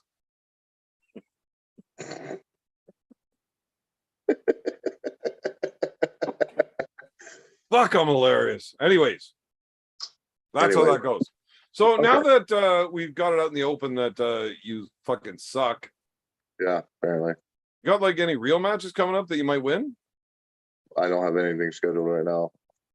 I'm trying to take a little bit of time, train a little bit, and then I'll make another match. Just a little bit of time. Let me enjoy not losing for a little bit. Well, my hernia actually it all got shoved back in and it's not sticking out and bleeding anymore. Oh, you got that taken care of. I didn't have surgery or anything, but a couple of days of drinking and antibiotics and all that shit. And it's back in. It's not swollen and bright and bleeding. So Yeah. surgeon's not going to want to do anything. That kind of sucks. Right. So I mean, basically it's good where that I it's not am out, but is right before, and just go ahead and get after it, you know, get to work, yeah. do your matches until shit fucking explodes. We're not going to do anything. So I think I'm right back into I'm just going to start training and competing because they're not going to do anything. Yeah. They might as well at that point try to like train, and if it comes out, it comes out. If it doesn't, it doesn't. So here's where I'm caught. The September event is too close. Okay. I don't know if training for that one's worth Who are you it. pulling? Tyler Bolson and Crazy George. Well, you could still get weightlifting in. Yeah, well, I mean, especially with my hand, because it's not really heavy anyways, right? It's not going to fuck that up, but I don't want that to fuck up. So for me, on my schedule, the matches that I was supposed to have was September. Yeah. November, where I go Tucker Keating and then fight Nanya. Okay. And then January, where I pull Paul Maiden. You got quite the schedule. Paul Maiden is like the biggest of all these matches. Yeah, I'd Rankings say. wise, Tucker Keating. Oh yeah, and you're trying to fighting get back Nanya. to 242, right? Right. Yeah. When are you ever gonna get out of the rankings in the supers? I don't know. I'm just going to keep letting people get up there off my name. Like right now, you should be up there. I am. I just got put at number 10. Is Curtis Cameron there? I didn't look, to be honest. Because he just whooped my ass. Like really badly. Yeah, I didn't look. Probably is. I've seen his name on there, so I didn't look though. But yeah, I just got thrown at number 10. Yeah, I mean, what you did to Austin left-handed, you should be ahead of me. Which is a complete surprise to me, to be honest. Still, I'm still baffled on that. Yeah, the ease that you fucking peeled through him. Wow. I don't know why. Well, I'm not going to make excuses for anybody, but something's not adding up. Maybe my left's just a lot better than I thought. I'm going to go with he didn't rest his left arm. Yay. Listen, I just pulled a tournament 2 weeks prior, lefty. Yeah, I know, but he probably worked out like that day left-handed or something. I mean, that's the only thing that makes sense to me. You know, we could just admit maybe I have a good left arm, but you won't do it. Yeah, but neither will you. What's more likely the scenario? You are that much better than him left-handed, or his left hand was not ready to go, or something. It's a 50. Look, you beating him is one thing. The Yeah. ease with which you did it. So the style itself could have been it. That's always an option. But I mean, with what you see, it looks like you might be looking 5 spots ahead for your next match. You know what I mean? And are you there? You were the one that said your left hand's not that good. Well, it put it this way, it's a 50-50 whether it's there or it's not. I either get performances like that or I get performances like freaking Vegas where I get ripped open. Matt Mask is one of those guys. His right arm is his money. His left, it's either right there with his right, or it's absolute shit. And you never know what it's going to be.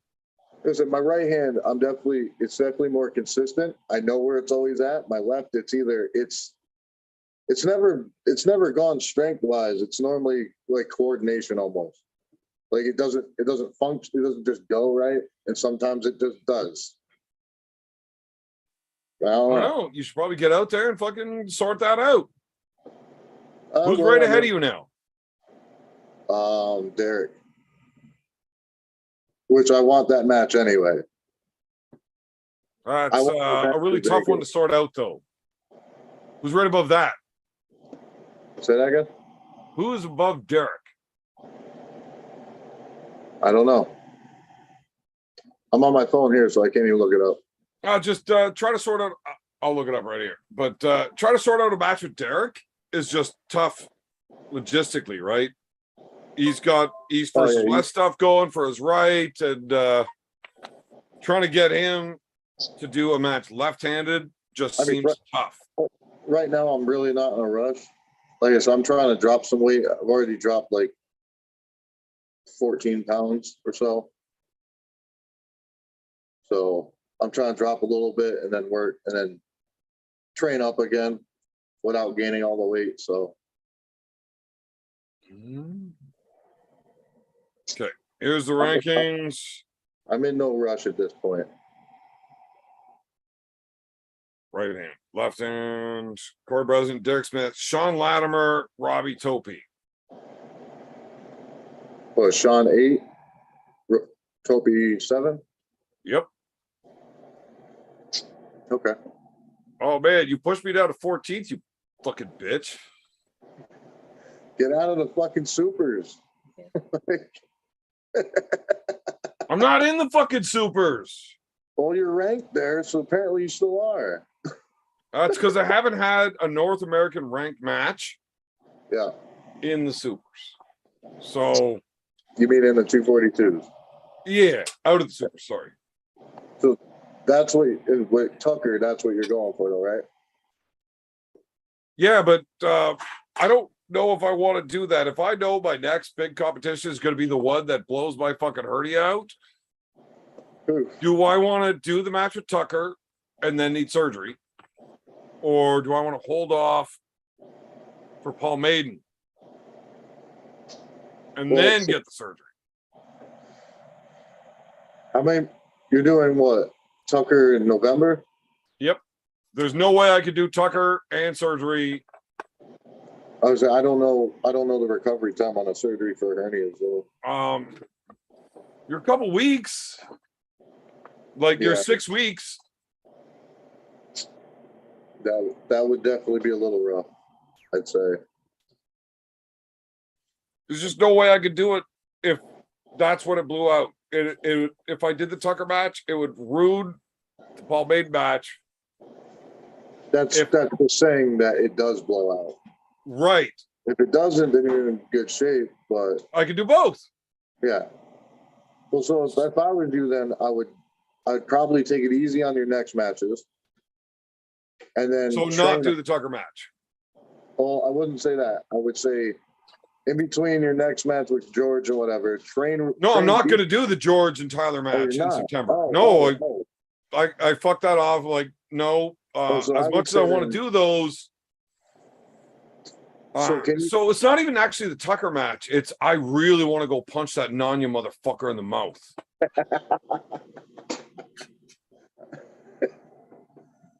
Well, what I was gonna say is maybe you should train decently hard, test it, see how it feels. If it feels like it's gonna blow out, don't do it. You know what I'm saying? Right, but that's not an option when you're in competition. That's what I'm saying. Motherfucker, you're a competitor.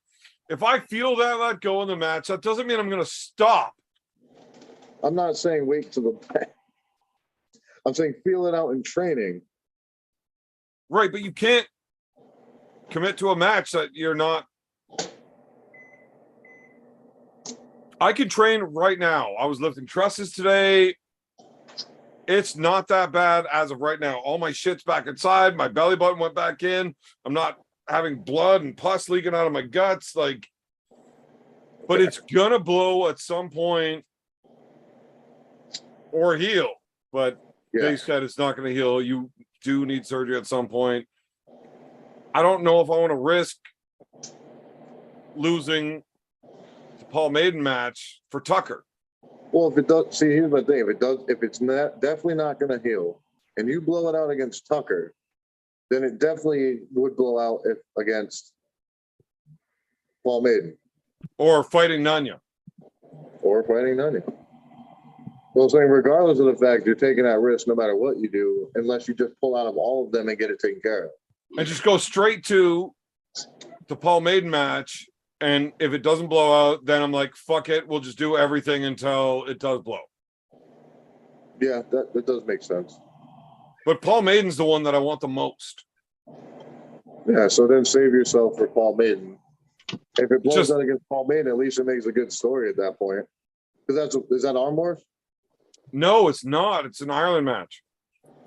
Oh, all right. But so Paul Maiden and Marcus Thompson are working together to do their own fucking event. And that's the headline. Okay. Hey, Tim Breslin, Shitty Son. We have a new guest. And it's Tim Bress, You got invited over to England, Ireland. and you motherfucker. Paul Maiden invited you to Ireland? Marcus Thompson invited me to Ireland. You suck. Why? 'Cause I would've gone.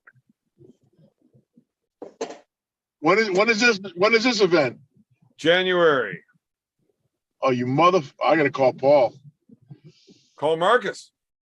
Marcus is the one paying for it all. Me and Paul are friends. Paul can get it done. Is By Paul gonna January, beat me? I'll be back in shape. Is Paul going to beat me, Tim? If he doesn't, he's just going to stab you. I didn't hear what you said there. Paul's a pretty crafty son of a bitch. Is he going to beat me? Depending on how you show up. Better than I ever have before. Belly button hanging out, bleeding all over the place. Everything goes to plan. I will be far better against Paul than I've ever been in my life. Well, the thing about Paul is he's very, very unorthodox. His style.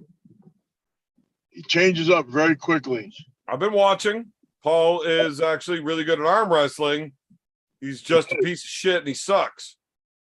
He's a piece of shit. Listen, I can't understand Paul.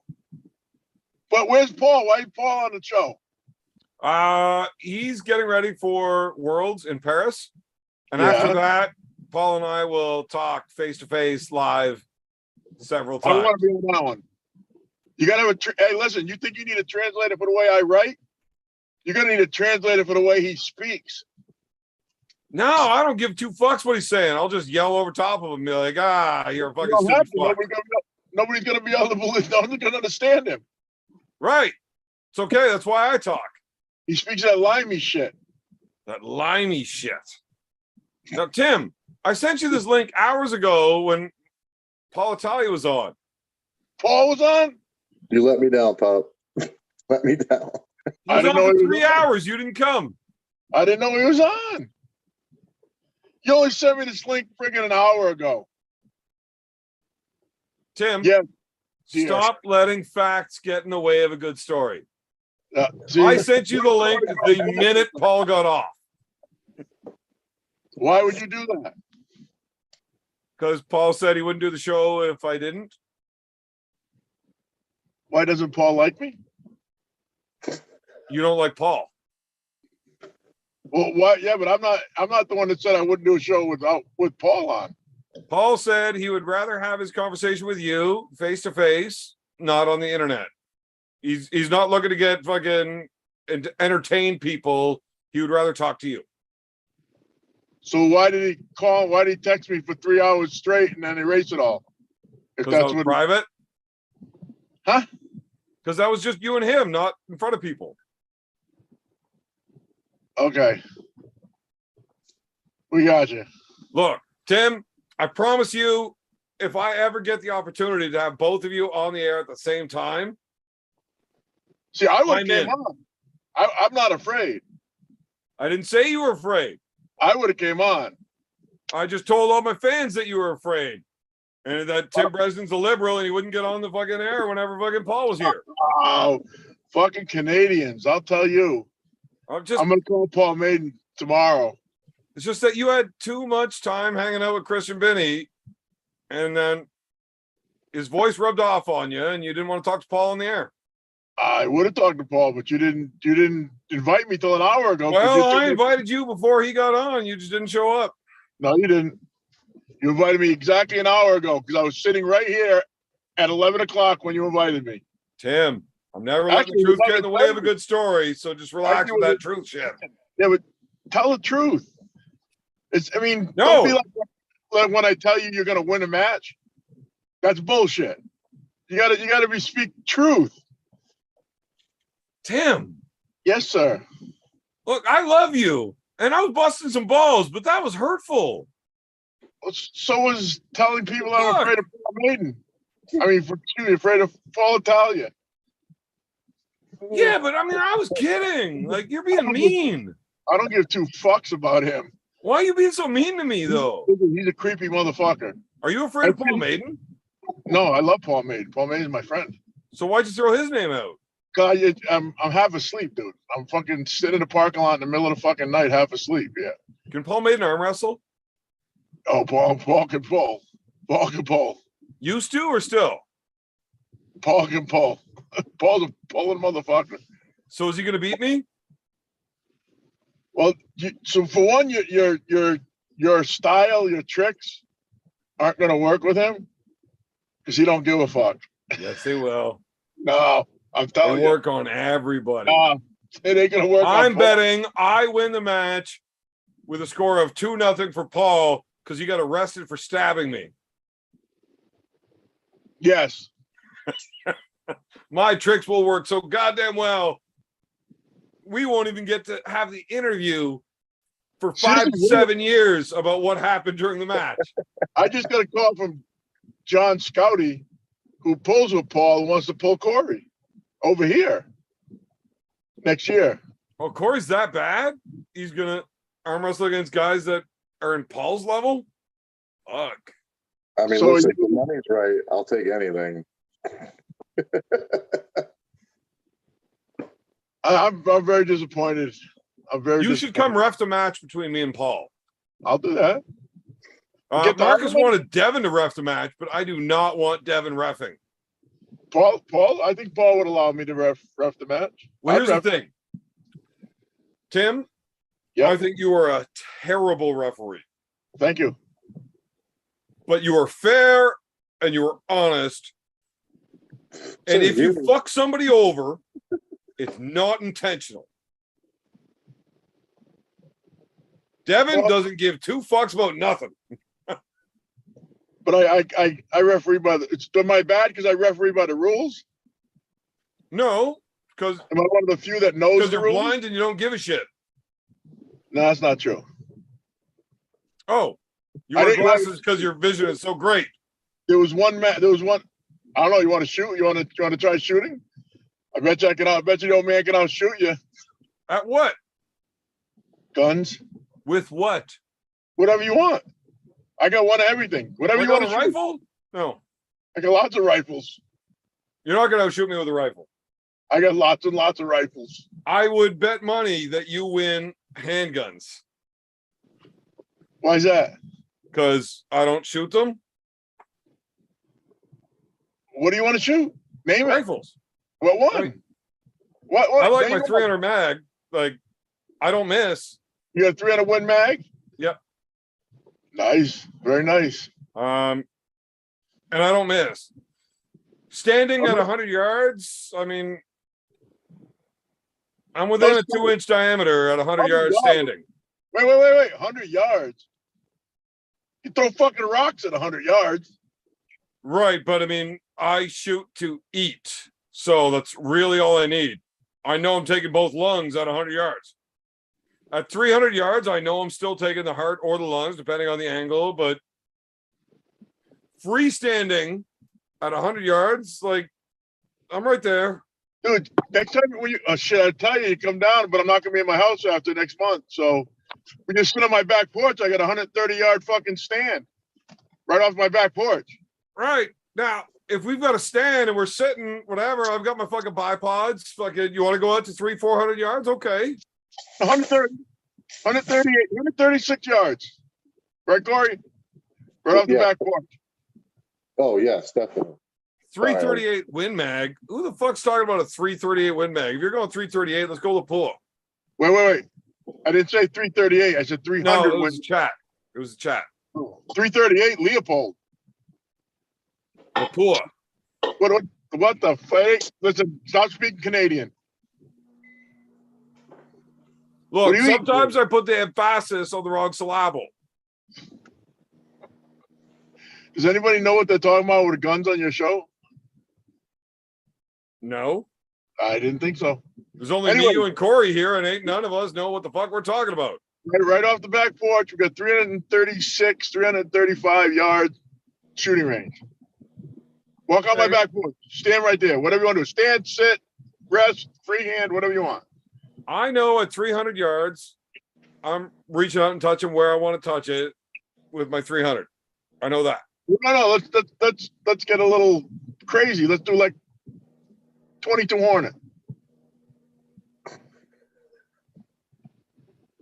Why? Why should I count on a gun that you shoot all the time? Well, why don't we go with a 17 HMR? Do that if you want. Sure. I'll go buy one. That'll give me I'll an just excuse bring to go one. buy one. That just gives me another excuse to go buy another gun. I don't have one of those. Now, with a rifle, I'm pretty good. Handgun, I am A-okay with doing the competition. Just understand, I've never done this before. We're not allowed to in Canada. You sound like my oldest son. Remember that, Corey, when he came over here and said he can outshoot the old man? Isn't that me? Am I not the oldest son? You're the ugliest son. The most illegitimate. By the way, Whatever. Pop, I gotta ask you a question, Pop. What's I was that, Bob? told today that you're Evan's dad and Cobra's Evan's mother, and I need to know how that works. The math ain't adding up to me. Tim, tell him when he's older. He's not old enough to understand this. I Birds think, and the bees. You'll learn one day, son. I think that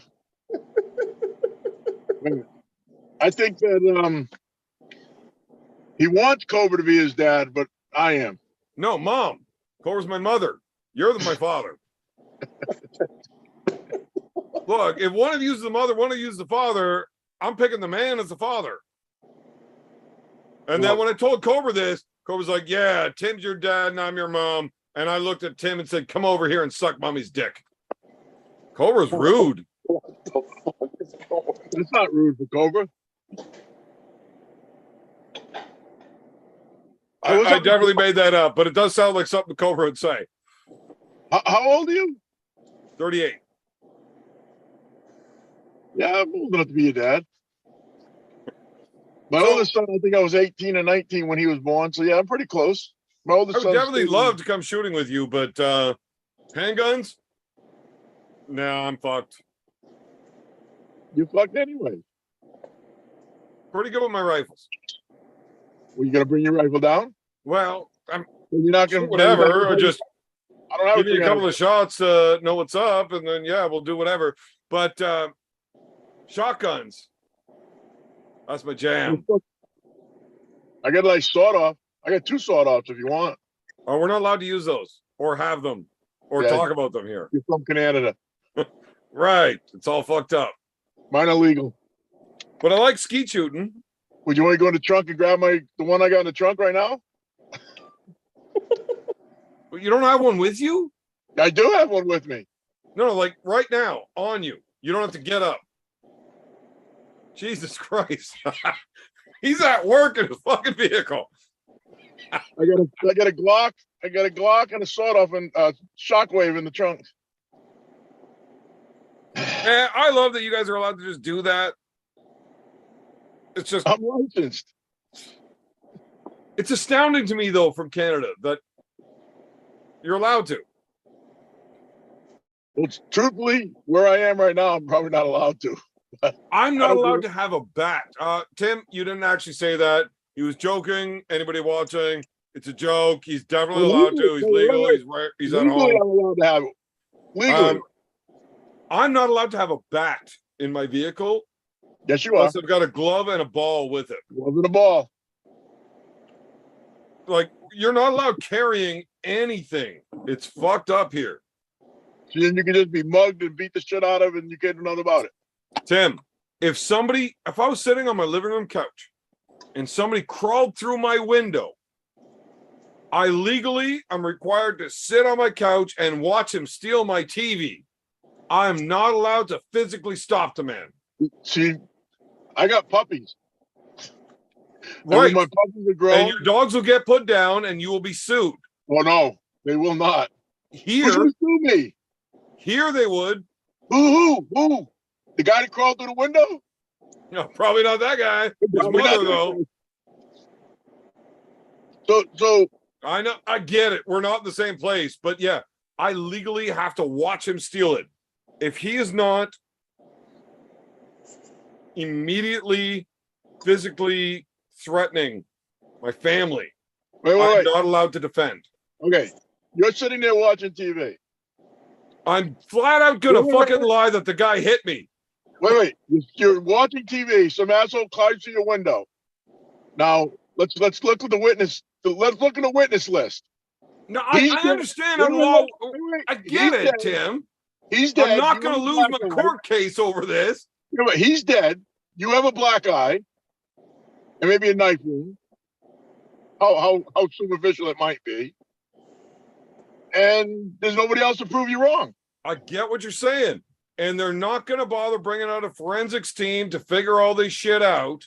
Especially do you know anybody got pigs? An honest person and the guy comes through your fucking window and you just punch him and you hold him down, call the cops, you're going to go to jail for assault.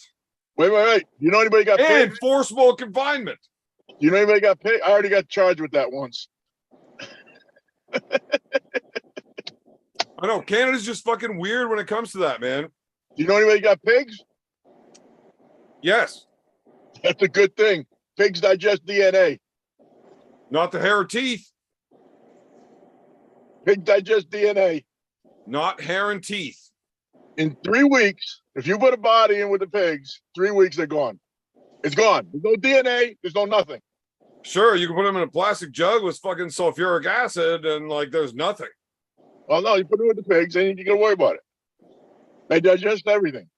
No, I got a couple of family members with pig farms, but what I'm saying is that you are legally required to lie to the police if somebody crawls through your window and you do something about it. It's not really lying. Well, not when under oath, I guess, but You lied about sending an invitation to me to come on your show earlier too, but nobody said anything about that.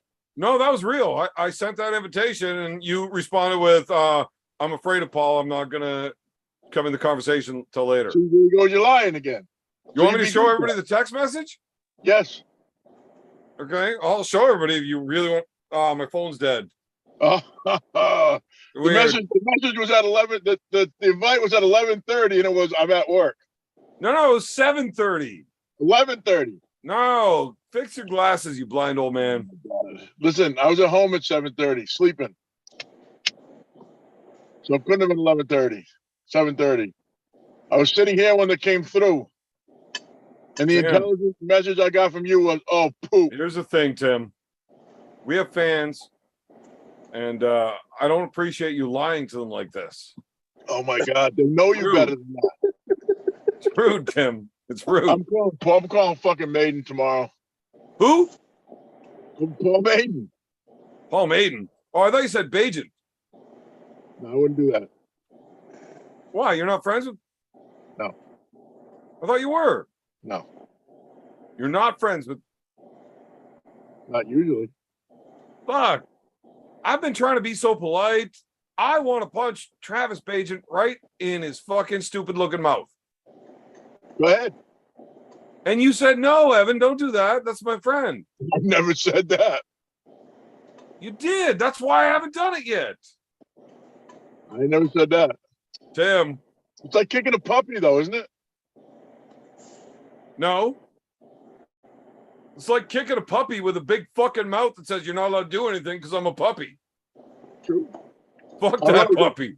I know he got If that kicked off puppy the can speak English and tell you you're not allowed to do shit no matter what I do, look at me. I'm fucking eating your furniture and shitting in your work booth, but you can't do shit because I'm a puppy. Fuck that puppy. It can speak English and knows what it's fucking doing. Kick it.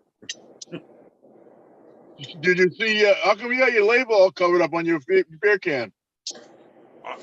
I don't know. It's the way I was holding it, I guess. It's Michelob Ultra, but I'm drinking that because Paul Lynn is so strong. What is? Paul Lynn. Oh gosh. I can only imagine what fucking stories that you spun on that one. Paul Lynn's not strong? Paul Lynn's very strong. Yeah, well, he drinks Michelob Ultra. I don't drink. Yeah, well, you're not strong. No. You and your little hands. My little hands. Yeah. We had John Laba on here earlier, and he was talking about how little your hands are. I love lava. Anybody can open a beer with their eyeballs. Cool as shit. John Laba is a fucked up dude. He is, definitely. You ever hear the story where I tried to steal him? No. I tried to steal John Laba. Yeah. I had so much fun drinking with him that I wanted to take him home and have a pet Laba to drink with forever. So I tried to stuff him in the trunk of the car at an event, and Jody Larrett wouldn't let me do it. Nice. And then Artem hit me in the dick twice with a truck. I didn't hit you in the dick with a truck. Isn't that kind of like threading a needle? With a fucking hammer? Well, it was mostly in the balls, but yeah. Okay. Once was in the dick and the other was in the balls, but like it was Hey, driving and door being thrown into me. And Where's Uncle John tonight? he's actually supposed to hop in here, but I don't know. So Very you think disappointed. Paul Maiden's going to beat me? I think you're gonna have a hard time with Paul. Just That's a because his politician style just because his style is so fucking unorthodox. Okay, so 3 out of 5, who wins? Ugh. Can't call that one. You have to. Can't. Because both you have a super unorthodox style. I know. I've been watching his shit.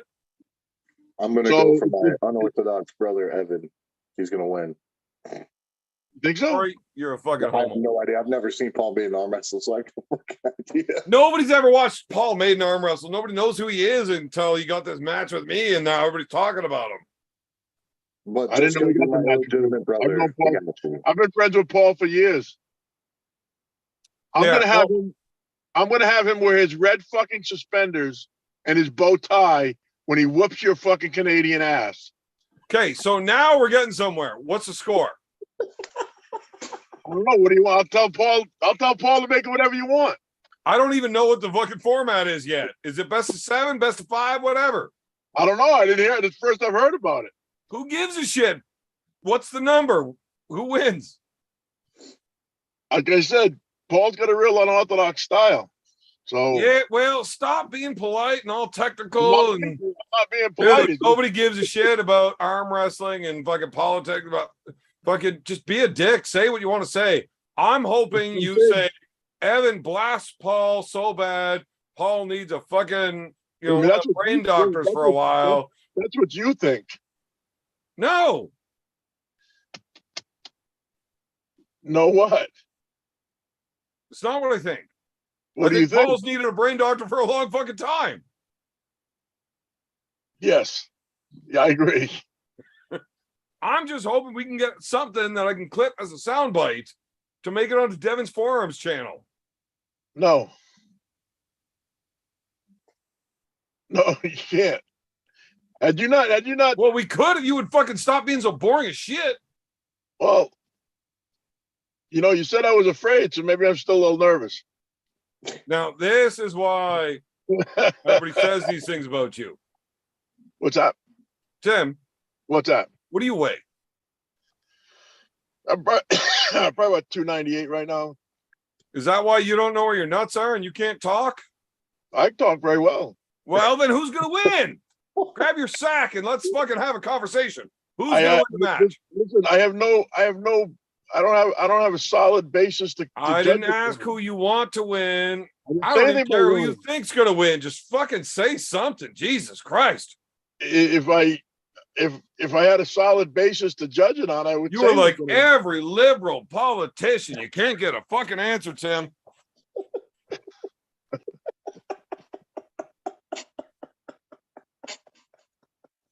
What are you doing? Tim, What are you doing on this show, Corey? Tim, He sent me an I invite. want you to understand. I don't understand. The only reason I talk to you like this is because we're not in person. What? So let me ask you something. So what was the rest of your show boring about? What do you mean? What was the rest of your show about? Well, we talked about lots of stuff. We had Paul Really? on here, and we talked about what he's doing to build the sport, and Oh God, another one. Ugh. oh, you go ahead and tell me what the problem there is. Problem where? When you say another one, what the fuck? Because in the 20 fucking years I've been in this sport, there's been how many fucking guys come in gonna build this sport and then bag out after 2 or 3 years because they can't make a fucking dime on it. Hey, but yeah, that makes sense. I've definitely seen that a lot in my fucking years too. But Yeah. not everybody's just looking to make a dollar. Okay. You think I mean, isn't that the everybody point of that runs business? events is trying to make money? Isn't that the point? I think there's a few guys out there that Who? as long as they're not losing incredible money, they're Who? happy. Who? Igor. No, Igor's making money. I don't think Igor's in it to make money as much Oh, as maybe siphon money versus I didn't say nothing. But Igor's put on making good shows. I Igor's don't think making money. Igor's looking to make money. I think he's got lots of reasons to do the shows, and he loves arm wrestling. Igor's making money. He's got sponsors. When he fucking puts a show on, he has buku sponsors. Right. Igor is all of a sudden coming out of these shows with money that was not claimable before. I wouldn't say that. I don't talk about shit like that. All I know is Igor's got sponsors. He makes money. Igor is one of those guys that doesn't do it for money. Who's the next guy that doesn't make money? That So stays in the sport. all out of that. Igor does the shows because he loves arm wrestling. He doesn't do it because he's trying to make money. He's got whatever else he does in his life. He's not doing arm wrestling to make money. He does it because he loves it. He is, but Right. So I've got a lot of respect for Igor for that. Okay. He does it because he loves arm wrestling. let's move on to the next guy. Who else? Engen. Now, I don't know who he's got fucking financing. I know that Turkish what he government. said, Turkish where government. he's throwing out conversations about how much of his own personal money he was throwing into events. I don't know if he's reclaimed it. I hope he has.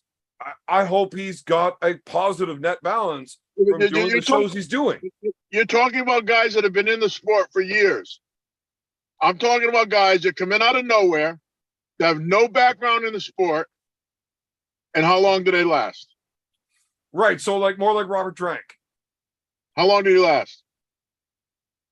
7 years? And how many people did he fuck over? I have no idea. Nobody's ever come forward and given me that list. But anybody that Robert Drank has fucked over financially, please get a hold of me. I want the list. Because I will definitely tell everybody. I know at least 5 or 10 that I've talked to personally that he's screwed over. Anyways, I don't know any. So that proves my point. Okay, I'll tell you what, Ron Plumber. You were asking me about guys that were like quick turnarounds, and Robert Drank. Yeah, but you quick turnaround. I asked you which guys stayed in the sport. I know they all get the fuck out. Well, nobody fucking stayed except for the guys that are still here. Oh my God, you're like talking to my fucking grandkids. Jesus, you liberal fucks. You only argue if you have a fucking upper hand. I'll ask you the question again. I know I got to do this with my grandsons. I can't whack in the back of the head, but who that only comes because I'm on the internet. Who that comes into the sport without a background stays in it without making money? Larry Wheels. He's been in 2 years. Still here. Not really. really. Well, if you're not making money, you're gonna fucking die off. And that's exactly what's going to happen. Nobody's gonna hemorrhage money forever. It's not gonna happen. But this is what's going to happen. It's exactly what my point. Right, but I'm saying people that keep putting this forward and working, it's good for the sport. So you think that? Do I think everything Robert Drank did for the sport is good?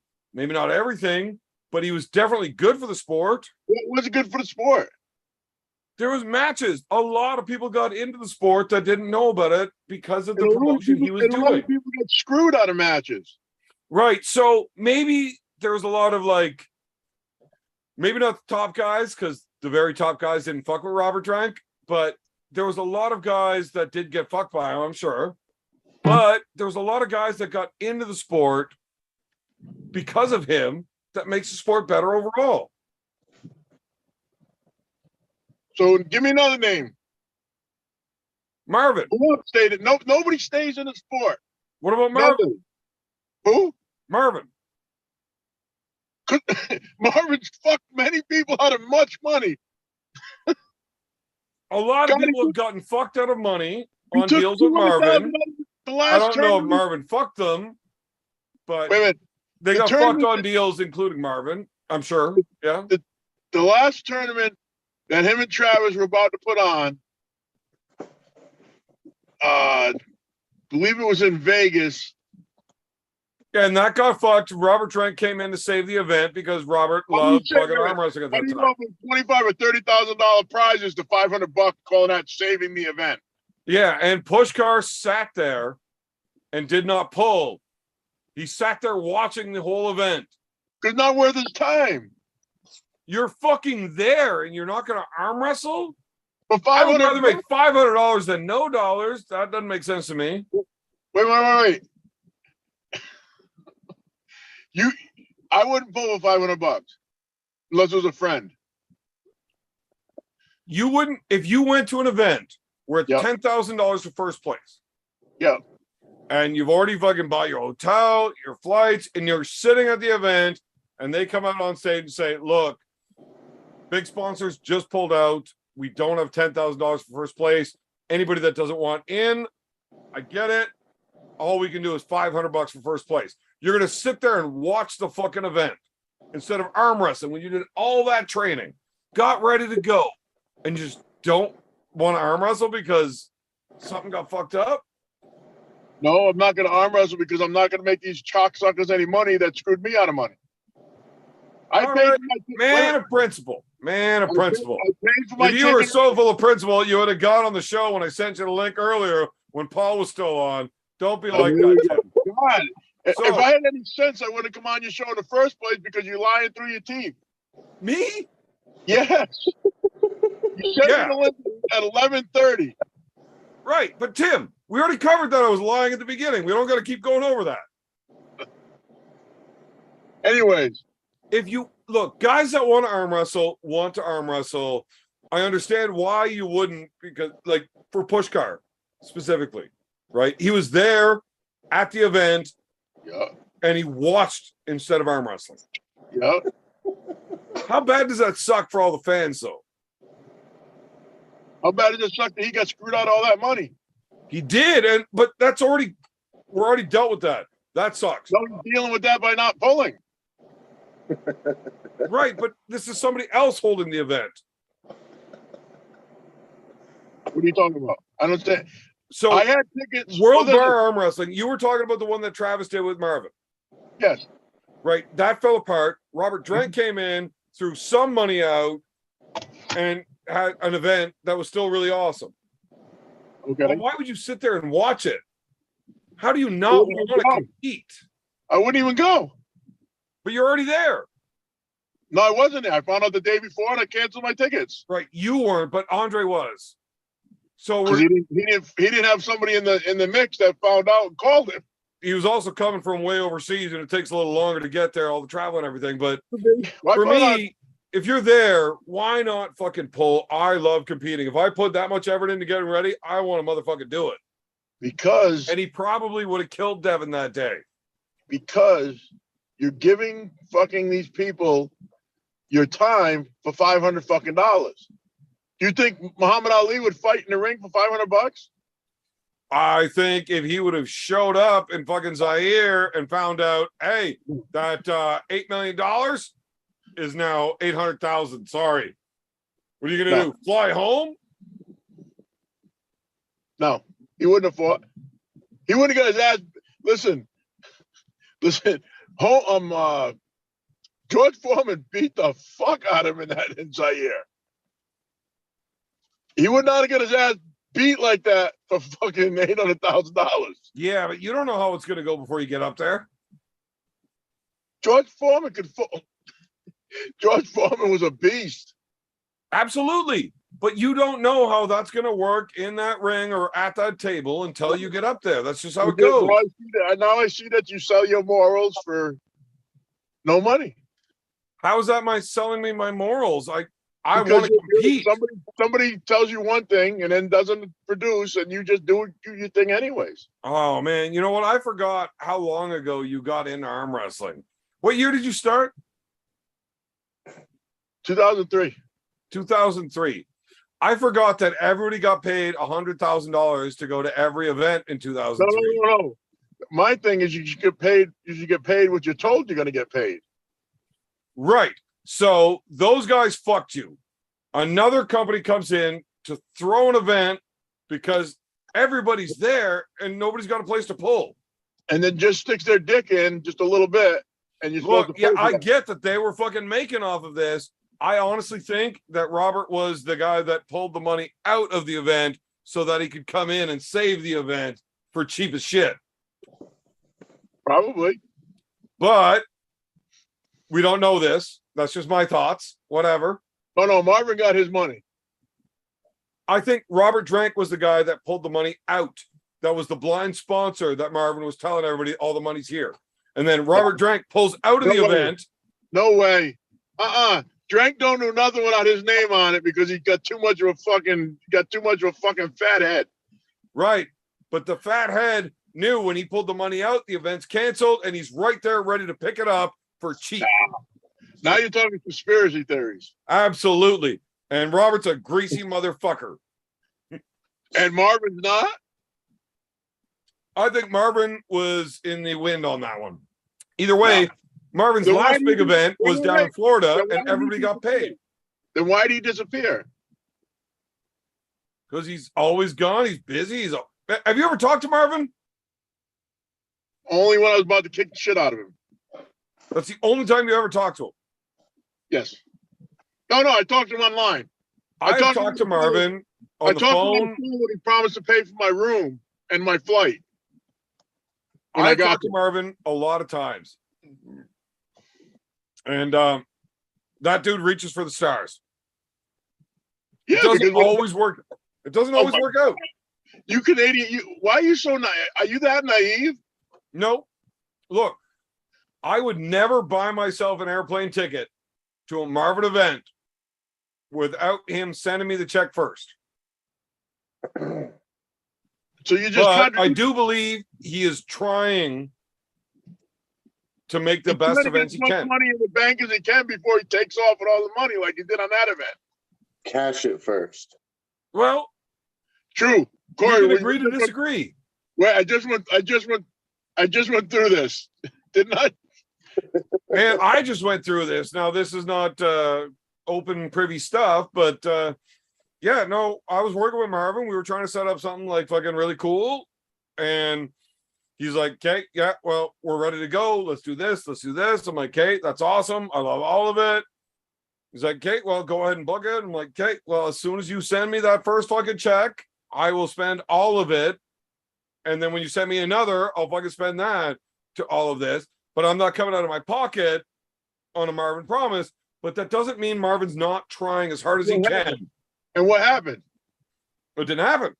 You're right, it didn't happen because he was waiting Right, well, I didn't get fucked over because I'm not an idiot. Oh my God. But I do believe, and I would still have those same conversations with that guy tomorrow. I'm telling you, if you're in the baseball and you only hit 400. Only? Right? What do you mean only hit 400? Most pro ball players are only in the twos. Right. Marvin's hitting 400. And when he does hit, it's a home run. If you're hitting 400 and they're all home runs, not only are you not taken out of the game, you're a fucking all-star. Okay, so he does have fuck-ups. Let's have another name that stayed in the sport that come out of nowhere. Jesus, how many more do you want? You didn't give me any, except for Marvin. I just gave you like Greg 6. Greg didn't stay in. The WL, the Kaplan didn't stay in. He's still in. Oh my God, where you see that? He's been trying to sell the freaking WAL since the second year it was around. Tim, WA is still in. Okay. We don't know what's going to happen next with them, but they're not gone. Okay. I know that. Where they been for the last 2 years, 3 years? Where's everybody been gone? Fucking COVID fucked up a lot of things for a lot of people, man. But arm wrestling, here's the problem. It's fucking shit. Nobody cares. It is. It's getting shittier. But every time somebody does care, I think it's awesome. Who cares? You don't think what Robert did for the sport was good? No. Are you out of your fucking mind? Did you get a contract from him? Yeah. Did you sign it? No. Well, why didn't you sign it? I'm not fucking stupid. Very good. You make no sense. Are you drinking? Yes. Heavily? Yeah. Okay, that would explain it. You're making no sense. How am I not? Look, just because I didn't sign the contract because I know. If this guy was fucking Santa Claus and doing so much for the sport, why wouldn't you sign the contract? Because I don't want to get fucked. Very good. So if somebody's fucking you, they're not good for the sport. Look, I didn't say he was good for the arm wrestlers. I said he was good for the sport. Listen, people that fuck over the arm wrestlers are not good for the sport. Just because he had a selfish agenda doesn't mean he wasn't working to build the sport. What? If you're fucking over the pullers, you're not good for the sport. This is my whole point. This is the whole point of this conversation. Yeah, but you're incorrect. I'm not incorrect. No, you are. How am I incorrect? If it builds the sport, so if all the sport by fucking arm wrestling. Oh God, don't make me hit the mute button. What are you, fucking Nanya? Listen, if all of the arm wrestlers get fucked over a little bit, but the sport grows exponentially, and now those arm wrestlers get out of that contract, and all of a sudden they're getting bigger paydays because they're in a sport that is bigger overall, that is good for them in the long run. Yeah, they got fucked, but the sport got better. It's better for them still. So it's still good as long as the sport is growing. No. Yes. You don't fuck over the people that you don't fuck over the people that are building your sport. If he got the sport to a mainstream, people are making fucking big money, and then all of the big pullers don't want to deal with him because he fucked them. But now they're all getting big money because they're dealing with a new company because the sport's big now. It's all good. The bigger the sport gets, the better it is. Yeah, people get fucked over. That's every fucking business. The bigger you, the way you describe bigger is because there's other idiots that see how much they could fuck over me and you and make more money. Right. But if we get fucked over by this guy for 5,000, and now all of a sudden these guys are like, hey, the sport's getting somewhere, let's do it. Now they fuck us over for 10,000. You know what? If we get fucked over for the 100,000, but we still get 50,000, that's way better than getting fucked over for 5,000. How much money? As long as the sport gets bigger, it's better. What's the most money you've ever made? At what? Oh my God. Because I'm not allowed to answer that question legally, I'm pretty sure. Arm wrestling? Arm wrestling. $2,300. Take home. And you think that's good? It's not a bad weekend. No, it's not a bad weekend. But it's not. You're talking 50 grand, now you're down to 2,300. I'm not one of you guys. I get that. Tim, you wouldn't fucking go for a little drive to make $2,300? Depends what I'm going for. What's it matter? $2,300 is. There's a difference. If a friend calls me and asks me to go, they pay for my gas and give me a little bit extra money, I'm gone. So $2,300 was after gas and hotels. Yeah, I make it pay for the hotel and everything. Yeah. No, they did. Just that's what I got after all of that. So, but look, I'm not you. I'm not Tim Breslin. I'm not Devin Lara. I'm not fucking Levon. I don't get what those I made money You're not doing even this. the shitty son, Evan. But I am Tim Breslin's better than the shitty son. So when you do this stuff, though, are we gonna as put long money as on the that? sport, look, Wait. Tim, 20 years ago, whenever you were still young, You beat my nobody got paid 70-year-old that. fat kid in this sport. Are we gonna put money on this? I'll put all your money on this. Tim, what I'm saying is, when you got into the sport, a guy at my level could never make that money. No. Right. But so it's growing. And it's all of these guys that come in and try to grow it. Over the top. You get a little jump off of every one of them. Yeah, they might fuck off when they're not making money. Over the Sport top keeps didn't getting make better, that money. so it's good. Over the top didn't make that money. What? Over the top didn't make that money. Okay. Daniels We're going to compare Sylvester Stallone with, like, Yukon Jack. I'm not saying Sylvester Stallone. Hey. Wait. No, arm wrestling and Sylvester Stallone, Paramount Pictures, the exact same thing as somebody that just wants to get in arm wrestling. I got it. John Brzezinski won a truck. Okay. That's a little more than most of the people are making right now. Right. What about the Yukon Jack? What about it? What about the GNC? What about it? What about the old Arnolds where they were making fucking $3,000 or $4,000 to win? In the 80s, and that was a lot of money. Yes. Yeah, no. So you're saying this stuff just happened since these guys came in? It didn't. What about Wide World of Sports? Well, where are those guys now? You're the one talking about the guys that lasted. They didn't make any money, so they fucked off. They paid too much and didn't get any money. Nobody lasts. I'm saying every time somebody comes in and does this and the sport gets bigger, it is better. We currently have the best time ever for the top guys making the most. Different rules, different bullshit. Listen to arm wrestle. Now Engen's starting to go towards the Man, fucking. it's so hard to talk to these old fuckers that don't understand economics.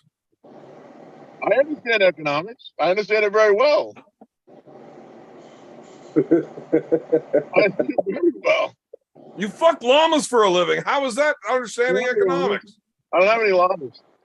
Not anymore. They all die because you're a fucking savage. No. Maybe go a little lighter. A little lighter Yeah. on what? Hold on one sec. I do want to get back to this, but we have a super chat. White Wolf, sup lads? Left the chat about 3 hours ago, but I'm back. Tim Breslin for president. Corey is the hunter-like son. Tim, you got my vote. Hunter like son. That's a big slap in his face. I would say more that Evan Bourget is the Hunter Biden son. Yeah, I don't smoke crack. Corey's a good kid. What? I might buy hookers, but I ain't smoke Are you crack. serious? You're just gonna lie to everybody like that? When I beat your fat ass as a teenager, you were the one that taught me to smoke crack. You know, and I most certainly wouldn't film it. That's for sure. Remember, Tim had to fucking show us how to cook it and everything. Do you? Hey, I think I have a mute button too. On yourself. No, on this whole conversation.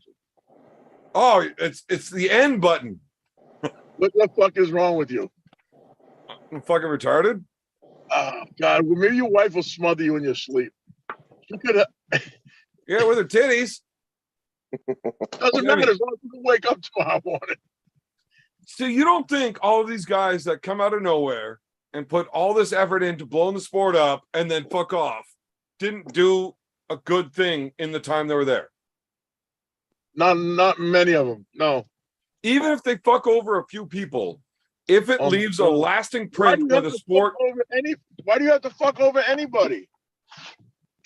I don't. Why would you fuck over anybody? I would never do that. Look, you and I are not the same people.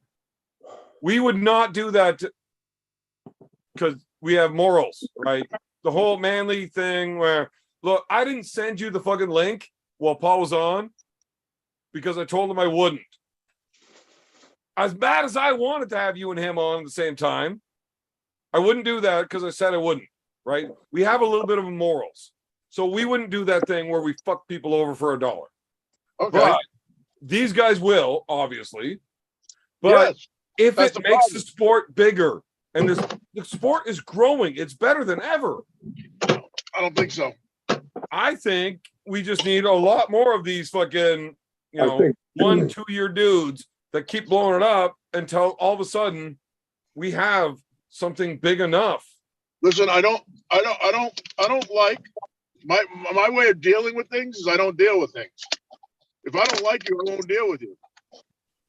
Your psychiatrist is going to make a lot of money in like 3 years. Who? What? Who's going to make a lot of money?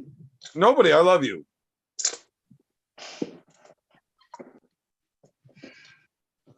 Oh my God, Corey. If your way of dealing with things is by not dealing with things, like, I don't know what to tell you, man. If I don't like it, I don't deal with you. Fuck off. You just like push it down real deep. No, I just don't. No, if you're that big of a jerk off, I just don't deal with you. Get the fuck away from me.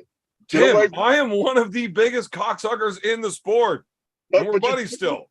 But for most of the time, except when you lie about Paul Italia, you're pretty much true. Okay. Look, in my defense, I was very clear that I was lying during that segment. Corey, will you tell us? I don't think anybody believed I was being truthful. What? You tell you say what you mean. You always say what you mean. You don't fuck with anybody. Cool. And then if you do, fuck these assholes. Don't even deal with them. So I don't deal with them. I don't have to. Listen, as much as I with all these people from the arm wrestling discussions think that I'm washed up and I've never been anything in this sport, I don't give a shit. I've made my name in this sport. I don't care.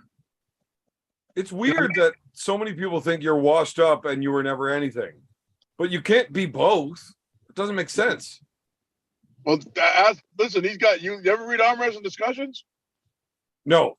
9 out of 10 of the fucking things don't make any fucking sense. Because Actually, they're there's all been a couple new. of guys on lately that are making a lot of sense, which surprises me. But Well, a lot of those guys are newer and they never looked into the history of a lot of arm wrestling. So they're there's gonna- the they're gonna have to hear downside to about it. everybody growing the sport. You have a lot of people that don't know that post their opinions online because it's the internet and you're allowed to. Yep. And yeah, you just got to not pay attention to that shit. I mean, anybody that really knows what's up knows that Tim Bresnan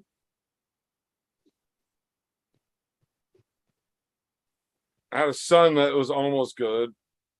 And wait, didn't you beat Voda though? yes, Voda wasn't good then. Well, you were never good, so beating Voda when he wasn't good is pretty good, right? It's like when I Damn, I would never say this to your face. when I went 7 rounds with Devin. The last I heard was Devin wasn't at his best. He wasn't. He was number 1 in the world. Right. And he should have never taken that match. He put it out there. No, Ian did. No, Ian had nothing to do with running that fucking thing. It was Ian Ian's did- show. That was the MLA. That's why you were on the Oh, my bigger God. pads. God, you're not that dumb. Ian had nothing to do with the rules. Ian had That was nothing to do Ian's fucking show. Yes, he did. with Devin. Admittedly, Devin set all those rules. And the No. fact. Ian And made the rules. Now, Huh? Ian talked to Devin about it, but Ian made the rules for it was Ian's league. I understand Ian's name was on the league. He made the rules. He designed the pads, all of it. That was all Ian. Oh my God. Tim, you know what? All right, guys, we're about to have an actual real conversation that all the fans are not privy to because Tim and I are about to have a real argument. So, Corey, would you like to say goodbye to all the fans? Did I see you in Toronto? Tim. Were you in Toronto? Wait, don't go offline. Don't go offline. Were you in Toronto? I am not willing to bash personal friends I'm in a not private bashing. conversation I'm online. not bashing anybody. No, but I'm going to. Who are you gonna bash? None of your business. You'll find out in a minute if you let me go offline. Don't go offline. Well, then we're not having this conversation. When I Just was, wait it listen, out. I'm gonna tell you one. When I was in Toronto, it was admitted in front of Scott McInnes that Devin basically made the rules and the pads for the MLA. I will counter with, to the best of my knowledge, that is not true. Were you in Toronto? I was not, but I've talked to You were Ian not. and Devin about it. Okay. I hate when family fights. This is why I want to have this family feud off the air. Look, we've got one more question from the fans. Tim, what's your next match? Supposed to be Wayne Withers in December. Yeah, I had Wayne on the show 2 days ago, and you wouldn't show up for that one either because you're a pussy. But whatever, no big deal. We'll try to get you and Wayne to talk shit to each other another time. No big deal. See ya. Okay.